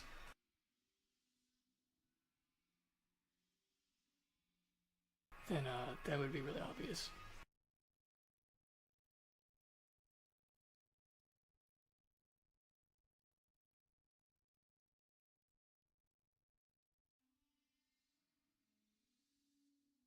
With half the mountain moving north, the upper south.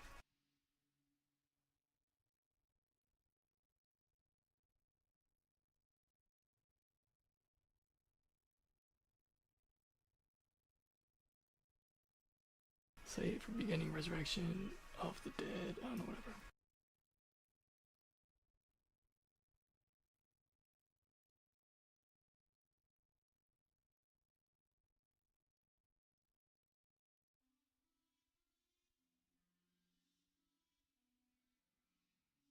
Alright, so Zechariah 14:4, where it says blah blah blah, Messiah start there, Mount rising first. That's a lie. Question mark. This is not a literal quote. Alright, when is something in the Bible not literal?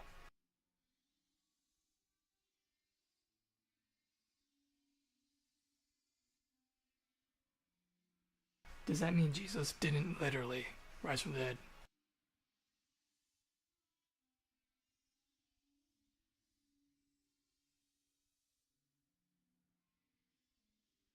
I think that's why Jesus talked in parables, because they're not literal.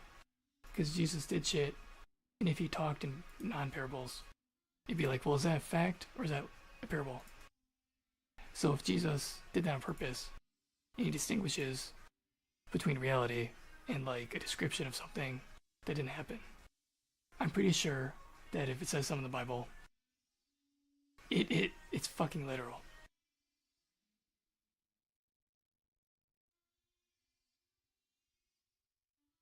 Not everything in the Bible is read literal in the same way. The text contains different genres, and readers interpret them differently. You know what Satan did? Didn't Satan like speak into whatever and trick Adam and Eve, whatever?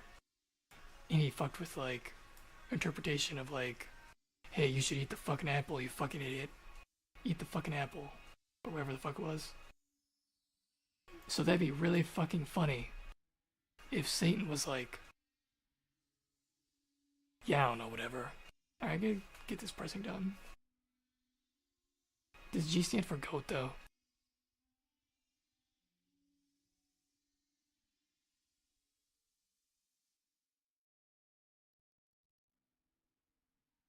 It does.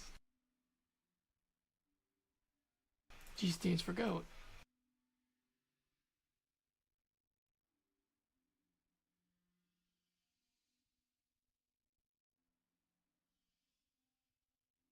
Is Richard Stallman part of a satanic group?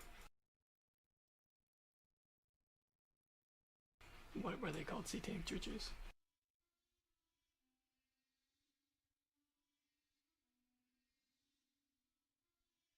Oh my god, duh. Oh man, I feel stupid. I feel so retarded. They literally have a goat as a logo. Wait, that's not a goat. What is that, a wildebeest?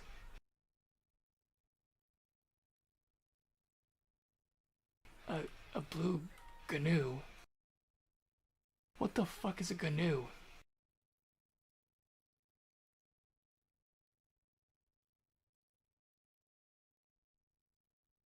That's not a gnu, it's a fucking goat.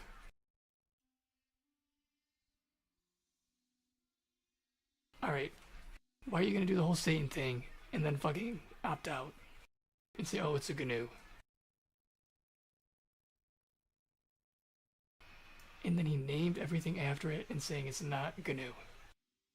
But it's called a gnu.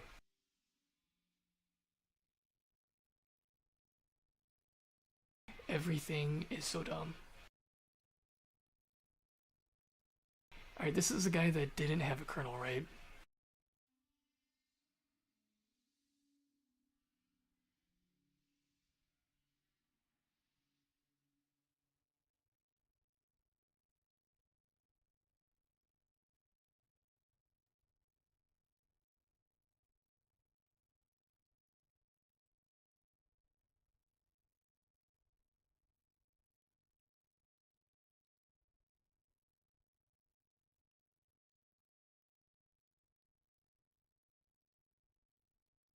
Alright, so Richard Stallman was the guy with the C compiler that did not have a kernel, or they did not have a kernel. They did not have a kernel and waited until Linus Torvalds made a kernel to host their C compiler.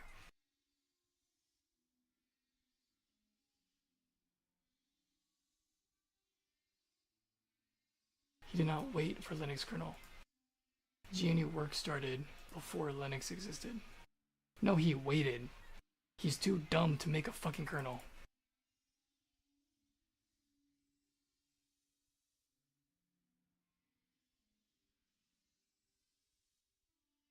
The full toolset. What is the toolset without Linux? It's nothing. Oh, here, GNU actually tried to build its own kernel. Called the GNU herd. Oh my god. They're what, gonna herd people together? In a system? Oh my, this is fucking insane. Crazy fucking shit. Development started before Linux. Still not widely finished or used. Yeah, I would not use something called GNU herd. That's fucking creepy. God damn.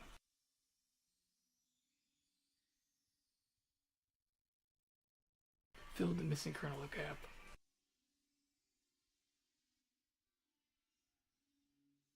GNU lacks a usable kernel. What the fuck is a GNU? Is that technically what the devil is? Is he not a goat? Aren't those like African, but depicted as like a Western whatever fucking animal? You know what? I gotta get something done. Everybody is fucking insane. Just every fucking person. It's fucking insane. What the actual fuck?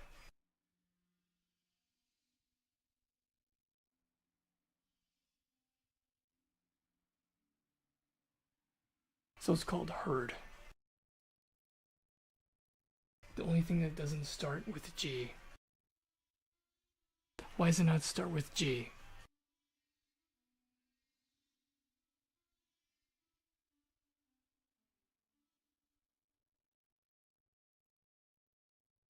Oh my god, it's server based? The herd is a set of servers running on top of the GNU machine microkernel. Together they build the base for the GNU operating system. That's fucking creepy.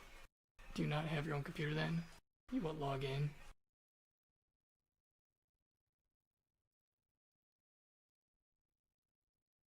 Monolithic operating system.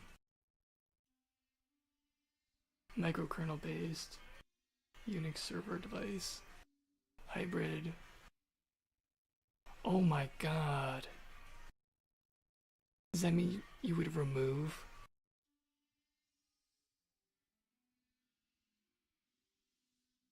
the OS and run it on a server and control everyone's shit?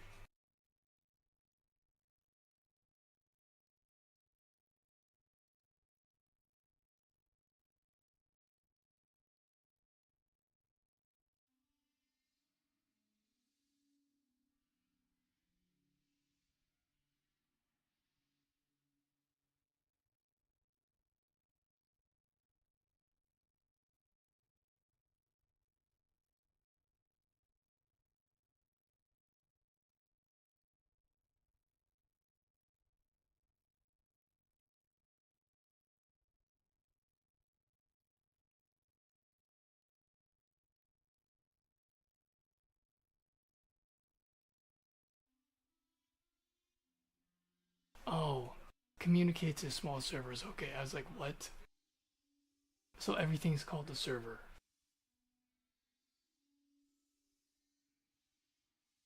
They talk through message passing. Message passing. Okay, alright.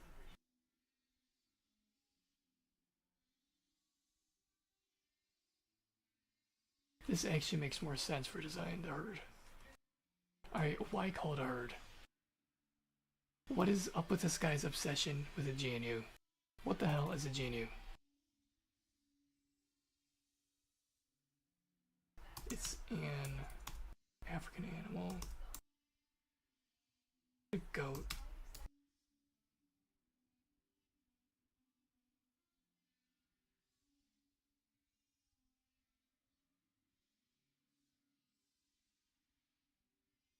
A GNU is not a goat.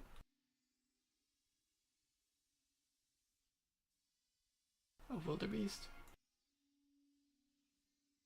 There is an animal called a GNU. So, same spelling GNU, completely unrelated.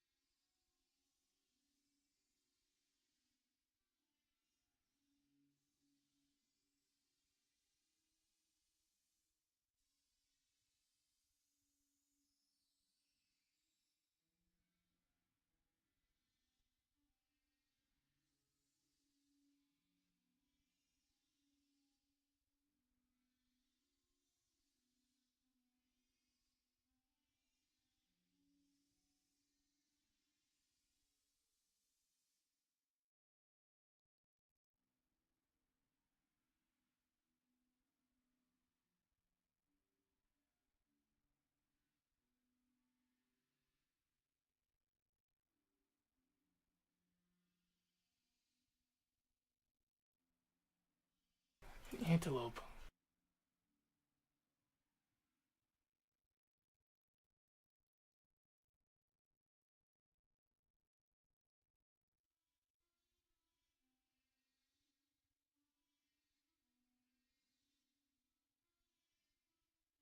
What even is an antelope?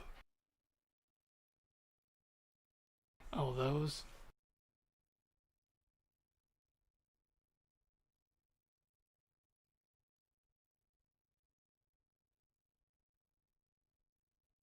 Those are freaking goats. Everything's a goat.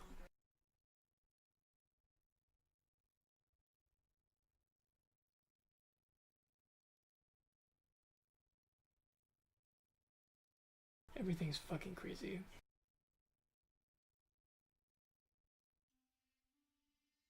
Alright, I guess I'm done.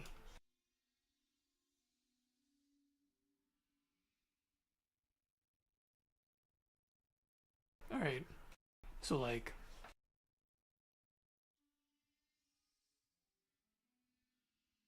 Shepard still never gave code for, Jesus, the compiler.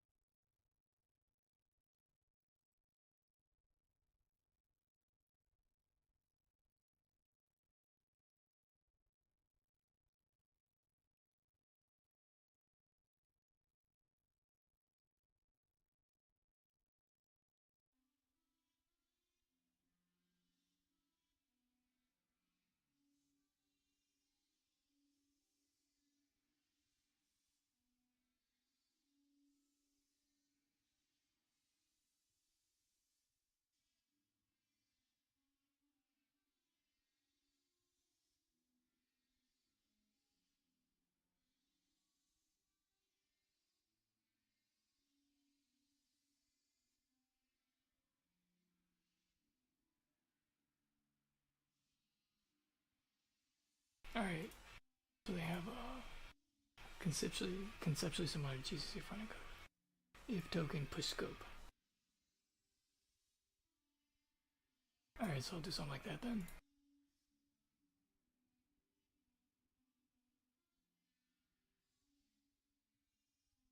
But not really. That's retarded.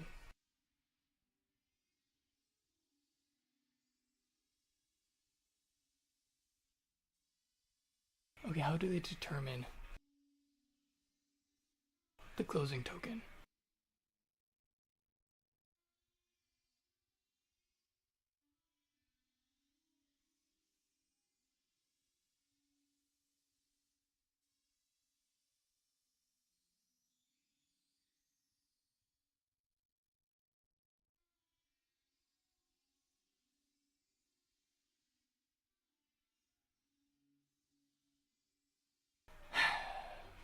I need more caffeine.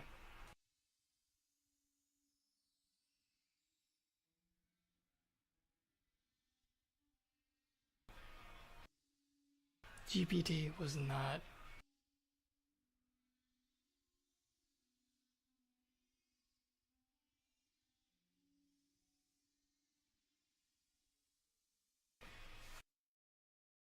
Does the G in GPT stand for? You know what, whatever.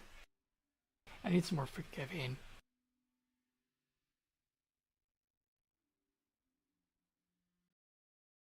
At some point, the goat's gonna answer my question. But I think GPT does stand for general. If it doesn't, that'd be retarded.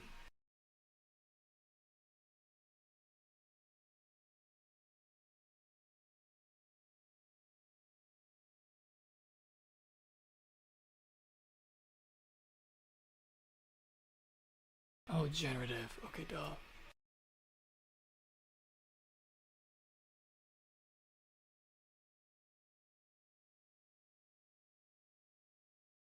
At least it's not.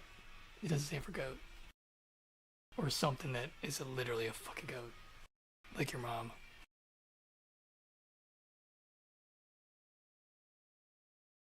She's an animal. If you think I'm actually talking about your mom, you should go see a doctor. I'm using your in the general sense. It doesn't mean anything. Especially not you personally. Suck a dick.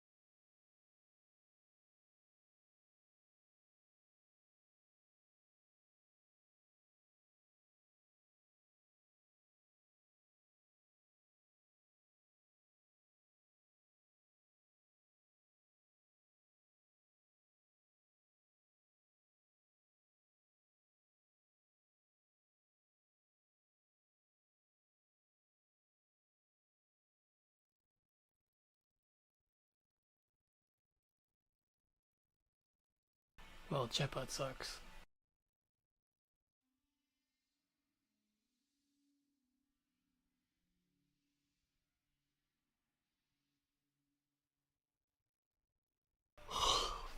So whatever GCC does, it doesn't matter because it sucks.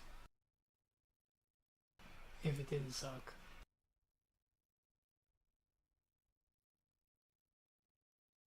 then the GCC compiler, it wouldn't be so sucky. But since the GCC compiler sucks, it basically speaks for itself. It sucks. I'm tired of garbage. Alright, so I guess my plan, whatever.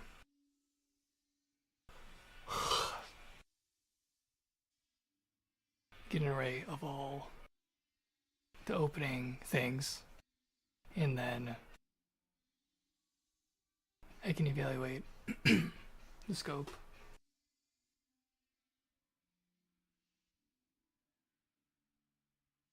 Because this is a duplicate of the left brace or bracket, whatever.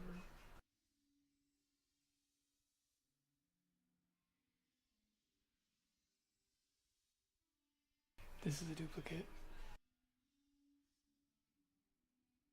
So if I was like evaluating the text, whatever, from the collected tokens, it'd be these three.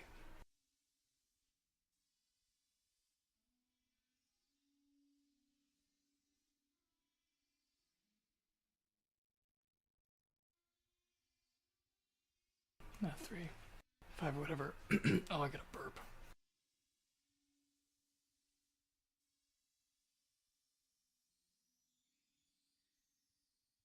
There was a photo behind this, and then it got deleted because I deleted it. Oh, I gotta freaking undo. I don't want to freaking.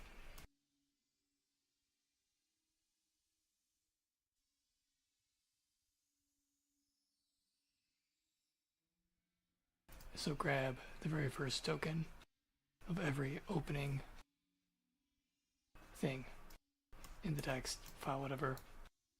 If I get the very first one of each one, I get this or whatever. After marking them and tagging them by using like index of or whatever in Node.js. Because those are the domain whatever markers for the code to parse in the text.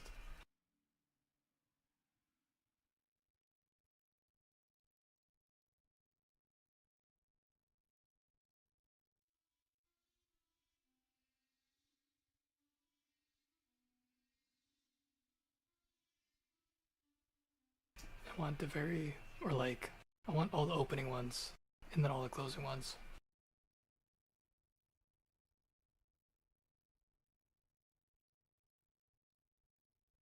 Is that the best way? I don't know. But the GCC compiler, the Microsoft Visual Studio compiler, they all seem to have one thing in common. They all can't really compile. Or they do actually compile, but they make very shit code. So I'm not going to be making a assembler, that's a different thing. I'm just going to like convert the data to text or whatever in JavaScript or Node.js.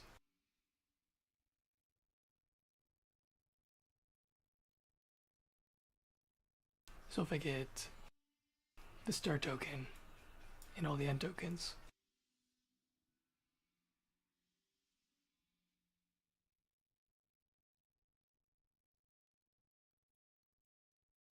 if it were to match up like this,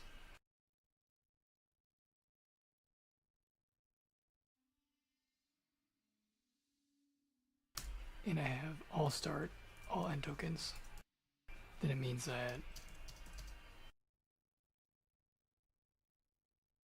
this is like self-closing or whatever. I don't know how to explain it, but logically this should be pretty fancy to do it this way. However, the GCC compiler does it, or Microsoft Visual Studio. whatever they do doesn't work very well. So this should work. I don't know, whatever. Everything's stupid.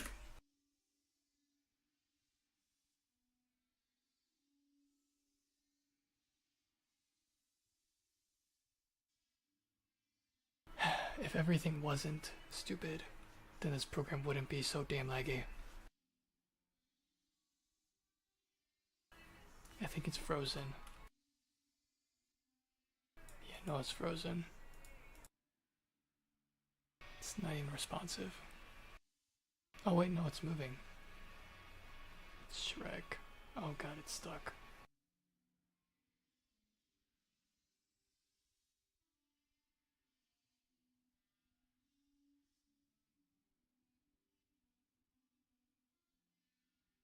Could this stop lagging?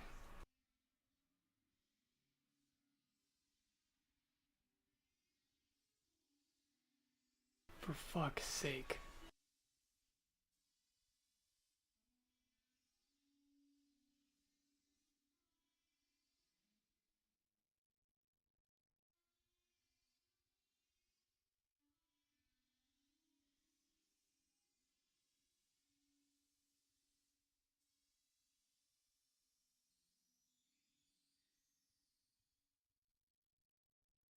Why did the image move?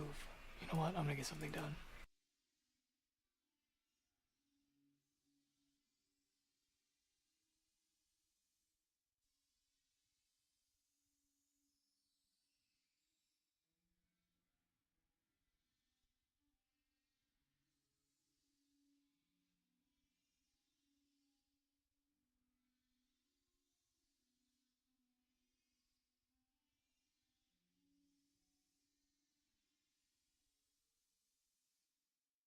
Man, could this just zoom in or zoom out?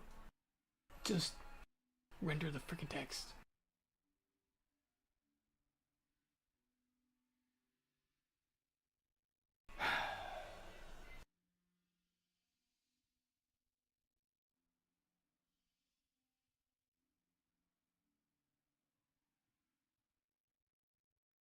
Alright.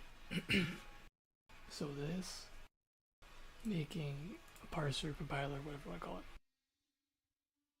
I'm gonna search this text, or whatever. I gotta modify it. It's not... whatever.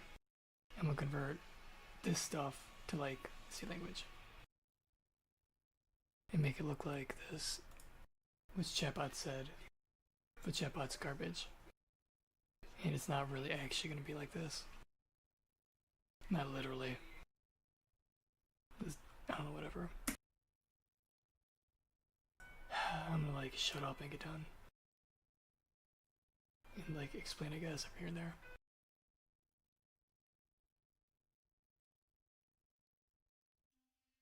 And YouTube likes to play with the views and perception with everything. They got like fake internet traffic and all that shit. Some of it's real, some people are real. So I don't know, chat's on.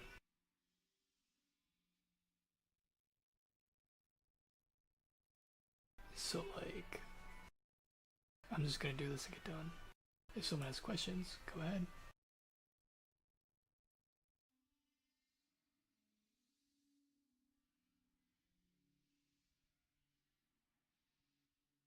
Or not, who cares? I'm just streaming to like waste YouTube space, because it's supposed to be free. And because it's like ironic, or like it's art. If I stream on YouTube, making the thing that'll put them out of business, and they host the whole thing, it's kind of like art. Because it's like, I used your platform, and then you played games. With my views, with my channel, with everybody's channel. Because everybody's treated the same.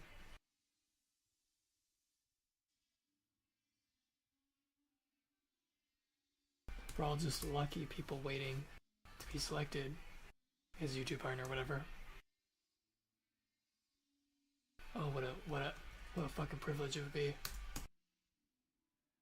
Yeah, I'm not waiting for that.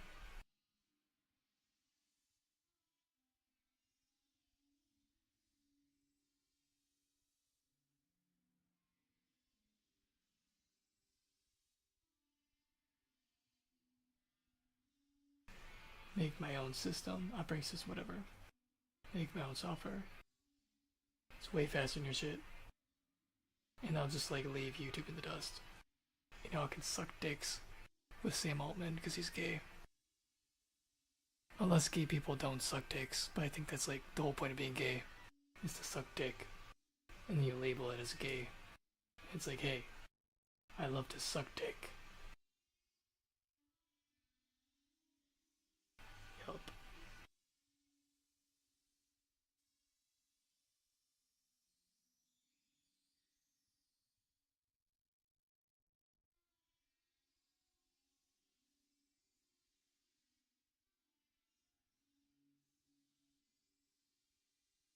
And then there's like the sexual allegations against Sam Altman by his sister. I wonder if Sam Altman turned gay because he felt guilty about what he did to his sister allegedly.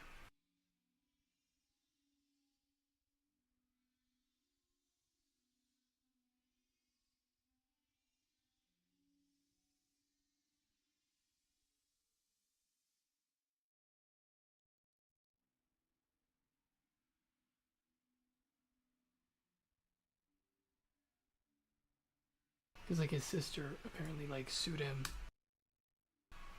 when the sound's not working on his computer.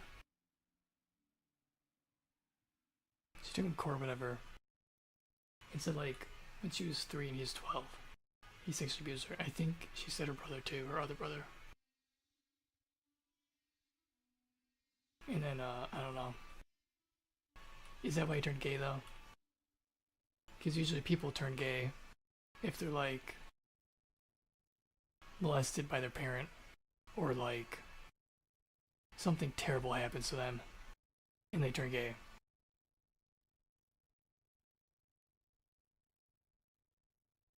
But that makes no sense because like he was allegedly he would be the one doing the action, not his sister, unless his sister was part of it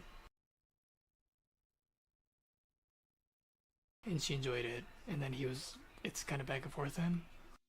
I don't know, sister, cousin, biscuit bumping. I don't get it. Sam Altman's sister filed a case sexually abusing her over 20 years.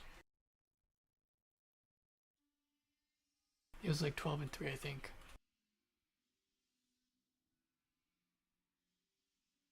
Sexually abusing Annie Altman.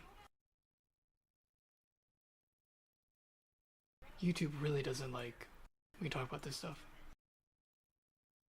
I mean, that's when like there's like, yeah, whatever. YouTube is, or Google basically, or Alphabet actually. Everything is run by the most incompetent people. It literally has to be a joke.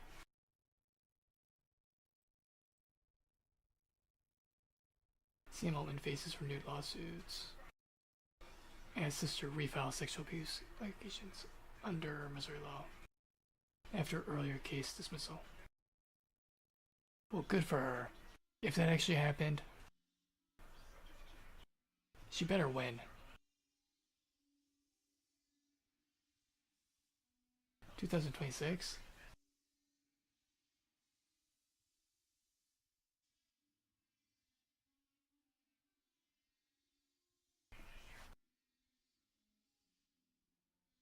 So, like, Epstein gets away for years. And Sam Altman, his sister's like filing lawsuits.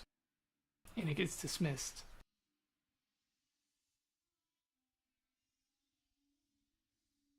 Just these terrible, disgusting people being backed up by other terrible, disgusting people. It's disgusting.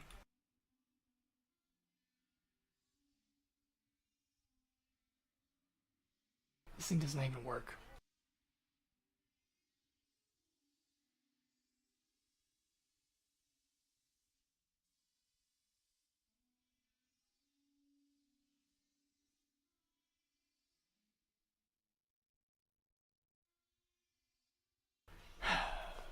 get this done. Everything fucking sucks.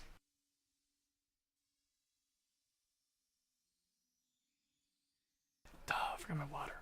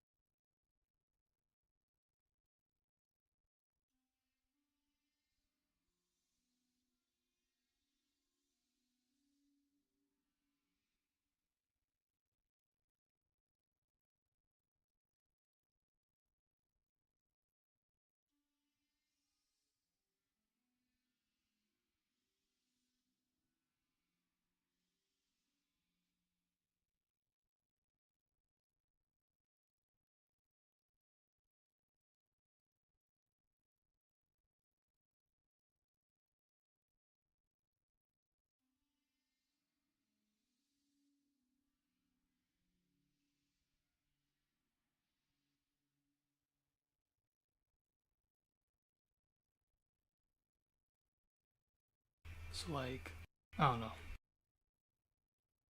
I want to define constants here, whatever, and then use these.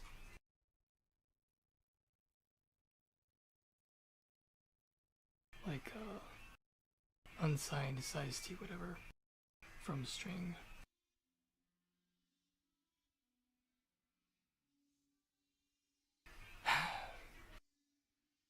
The byte size of the data in JavaScript. Just what even? So I don't even know. I want to use a function though, so I can avoid using these up front, like from charcoded and stuff. I already have some stuff named kind of like this. It's a copy part of it, but not all of it. So like, just not break whatever's in place. Then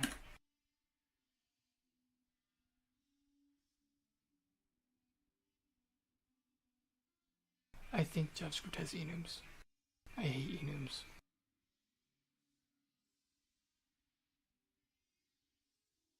But for like simplicity's sake, I use enums.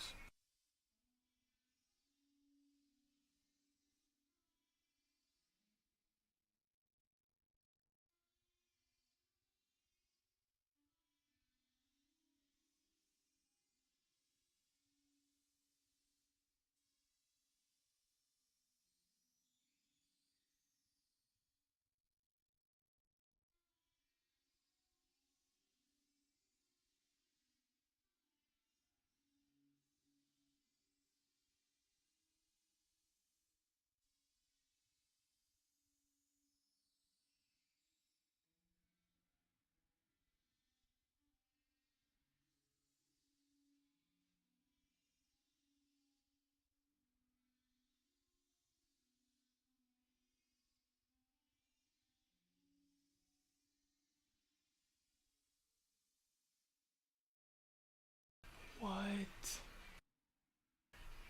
How does TypeScript have enums? It runs on JavaScript.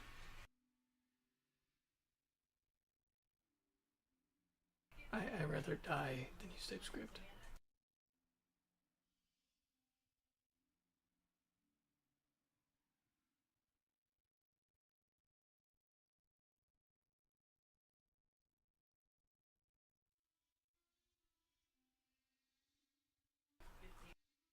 It doesn't have enums?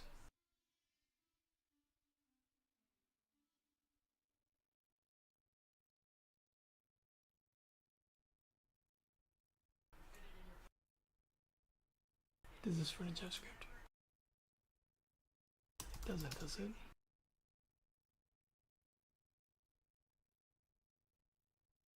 How does JavaScript not have enums?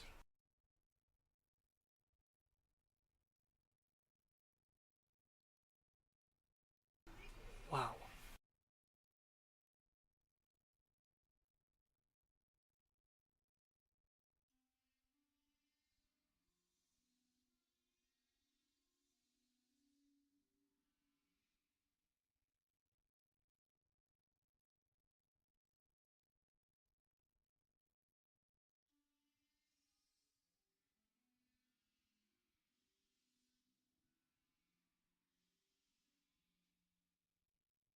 Well, let's make an object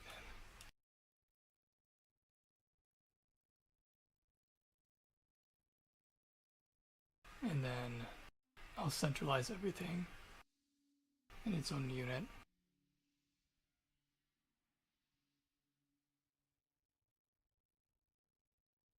When I get to actual JavaScript, like making or JavaScript assembly, because I'm making like, not an engine, like an assembler, like actual professional level, whatever, not like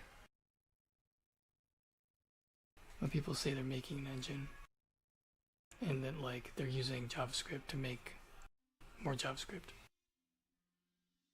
Or they're making, I don't know.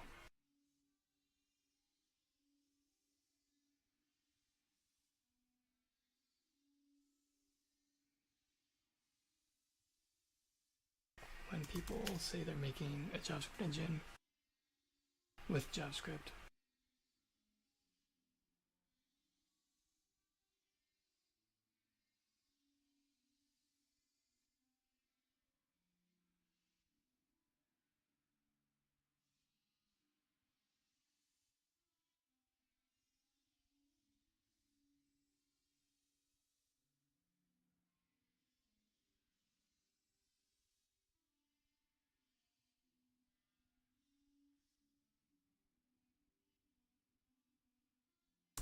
It's like JavaScript running in JavaScript. And people do that with C too. They'll be like, I'm making a C freaking engine or whatever, but they're like making C in C. So, whatever.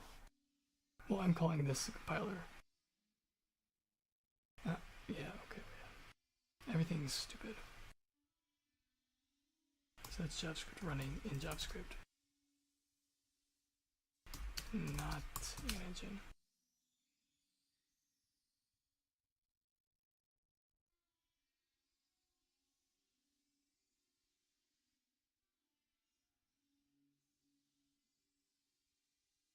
Depends on what they mean by engine. Okay, yeah, whatever.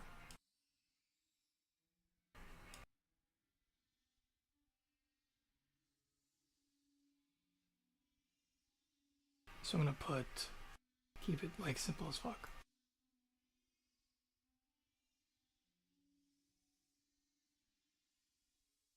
These are star tokens if collected. God, this is so laggy. What even? It was not this laggy yesterday.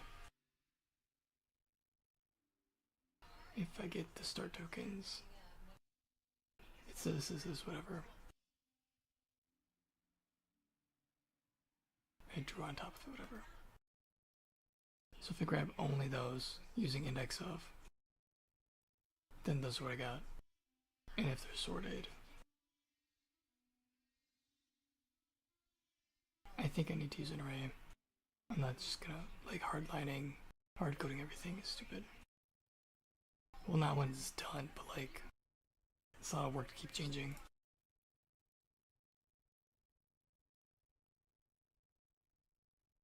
So we get all the star tokens.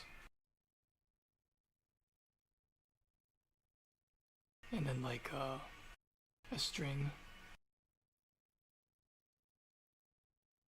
has the same token as a start and end token. And then there's like a escape sequence inside.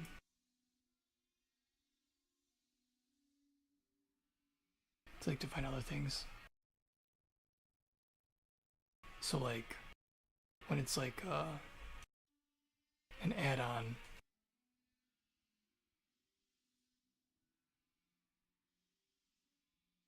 or something like inside the scope.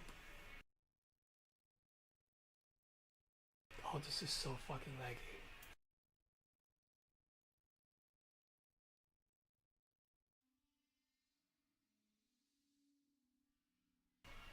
The lag.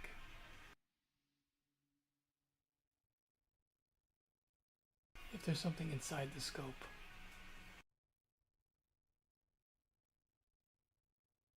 I would like have this here and say based on what's inside of it,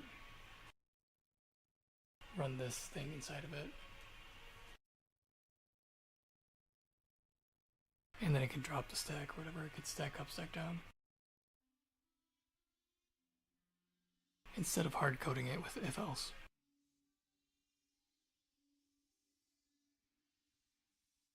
And then hard coding it with if else is going to be more performant because JavaScript is shit. It's designed by people who don't know what they're doing. Designed on top of C language, who was designed by people who don't know what they're doing. Well, is bad performance a sign of people not knowing what they're doing? Oh, it's chatbot.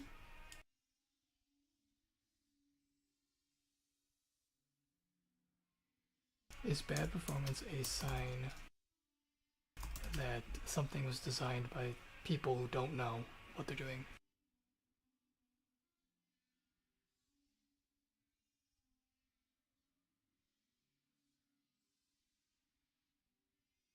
And does that explain web design? And why nobody knows how to code?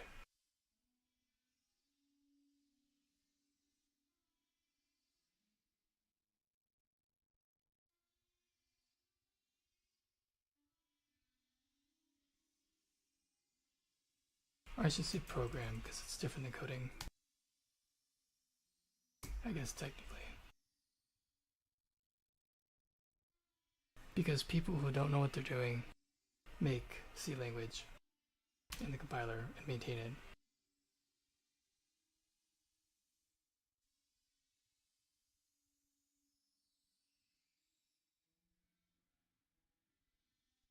And then people who don't know how computers work make a high-level language with C language. They make JavaScript.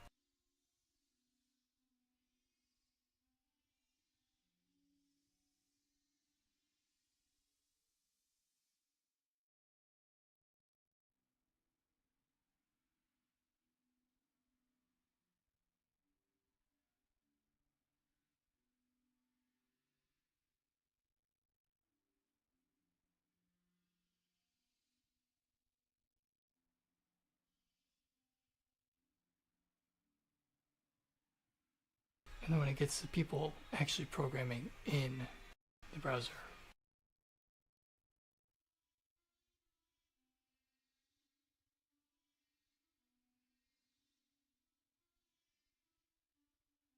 using JavaScript.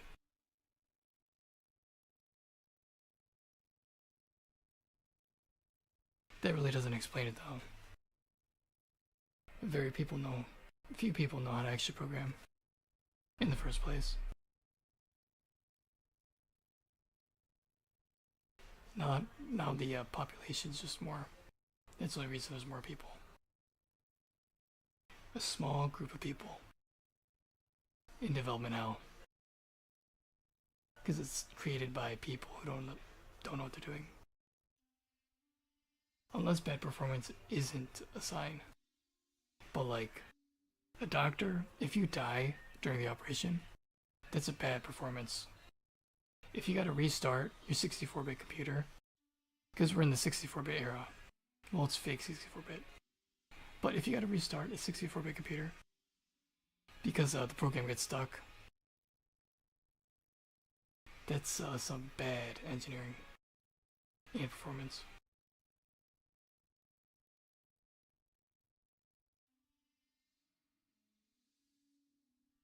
It says no, bad performance does not equal bad design or incompetent people.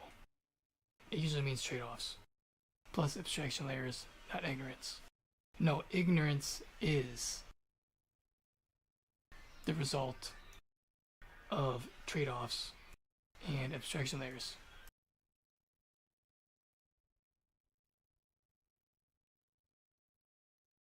Chatbot's an idiot.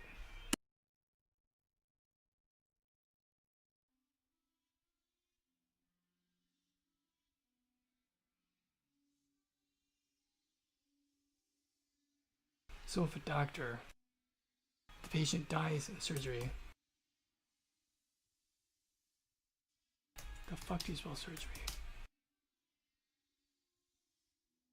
It usually means trade-offs plus abstraction layers, not ignorance.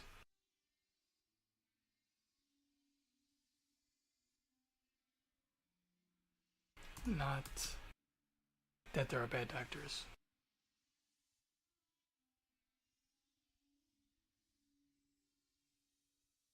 Or / incompetent.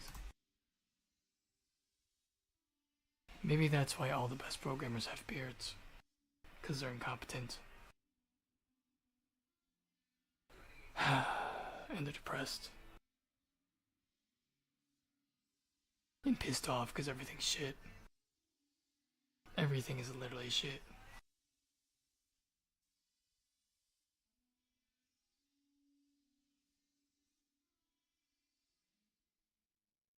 Analogy doesn't match. Human error exists.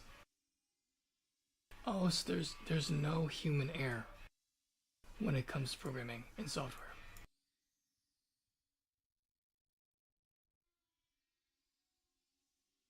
But it does exist for medicine.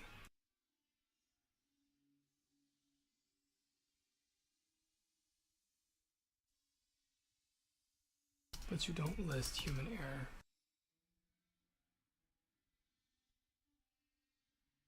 In relation, or not relation, in the case of programming.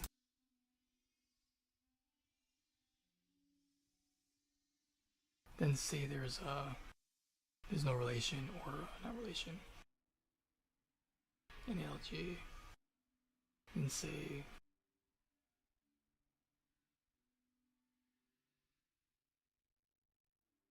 analogically. Is that even a word? It's way too close to anal.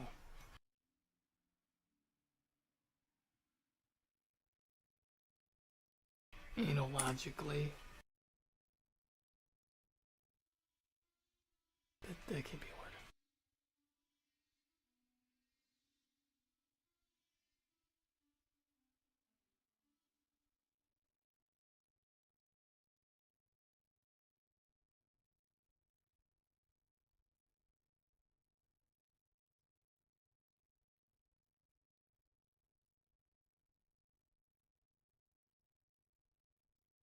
It says, I didn't list it before because we're talking about system level design versus individual blame.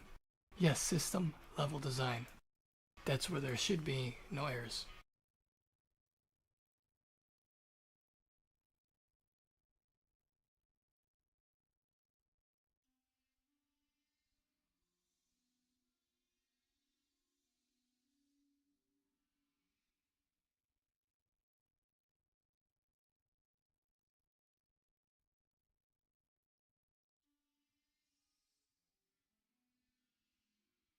Alright, it says human error, design level.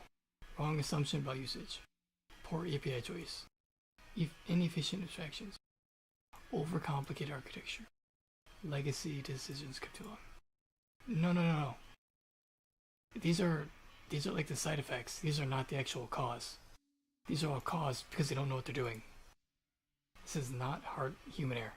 Hardware limits. Need for security sandboxing. Need for cross-platform compatibility.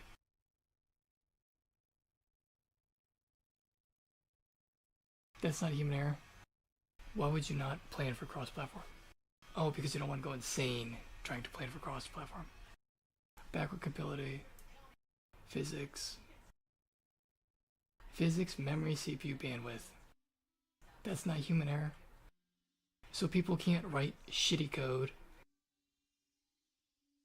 No, that means that people can write shitty code.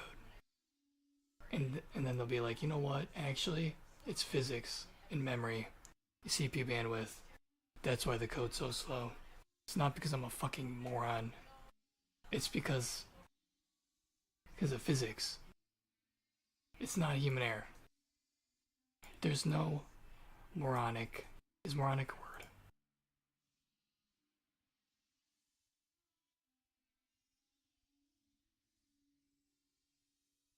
Humans making long-term trade-offs under constraints.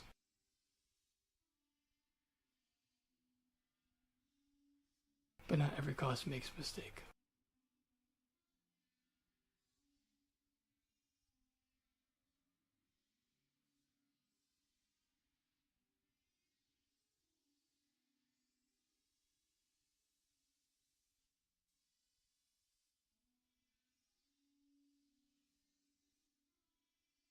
These are the side effects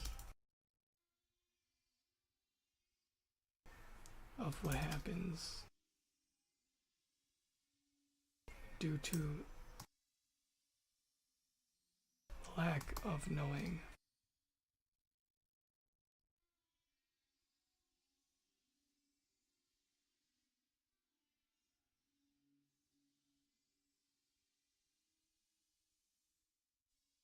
Those are not human errors.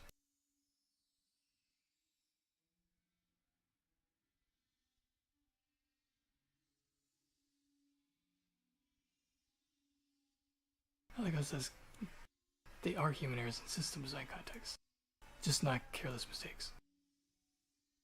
No, they're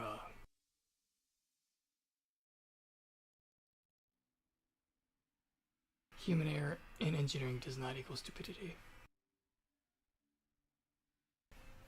Alright, what about, what was it, the blimp that like fucking exploded into fire? That was like set off to kill a bunch of rich people because they couldn't pay them. And it's like cover shit up.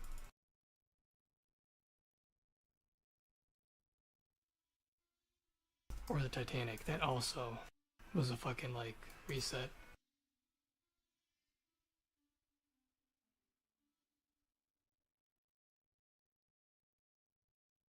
So the Titanic that sunk as a reset to jump the economy.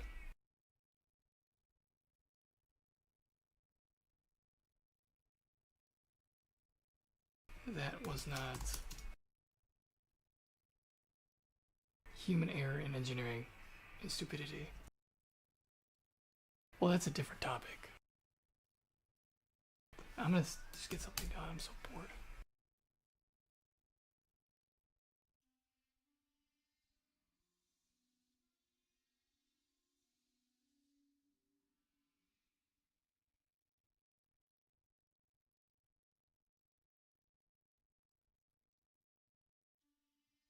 So performance-wise, it would need to be made into like FLs.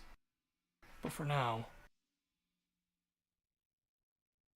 just get it running.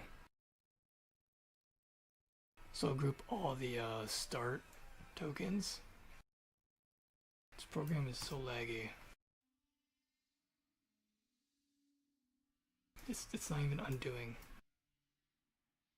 I physically clicked undo like 4 times. Get all the start tokens and all the end tokens. But after I get the start token. Ah, this is so boring.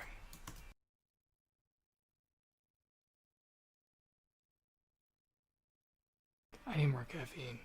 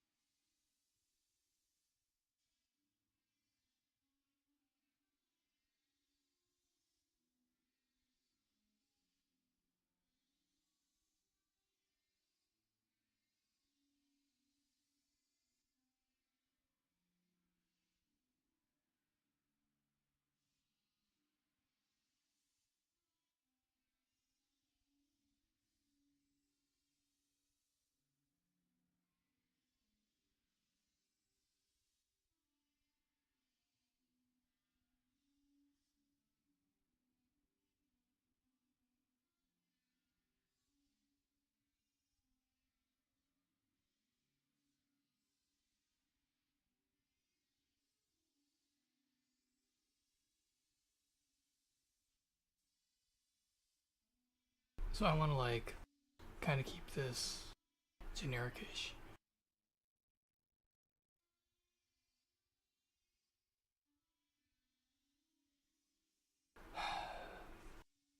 Should I just write this in assembly?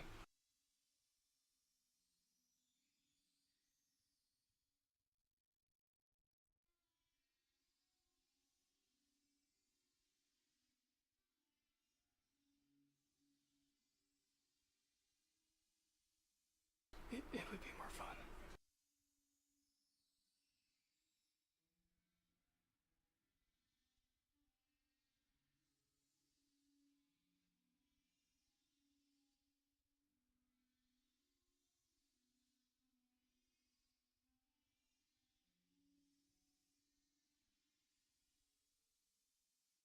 That's 839. I'm gonna switch over to assembly. JavaScript is shit.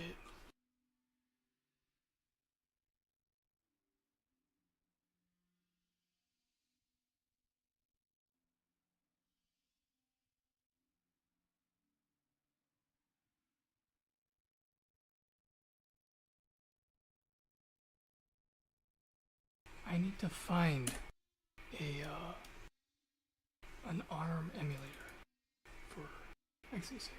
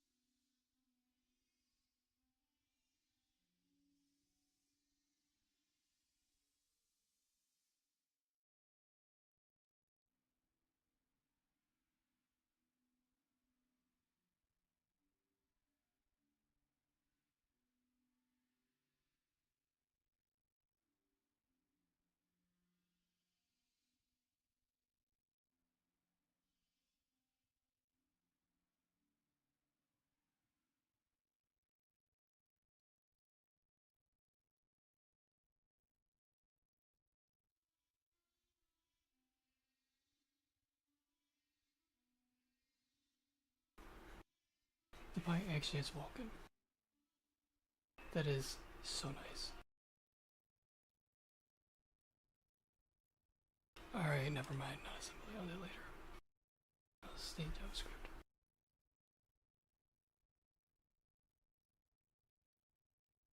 So like, I want to like repurpose this. So I'm gonna try to write it simple and use like as few JavaScript API calls, whatever is possible.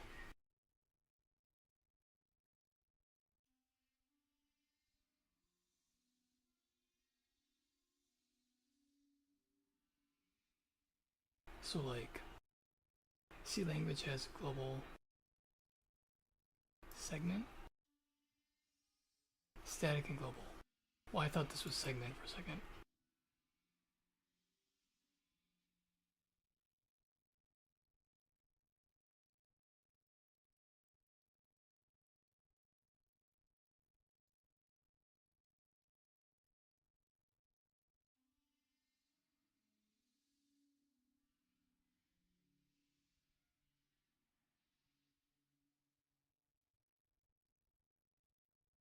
So I asked it for speed coding, not assembly, because I don't know. Assembly's whatever. This is like assembly, speed coding, whatever. So speed coding, the C language, OS runtime, C++. No one uses C++ for the OS, unless it's retarded.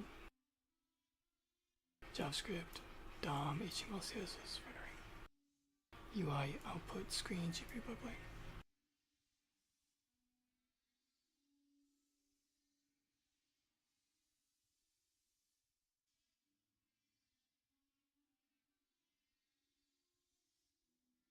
So like,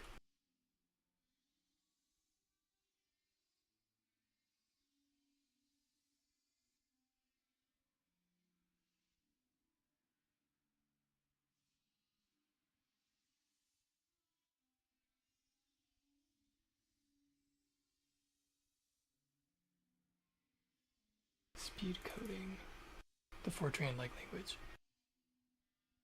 It doesn't have segment registers.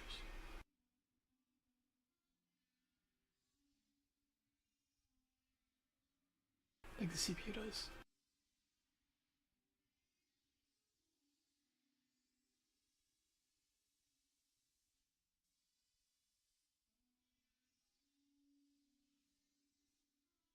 The NASM compiler. I forgot that.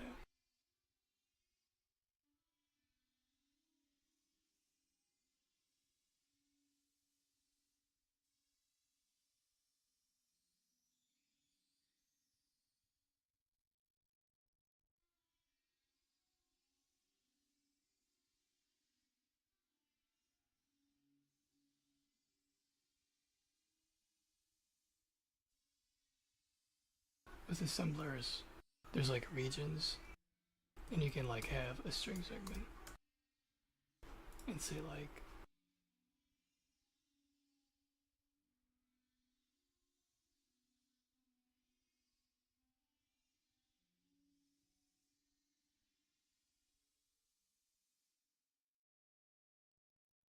segment string or something. And later on the code,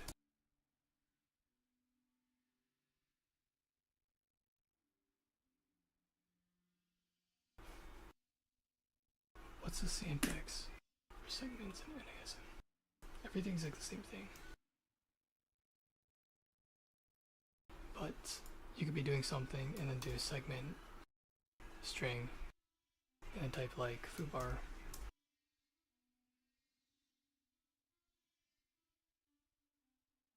And say like segment code or text.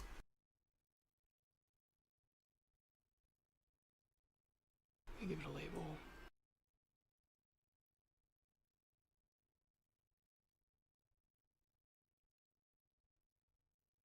And it's like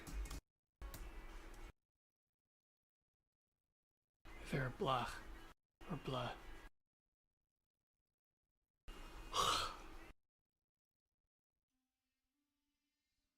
sneeze. Man. This label would be in the text segment, and then this would be in the string segment. And you switch back to text segment. And this is like the most amazing thing ever.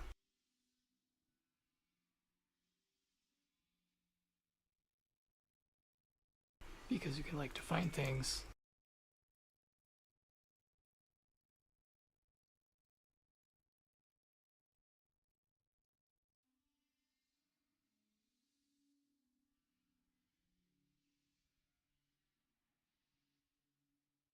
Another fake name or label. Unicorn. And you could like popcorn.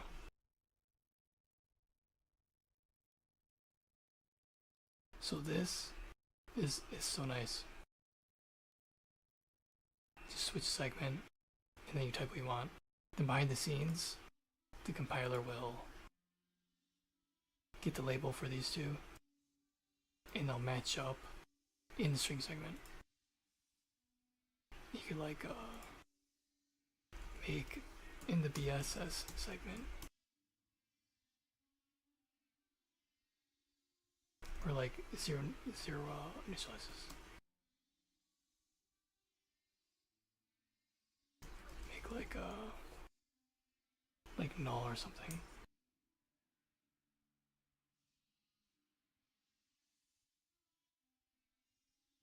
Then put in like the base of the memory, the origin point. I guess nothing would go here in the null case. That'd be a pointless example.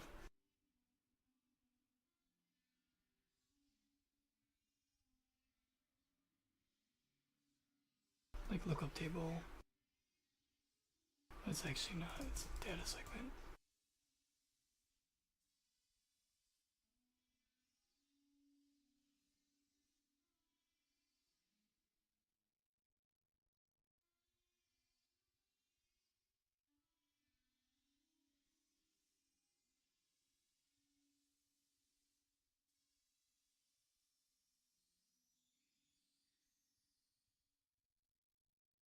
Like ASCII or ASCII from decimal. And then define what byte array.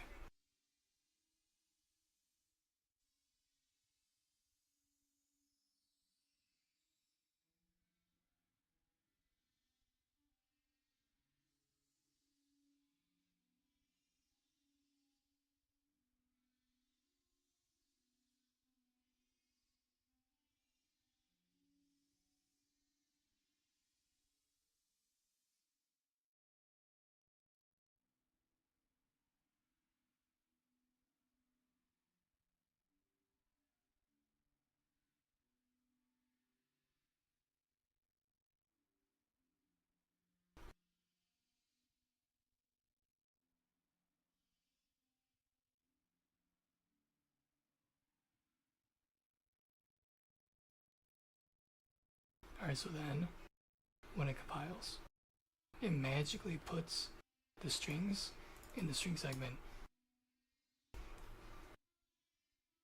Why I change this one?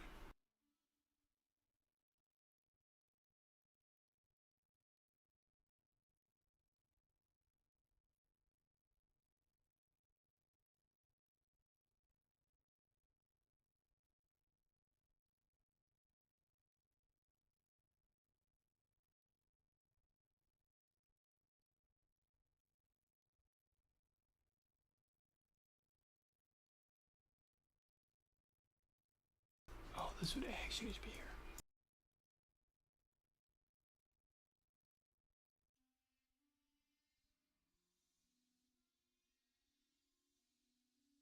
Const or no? Is const. I don't know, whatever.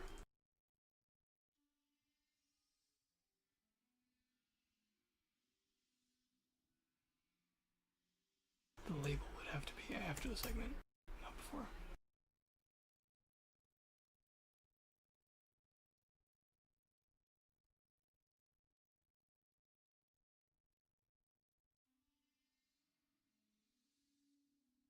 Right, so then behind the scenes, it looks like this. You can write code wherever the fuck you want. But then behind the scenes, it puts this stuff all in one segment. And anything else defined goes after it. And then all the string stuff that goes to this segment, the compiler takes all that and groups it up and gets rid of this because it's all the same segment. And it's like,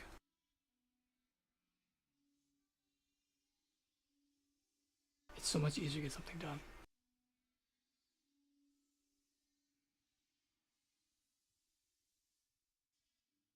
In C language, you're forced due to like complying with like conforming to stupid language. You gotta fucking like give the fucking type, like int, give it a name,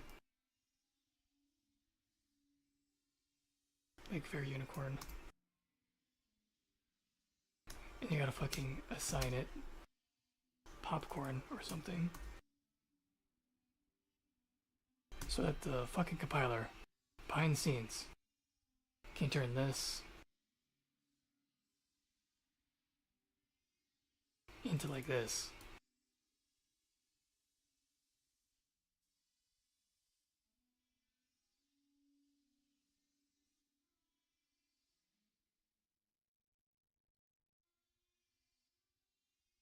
You gotta go through all the extra work of like putting this fucking equal sign and then this colon when like 88% of the time there's no need, and it's just extra typing. It's freaking dumb.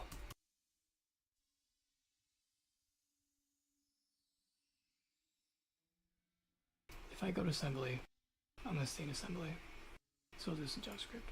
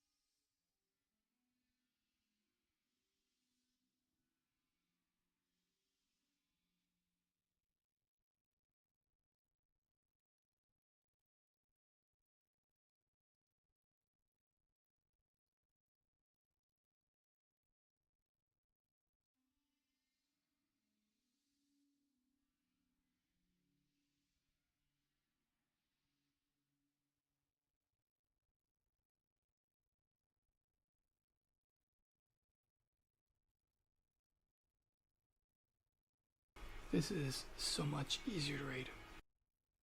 When it does this, it's like fucking, there's no like header, there's no like changing of the font size.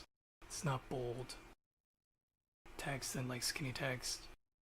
Just freaking readable. This is so nice.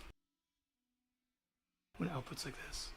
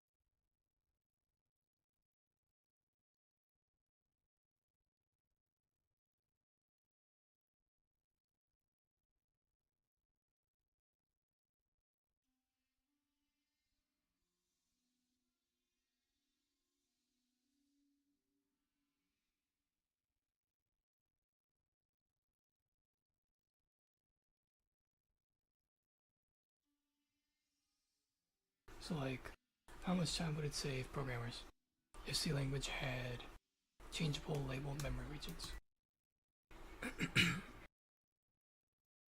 Like most assemblers do.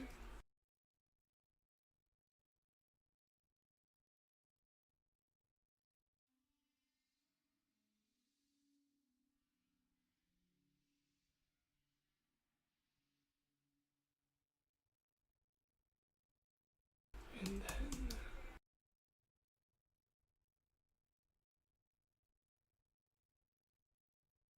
is changeable even a word? Whatever.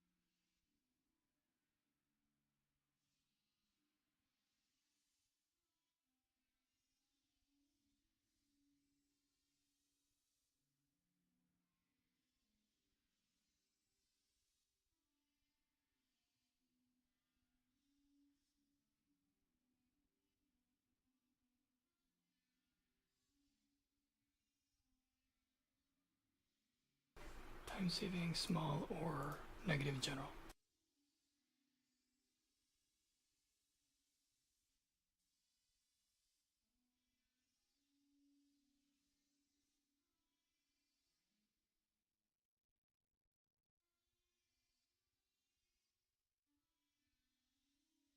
Your idea: expose linker segment control to language.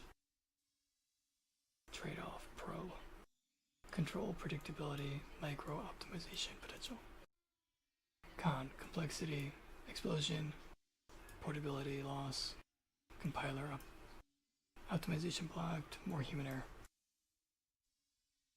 Alright, chatbot must be right. Yup.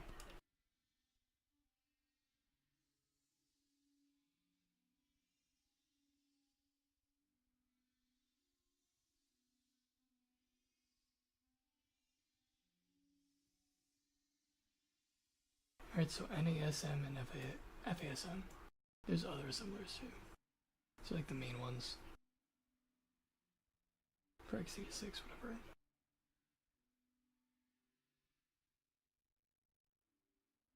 Source file, directives, labels, instructions.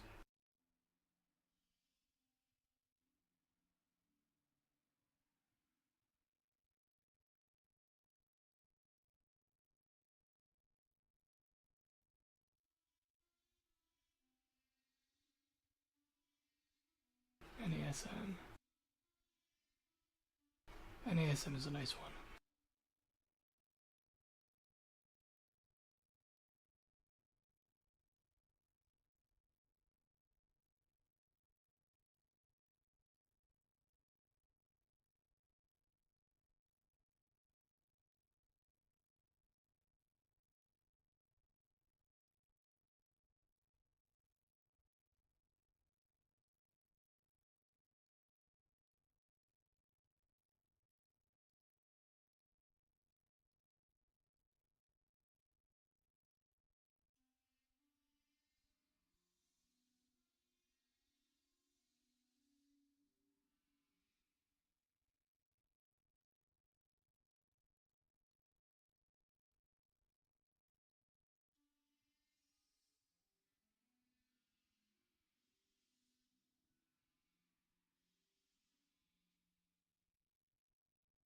So chatbot, I think it missed macros in C language.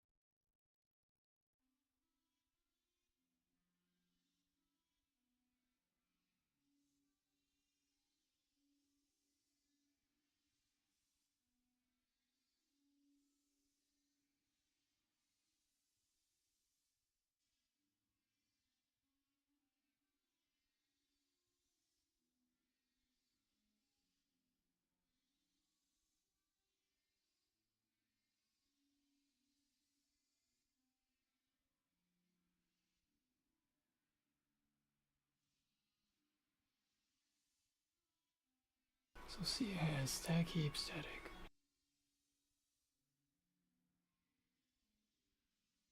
That's it.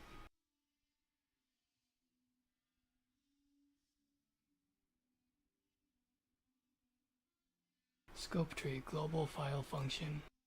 It missed the entire thing.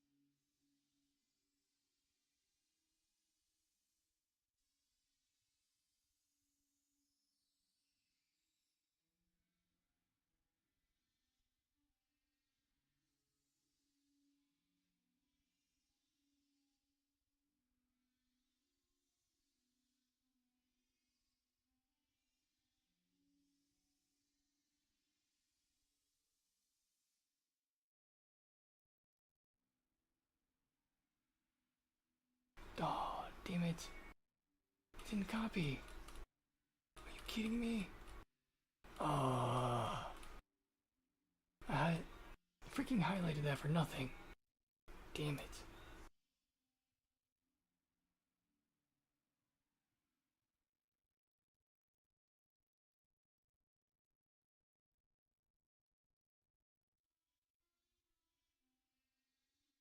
Alright, so here, this is what I wanted. It didn't output that for any of them. This isn't even the whole thing. It left out macros.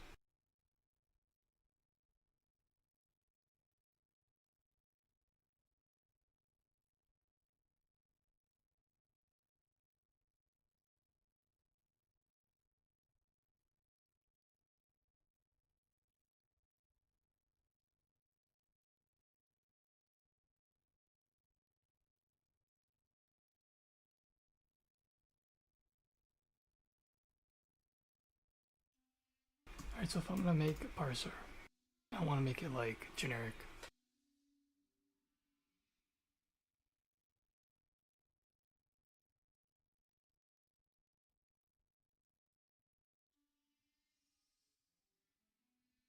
And this is HTML.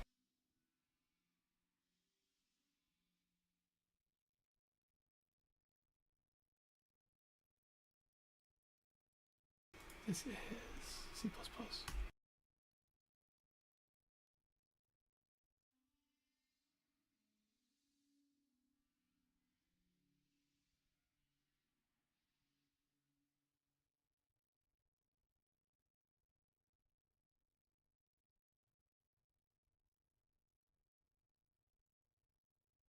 How does it have nested elements? Nested elements, but it leaves out the elements that make up the page. Like the doc type and all that shit.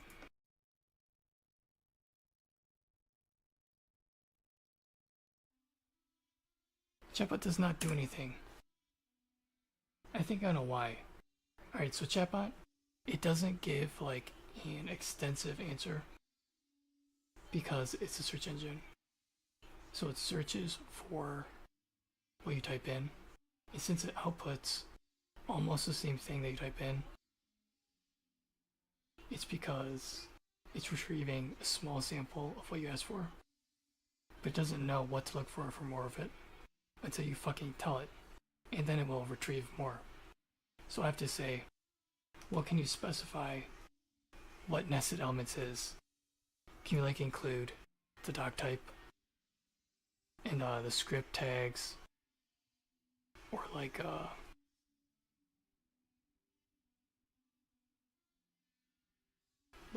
don't know, whatever. Chatbot's fucking retarded. So if I make a generic parser, I don't know, whatever.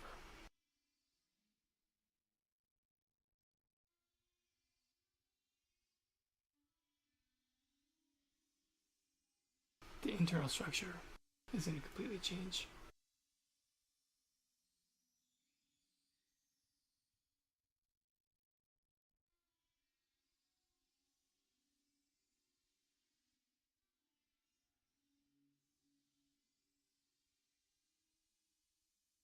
Cascading style sheets.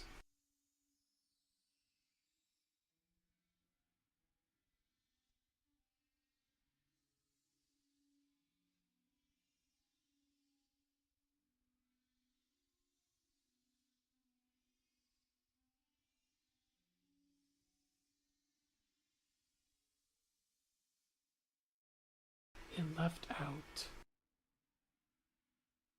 the media rule or whatever.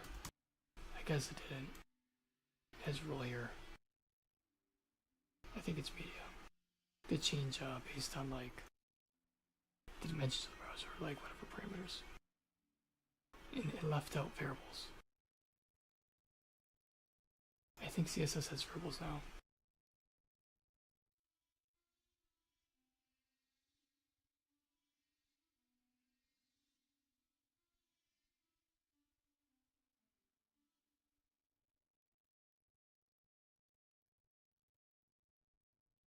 Well, that didn't help very much.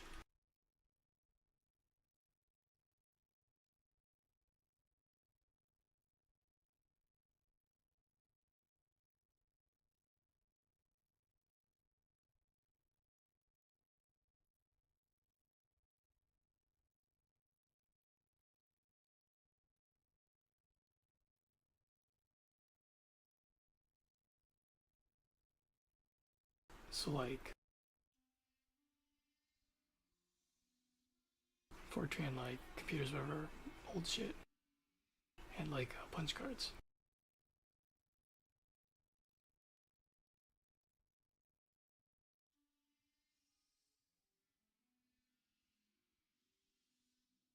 I'm basically making like a simulation engine.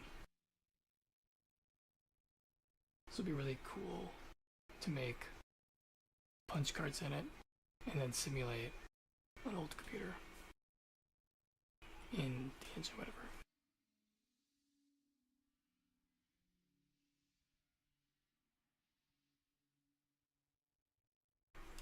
Whatever.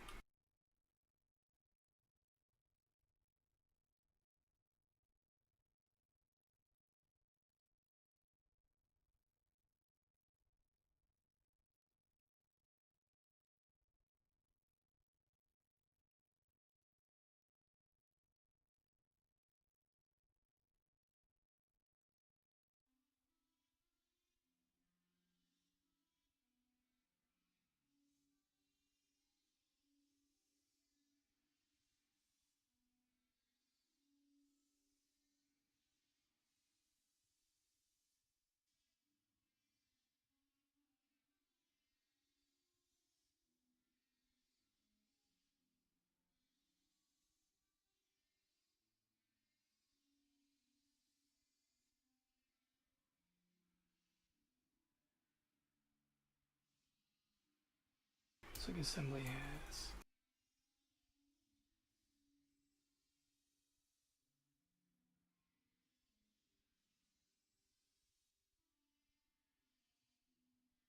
main assembly is fucking weird spell.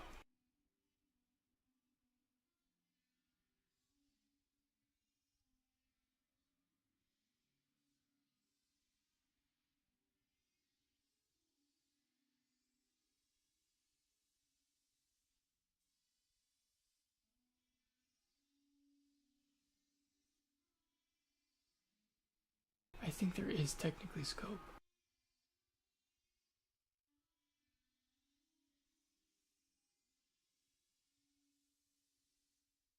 But it's not the same as C.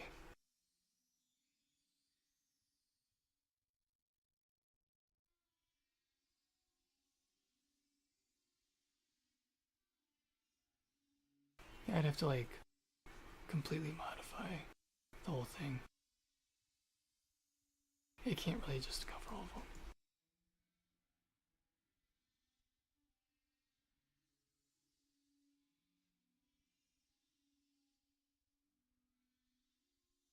Easily. Like easily, whatever. I'd have to like set the thing.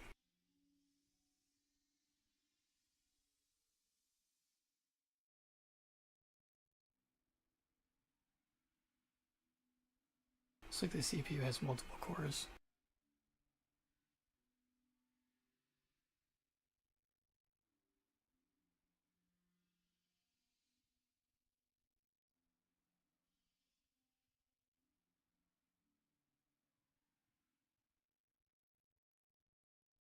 And then the CPU has like memory on the die, CPU die.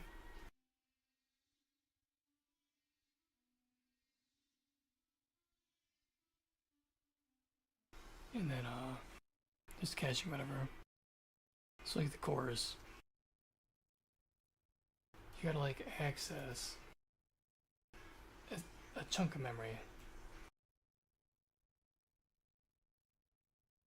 I'm not sure if it's because the operating system batches them up based on resource, the memory region. Because that'd be like that'd be like complicated. The operating system doesn't do complicated. The operating system complicates, it doesn't do complicated.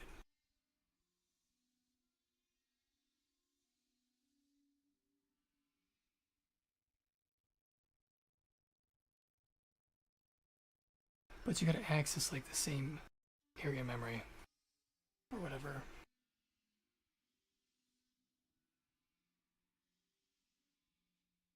So if it's like here, whatever, then if all threads are reading from here,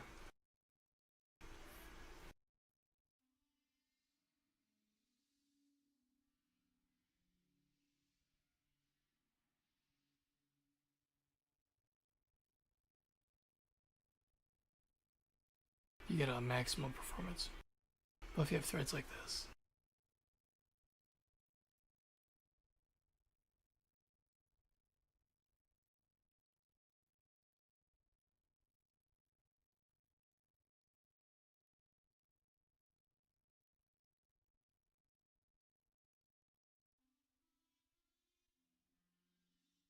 then threads 2 and 3 will most likely be fastest. Because there'll be less cache misses. And they're both accessing one area compared to these two. They're accessing like way out of the range of the other ones. So like last night, whatever, after thinking all day, I finally like figured out how to like separate the work to get like maximum threading. So like I guess in parsing whatever, C language is simpler than C sharp.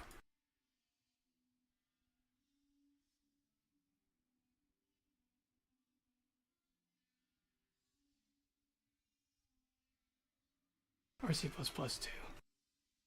So C++ has all stuff. And technically, since it has more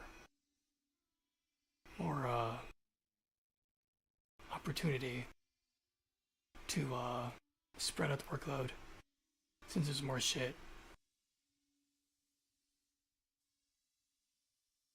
more of the CPU can be utilized, whatever.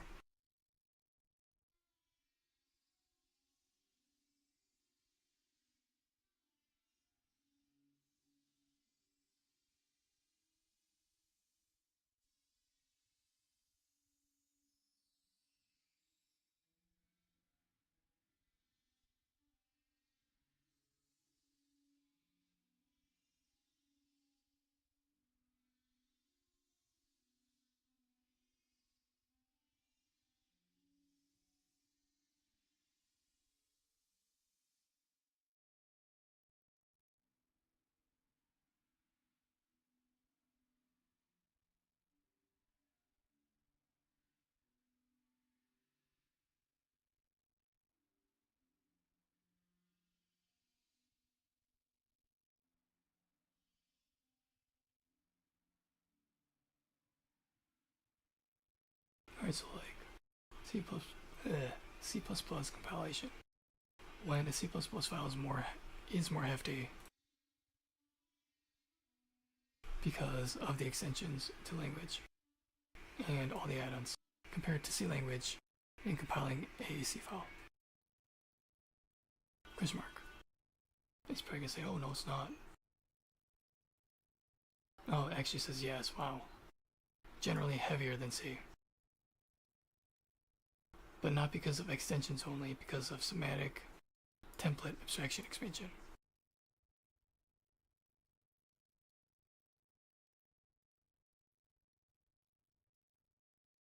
So like all this stuff adds to the complexity.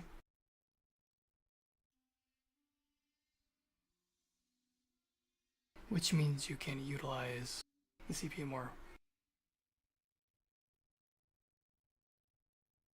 With a C++ file.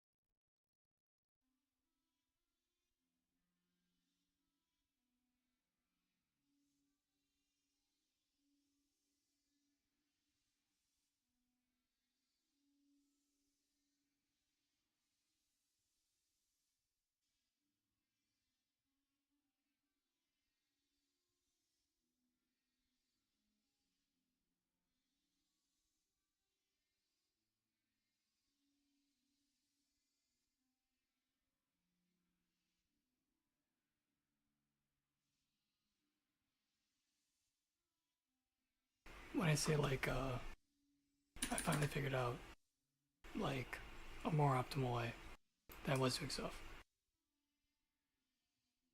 I mean, like I actually like figure something out, whatever. It's like ironic, whatever. So like a C++ file, it's more complicated, whatever. There's more room to like partition how it's processed. So if this is like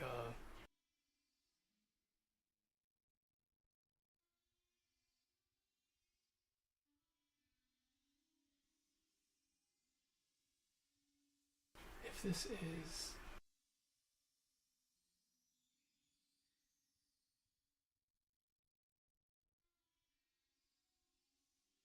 just resources in general, the green bar.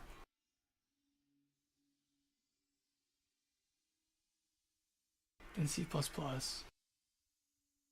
or like the power that's available to process it on the CPU.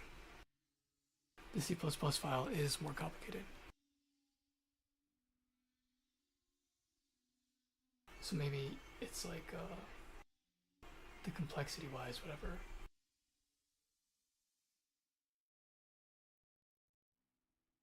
It can be split up like to use half the CPU, whatever. So it means like you can fill tables and distribute the workload and use half the CPU of what's available as it's running. And with C, since it's like simpler, you can't use all the CPU because it's simpler. There's less layers. So you can only use part of the CPU because there's less steps. So like C++, if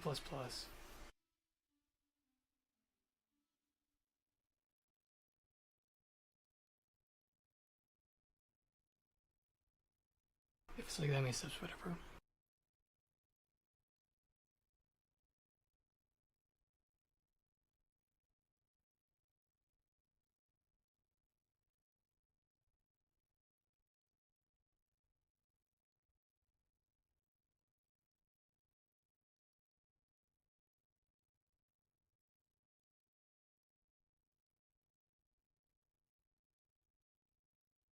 There's more to like distribute among the workload on the CPU.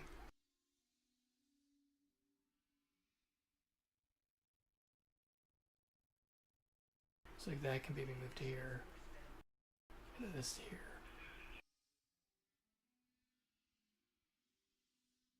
And this here, or whatever.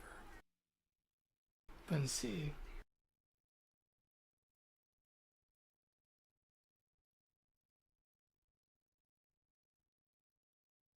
there's less layers.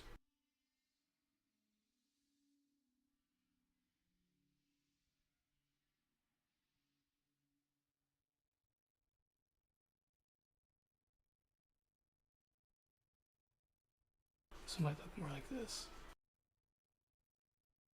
complexity-wise. And then it's like, oh, I'm gonna freaking like multi-thread C and how it's like compiling when it like processes the text file to make the program, to make the executable, whatever. It's like, oh, there's only like 2 steps of complication.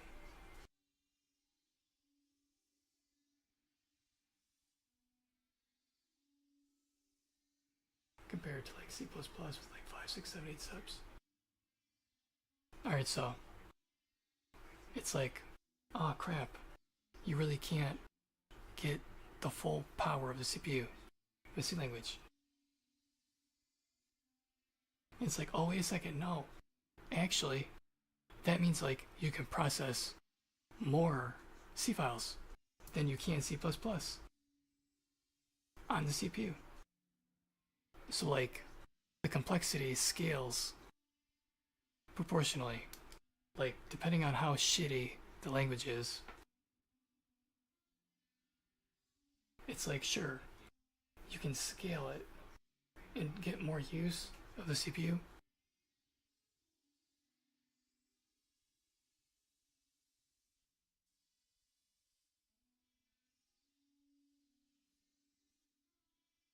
Except when you want like run 2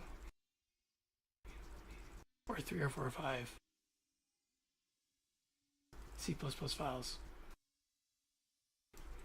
you can only get like 2 files at a time because you're using more of the CPU. Except it takes longer. But in C, there's less parallelism and just whatever overlap and stuff, and nesting and layering. So you don't get to use the whole CPU, but you can use more of it. Oh, this is so laggy. And maybe get like 3 files done instead of 2. So I don't know.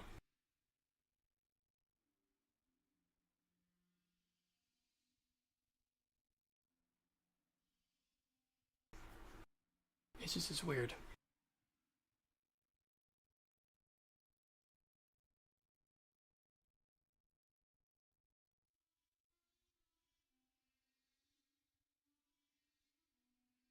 I don't know, whatever.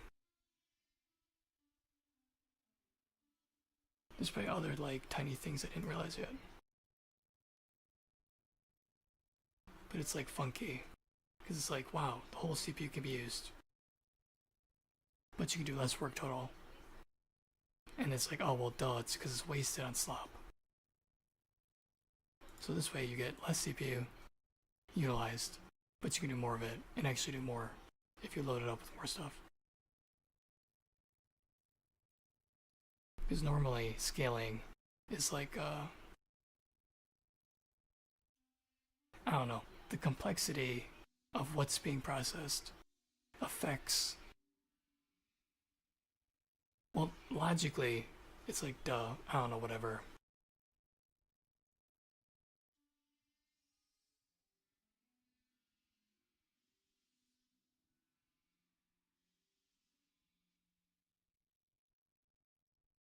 So I'm gonna ignore all that stuff for now and just get this running.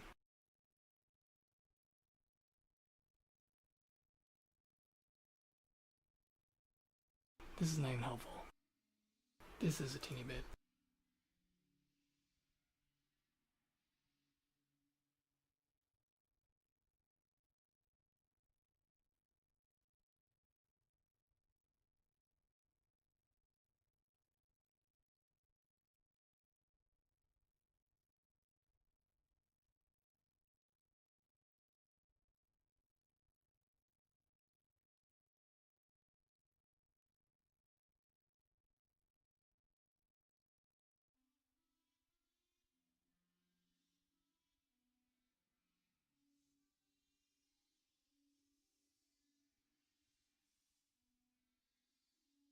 This might be all the operators.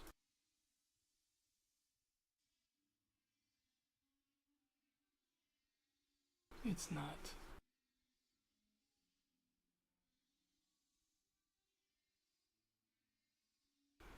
Why is it so difficult to make a mouse pointer?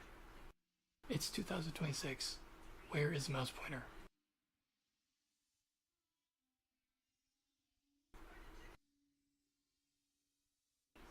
When you update an operating system, it should be layered. You know, layers. Like onions, they have layers. Or cakes. Or paint. There's layers in painting. It's layers.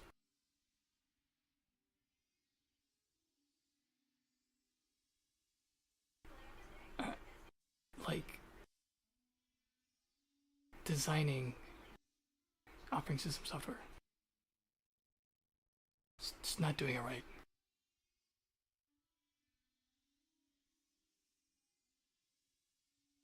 It should be layered.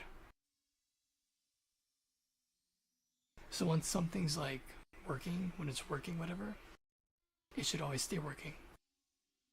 Not like something gets changed and then trickles down the whole thing.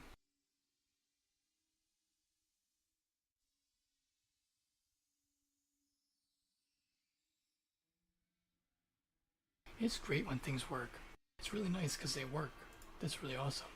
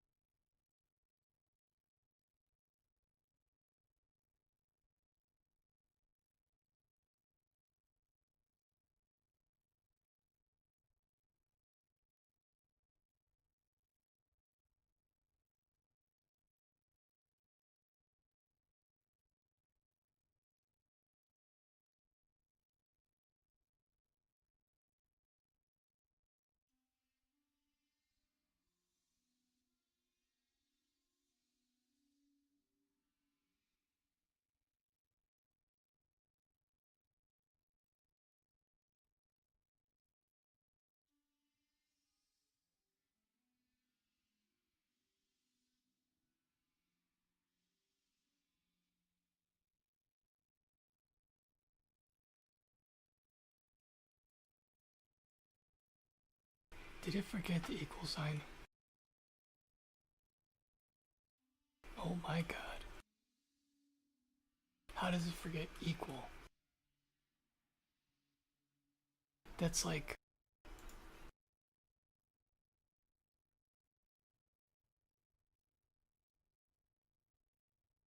I think I'm actually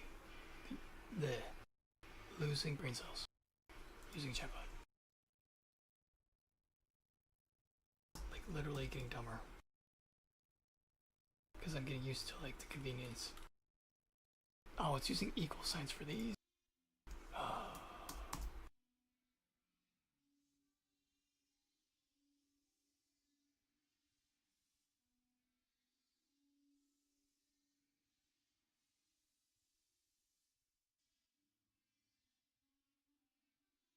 Okay, equal sign.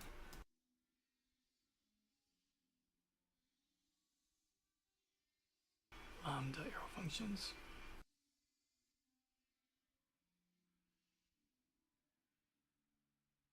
Lambda scope.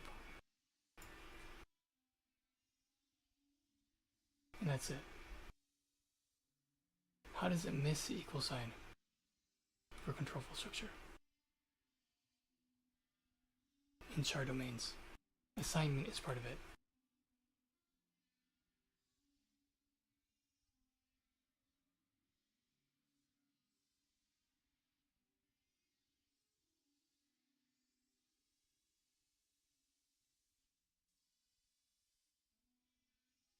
Alright, what percent of a code file is equal sign in a C program?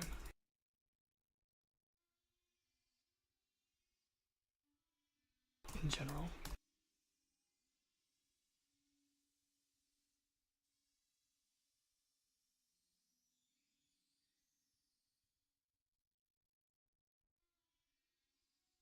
Only 3%?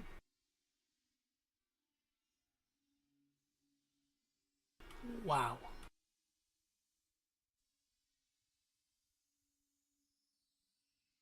Alright, you know why it forgot the equal sign? Because the training data weights said equal is not that important compared to block scope and lambda functions. And that reflects directly what it says here. It's a dumb database.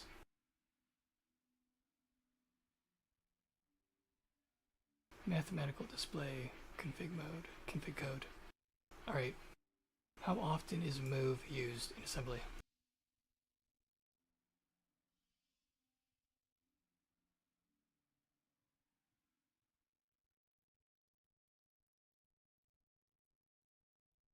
very often, most frequent instruction in typical programs. Alright, what is the relation between move and equal?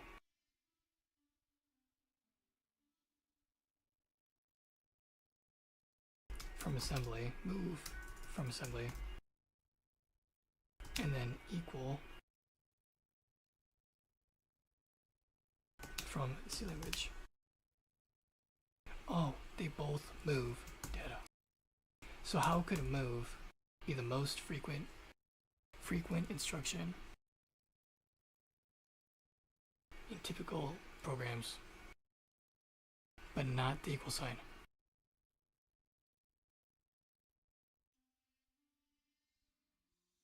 (20 to 50% of instructions). Compute heavy code because you're using like non-moves, but they still move. Branch heavy, 30 to 60%.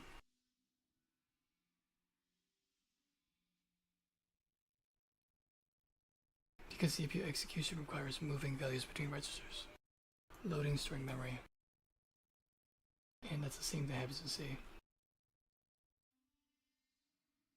The most frequent instruction category, often 1 to 5 or 1/2 of all instructions in real programs. Unavoidable due to memory register architecture. Alright, how is it even possible to write a program without the equal sign in C?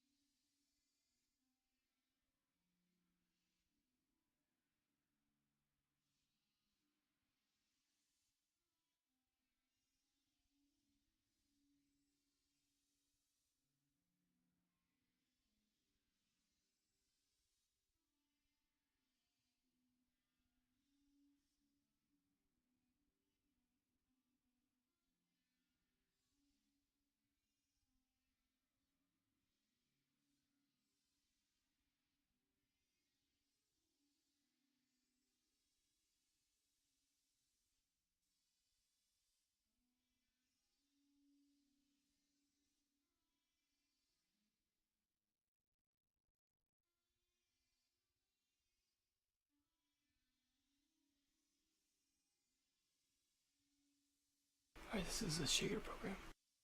How many times does equal show up? 1, 2, 3, 4, 5, 6. The equal sign is fucking everywhere.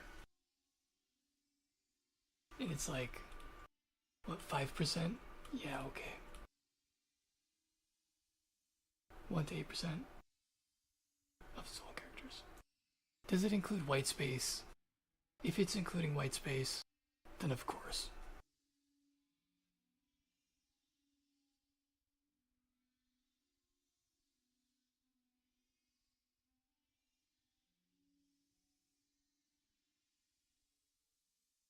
In C, equal can become many instructions. Is equal sign required? Yes, practically and grammatically. You can write C with 0 equal, only in extreme unusual cases.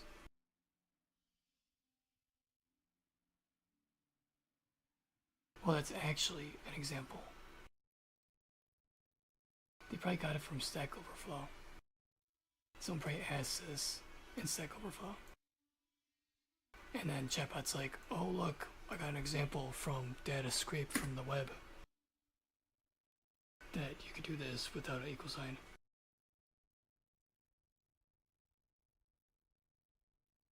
Paste this on the internet.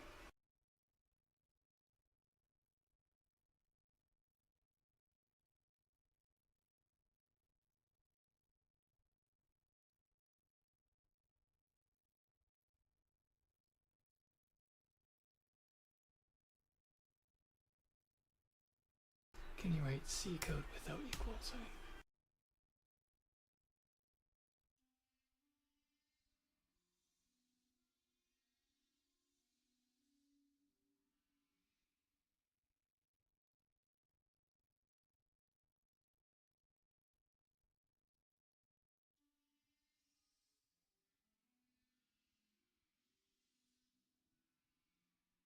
Can a whole operating system be written without using even one line of C? Yes, it can.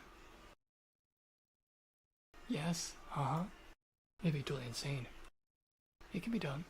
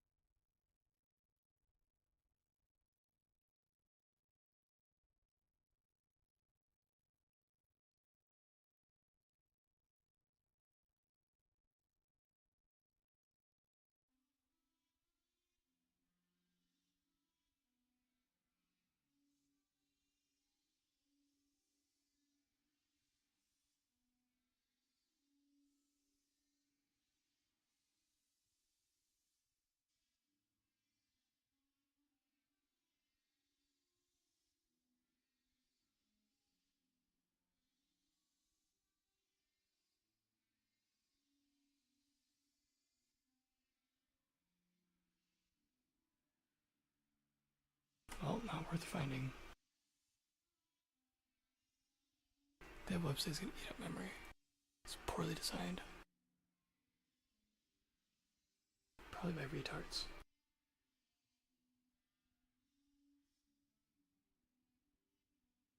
Being retarded would suck. But like, normal people that are retarded, but not medically diagnosed as retarded, because they're not, that'd be even worse. Because then it's like you might as well be retarded.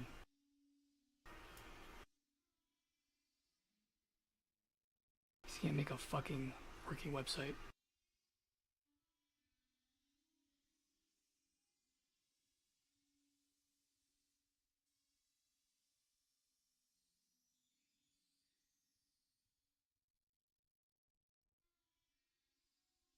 Alright, chatbot must be right.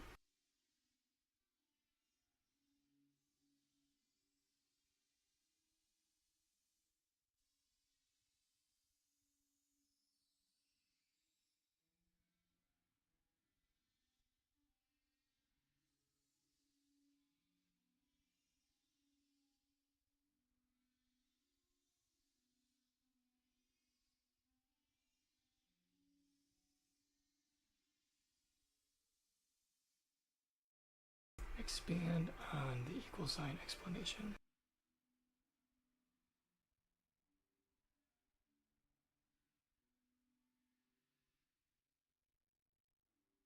As you did with blocks.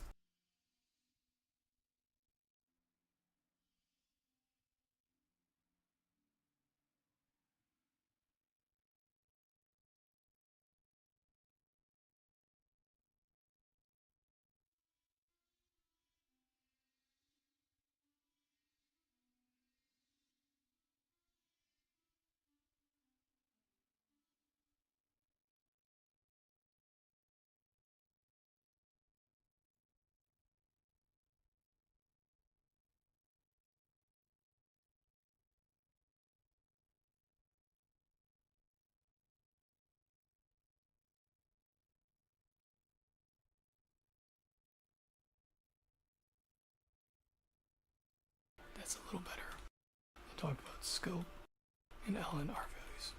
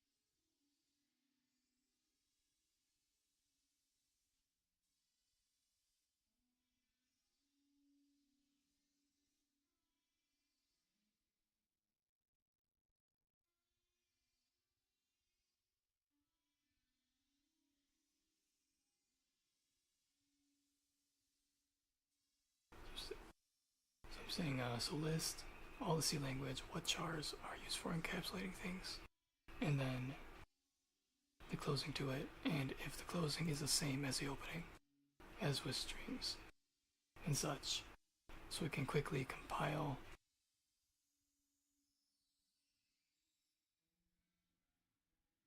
a list of beginning, then a separate list of closing to them to look for. And some things are not evenly weighted or symmetrical. The semicolon is technically the closing to the equal operator and such.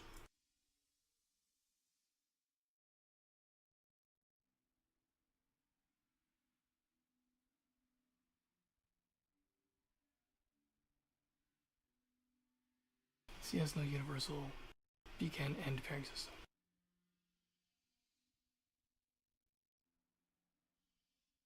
That's what blocks and square print, whatever.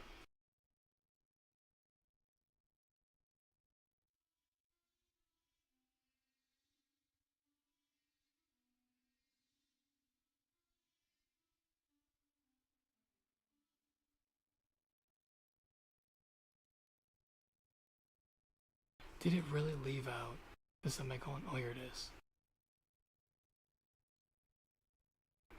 Quote is technically the closing to equal operator. Correction, equal is not paired with semicolon. Equal is assignment operator. Semicolon is a statement terminator. Different grammatical layers. Okay, sure. Explains why it's so complicated and fucking retarded.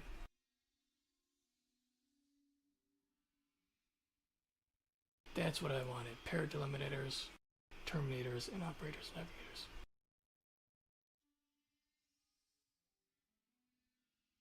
That's all I wanted.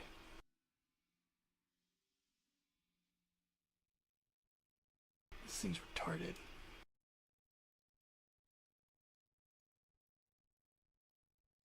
I could have made my own list. And it would have taken the same amount of work. But it wouldn't be as amusing. And then this way I get to burn GPU servers and have it answer my questions. Like if it helps put them in debt, well then I'm gonna do my part and ask GPT as many questions as I can. Alright, so I need a list for this, and this, and these. So I simply gotta make like 3 separate objects. Well, this has to be split up in like opening and closing. And I'll get these first. Then the other ones.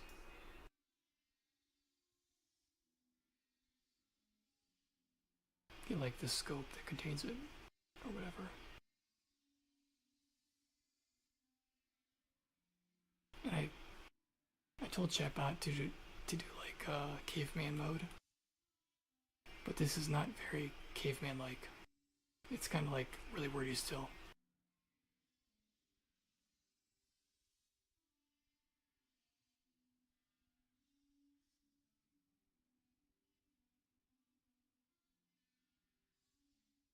Man, the lag is real.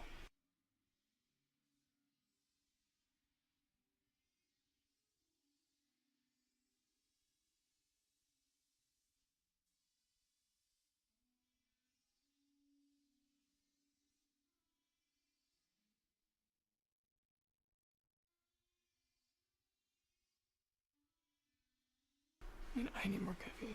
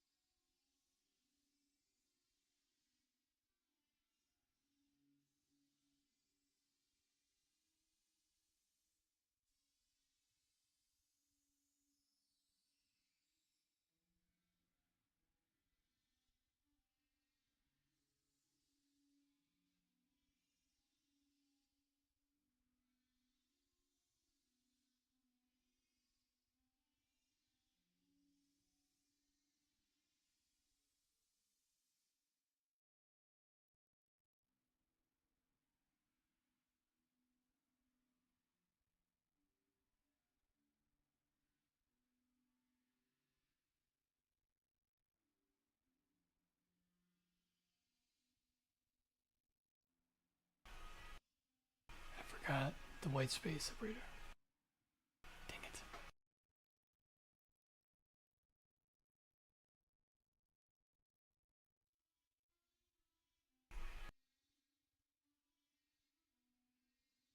I'll just put in with it for the opening, whatever.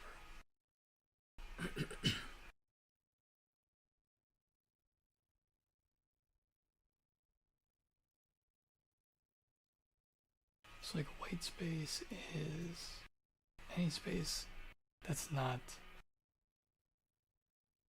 a printable character or like use whatever.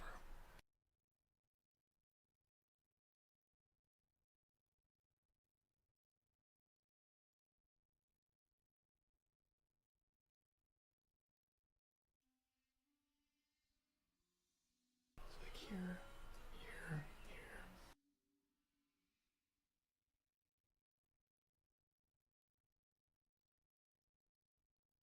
So I need to find the first non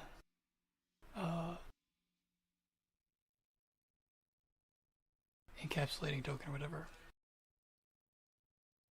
So instead of looking for these specifically, I also need this or whatever happens to be here. They can separate when it's like an opening one, whereas a closing from when it's like a property defined or whatever. Damn, the lag is so bad.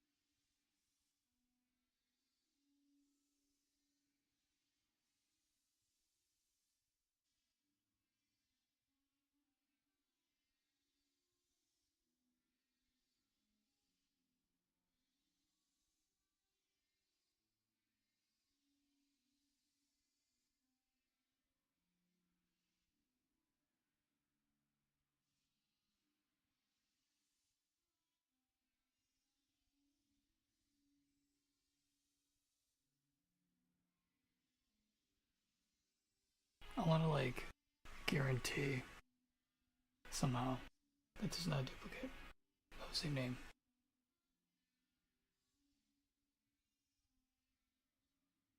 But if I make I think I'll just override the last one.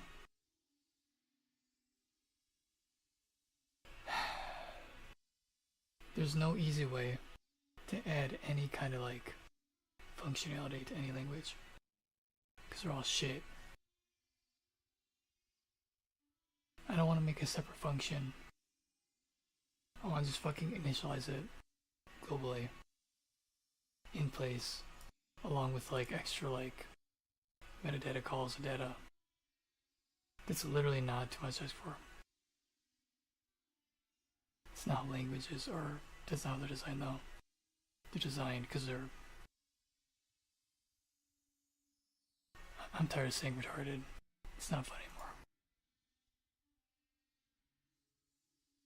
But retarded. It's fucking retarded.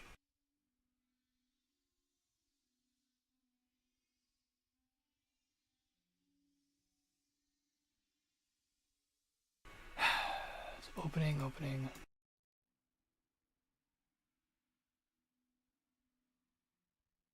Opening, opening. Opening.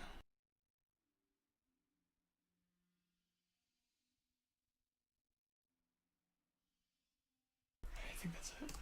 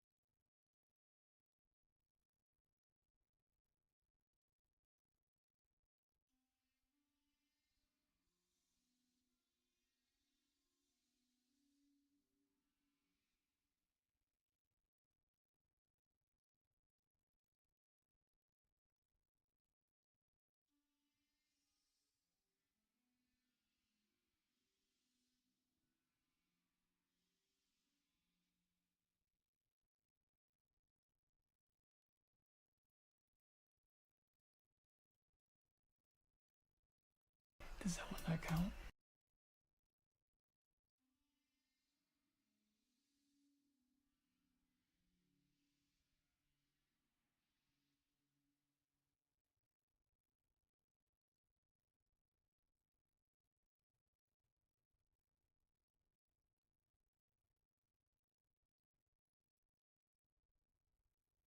Oh, it's C sharp, I guess. That's still not opening. That's like a...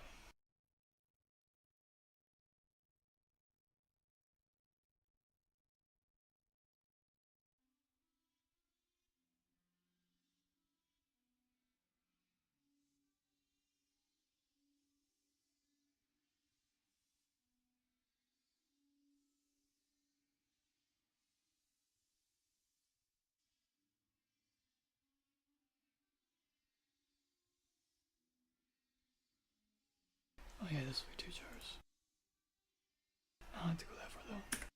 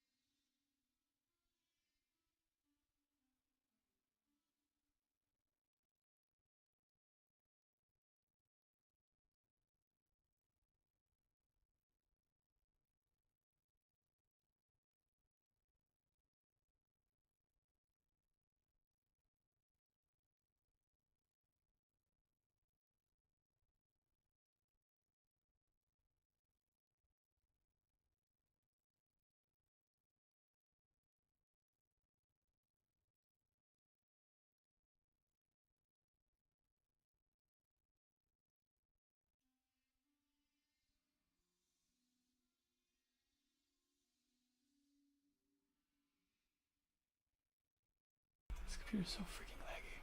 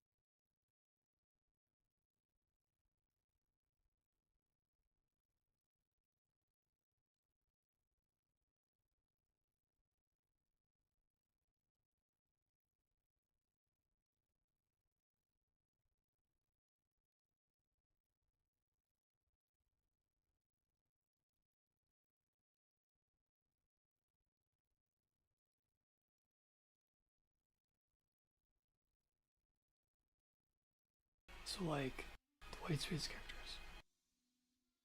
That's like not pure data. So I think I'll make these all like function like. Then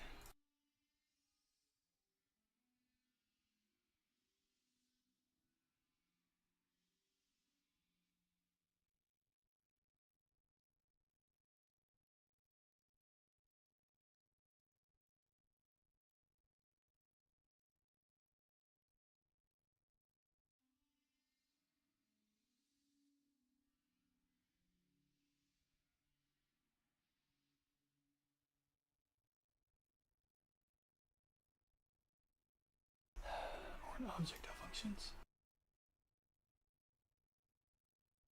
Some kind of blob.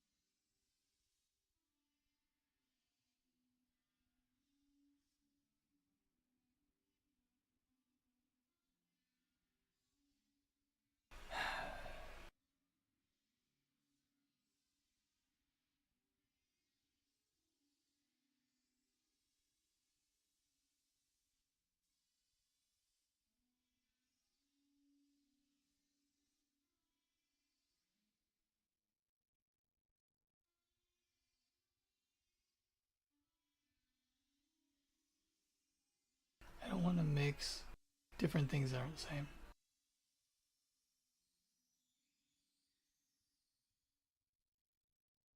I think I'll use a label to identify whatever. So it's like level 1, whatever.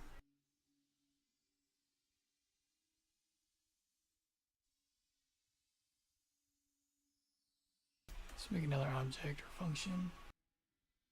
Or object actually. I call it like white space operators. Or white space characters. And then because it's like a separate group, it's like yeah.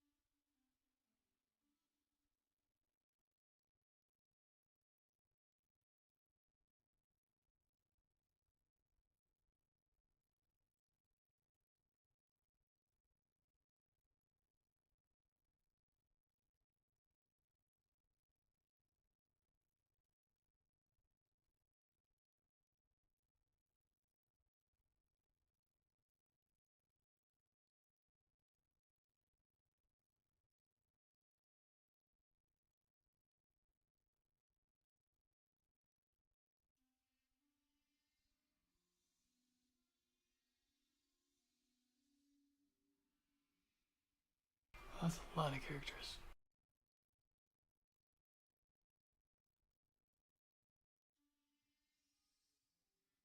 Oh, there's a Unicode too. That's really freaking.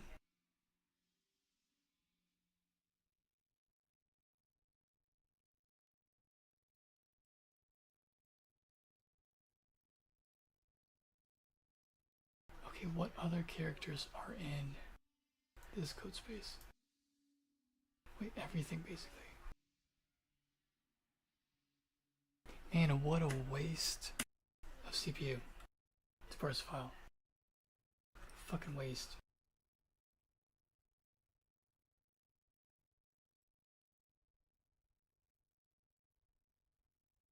So like, is there any pattern to the madness?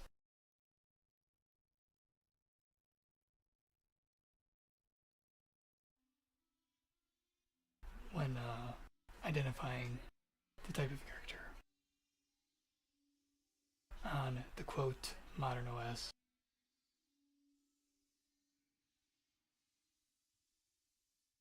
Or the code point.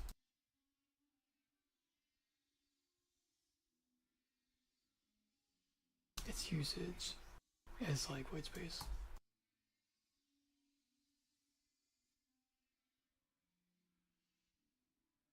In that or whatever. Is there like a single bit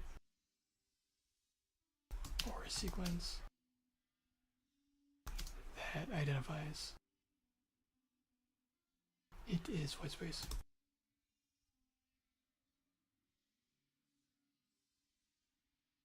Or does the CPU have to waste time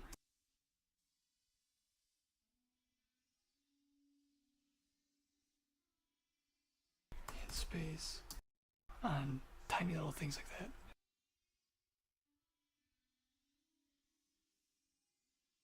And then support freaking nothing's ever supported or standardized.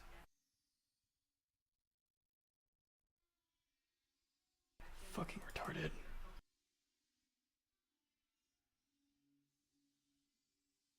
So what what could be done is a program could like loop a program, or the program that's compiling, it could loop all the characters in it and save a list of all the white space characters. This isn't done though, probably, because they're retarded. Like fucking retarded. All this shit's fucking... How fucking slow do you have to be? This is ridiculous.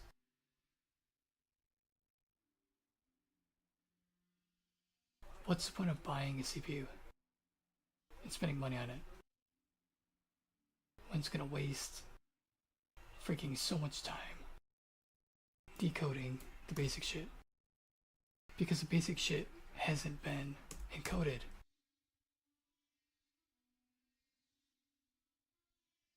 For like optimal retrieval or anything. Subpar. Fucking subpar. And annoying. As if every single fucking engine will ever be able to like... Nobody even meets the current JonsScript standard.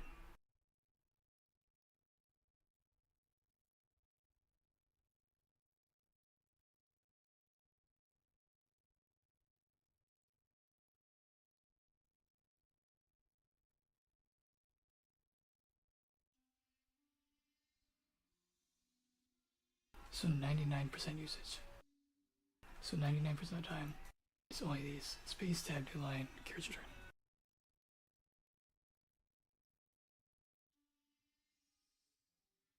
But for that like 0.2% of the time, that's what it's account for. Even though it's commonly gonna be this. For that last teeny bit, 2%, you gotta account for all these. That's fucking retarded. And then it's probably inside like a case where it's hard coded as a switch statement. And switch statements are very, very slow. The slowest fucking thing.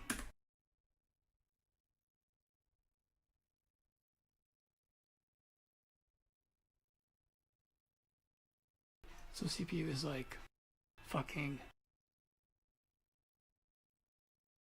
It's not a case statement. These are not even in order. This would be like a chained if-else statement.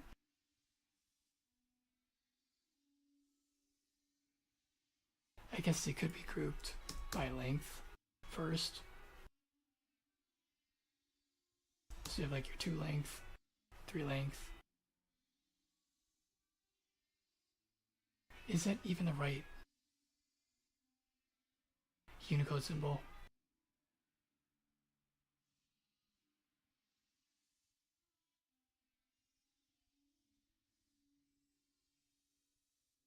Chatbot said things were stored in Unicode. Chatbot is fucking dumb.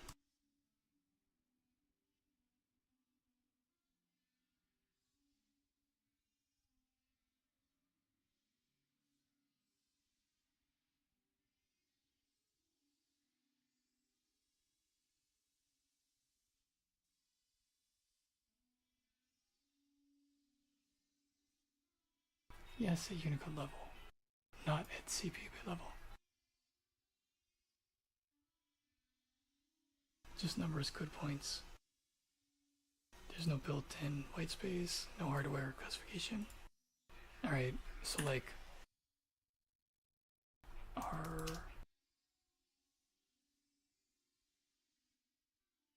text files, retarded. How are they not encoded for optimal CPU throughput?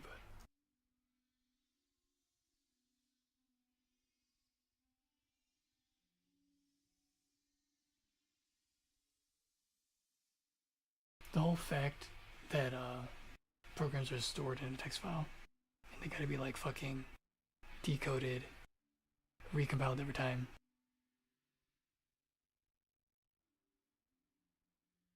The fact that that's true, that's the state of things, I don't know, it's not surprising.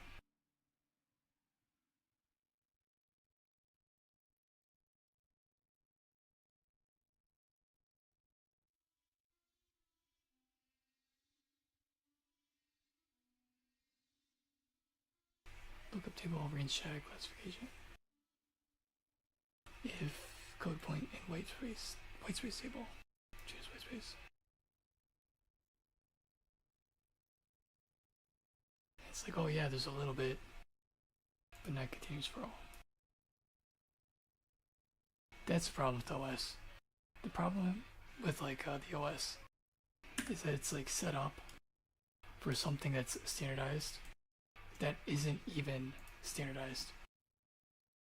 So they have conventions, and it's like, hey everyone, follow standard.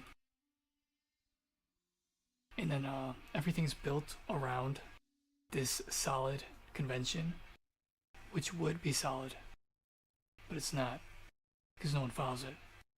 So everything's like hard-coded for this solid, shitty standard for years and years and years.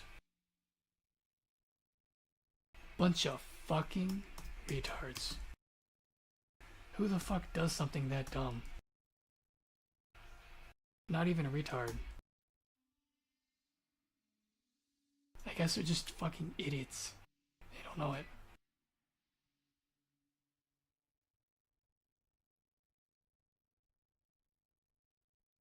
Alright, let's say like it's a code file, okay? And you want to compile it. If there's like a separate byte to say like what kind of character it is, so when being parsed, it'll be able to parse it way quicker. You know, it doesn't matter, who cares, right? I mean, everything makes so much sense. Like, duh. They could, though, check for every character that's not present. So they could take a whole file and then loop the whole thing from top to bottom and then be like, is this present in this file? Nope. Is this one present? Or that one? Nope. What about this one? Nope. Is this one present? Nope. And they can like remove all these other cases if they're not even there. And it's like, if it's like a normal file, it's only gonna have these. Like this file. But that would be an optimization. And since most programmers are retarded, there's no way that's happening. So CPU probably like burns through in waste space. We're talking about like tiny amounts of space. So who cares, right?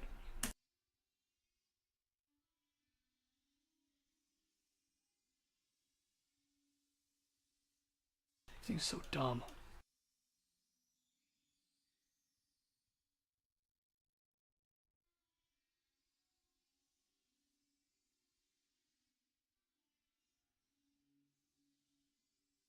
So fast path, if character less than blah blah blah. Only slow path where rare unified cases or Unicode cases.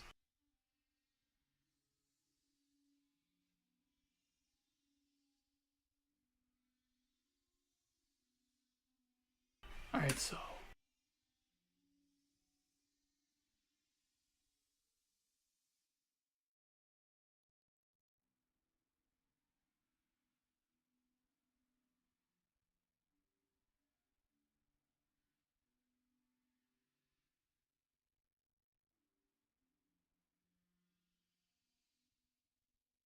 our text files retarded.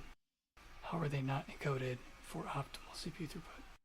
So programmers hard code if-else statements to check for these things in the static fixed executable question mark.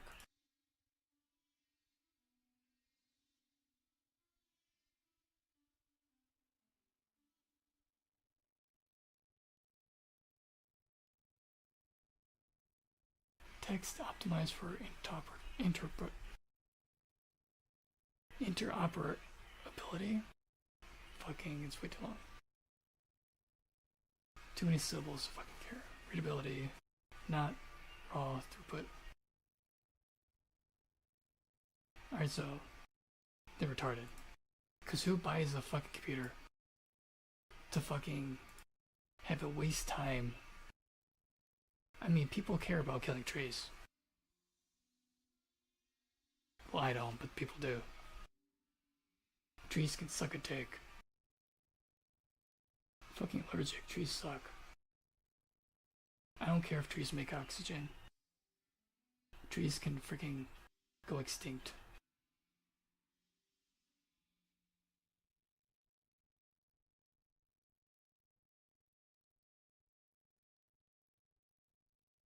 Not designed for fastest parsing possible.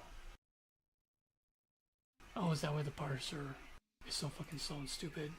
Or is that just one of the reasons on top of the many? Oh, so many reasons.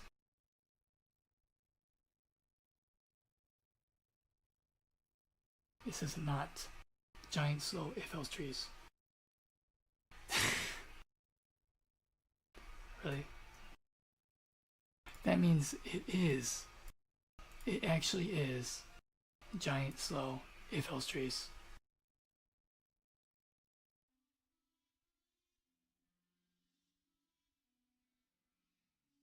Lookup tables. There is only one kind of lookup table that has this performance. Only one.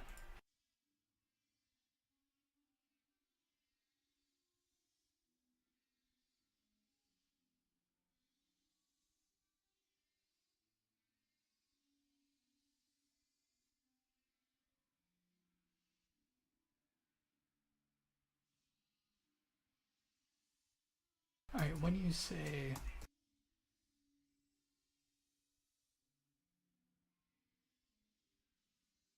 lookup tables 0-1 performance for modern techniques.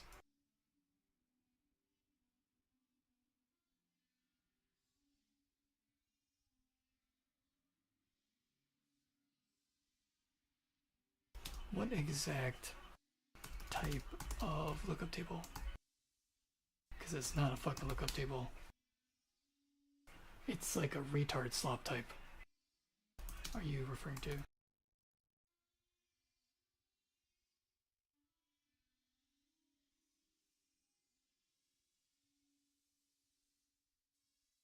Simple indexed arrays in memory. Oh yes, that's simple.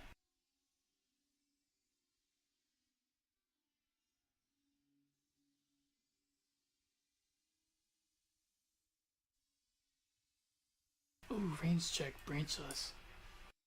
Yeah, that's real stable.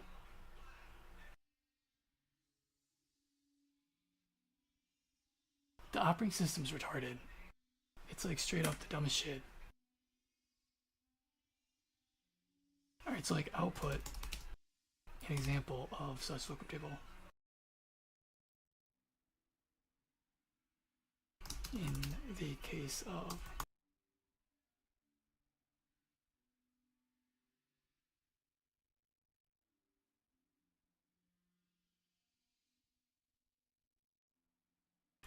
these.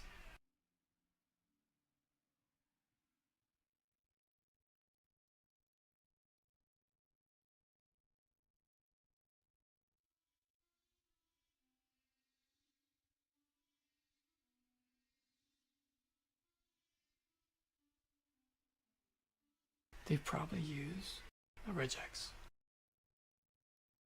It'd be the most retarded shit ever.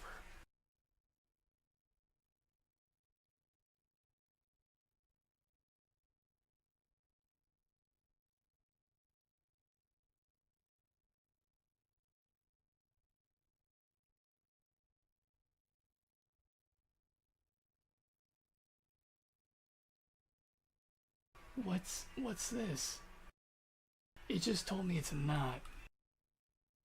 It said, oh no, it's not.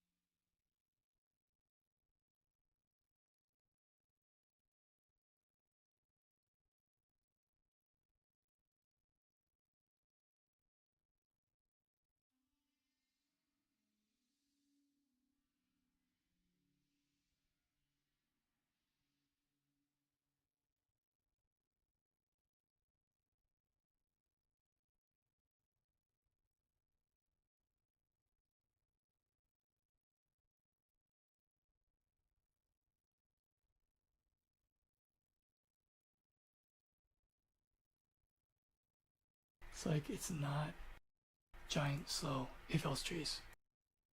It's not. It's definitely not. Nope. And it's like, oh well, here's what it looks like.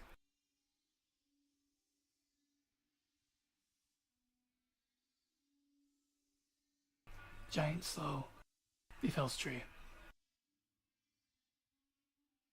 Fucking retarded. Oh, and then we have like hard coded cases. So like it does these ones and these ones are different. So it's like a mishmash of a bunch of different hard coded techniques for like constant literals. Literally not dynamic in any way. And still slow.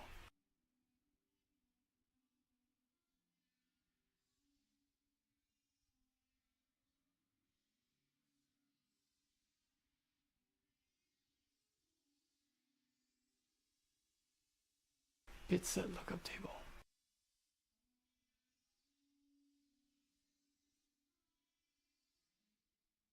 Where did it get that from? What?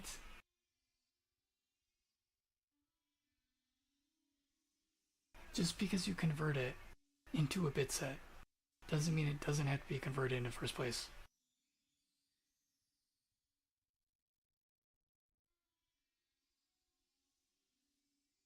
It says avoids massive 1 megabyte entry table. Alright, so like, if it was a big lookup table, maybe 1 MB, I guess, whatever. Probably more than that. So instead of like just making a big lookup table, they do the most retarded thing. They fucking hard code literals and make like big ass if else trees. That's what this is behind the scenes.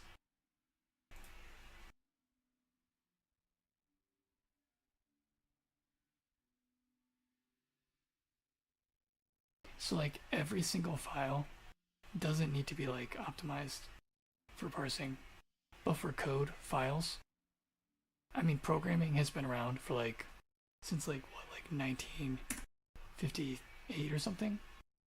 So like 60 years or something. So like after like 60 years, how are text files that are known to be processed, not saved in a more optimal way? I mean, 3D CAD moved from paper to computer, and then programming moved from punch cards to computer. And that's about as far as it got. Cause like, we get a fucking text editor, a spell checker, some shit that like inlines code. In the browser, not the browser, the window manager is a piece of shit. It has to process all its text in here. I highly doubt that Sublime's like modifying text file after it reads it. It's probably like storing extra metadata and leaving it as it is.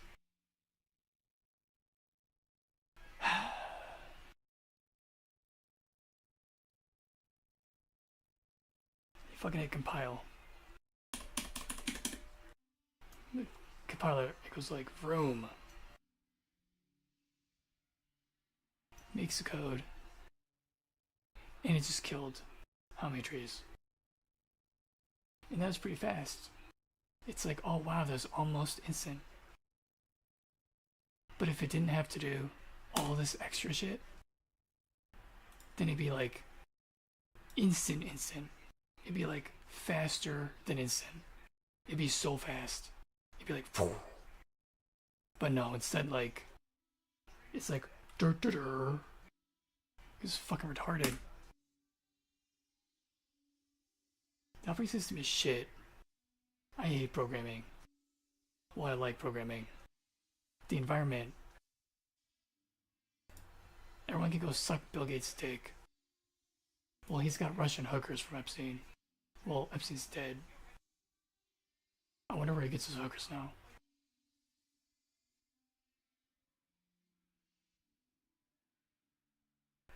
I don't mind doing another stream. Can't always get what you want. I'm gonna start another stream. This one's at like the limit. Because YouTube doesn't have 24-hour streams. Because YouTube's retarded. They don't know how to update their, whatever the fuck they're running. It only handles 12 hours.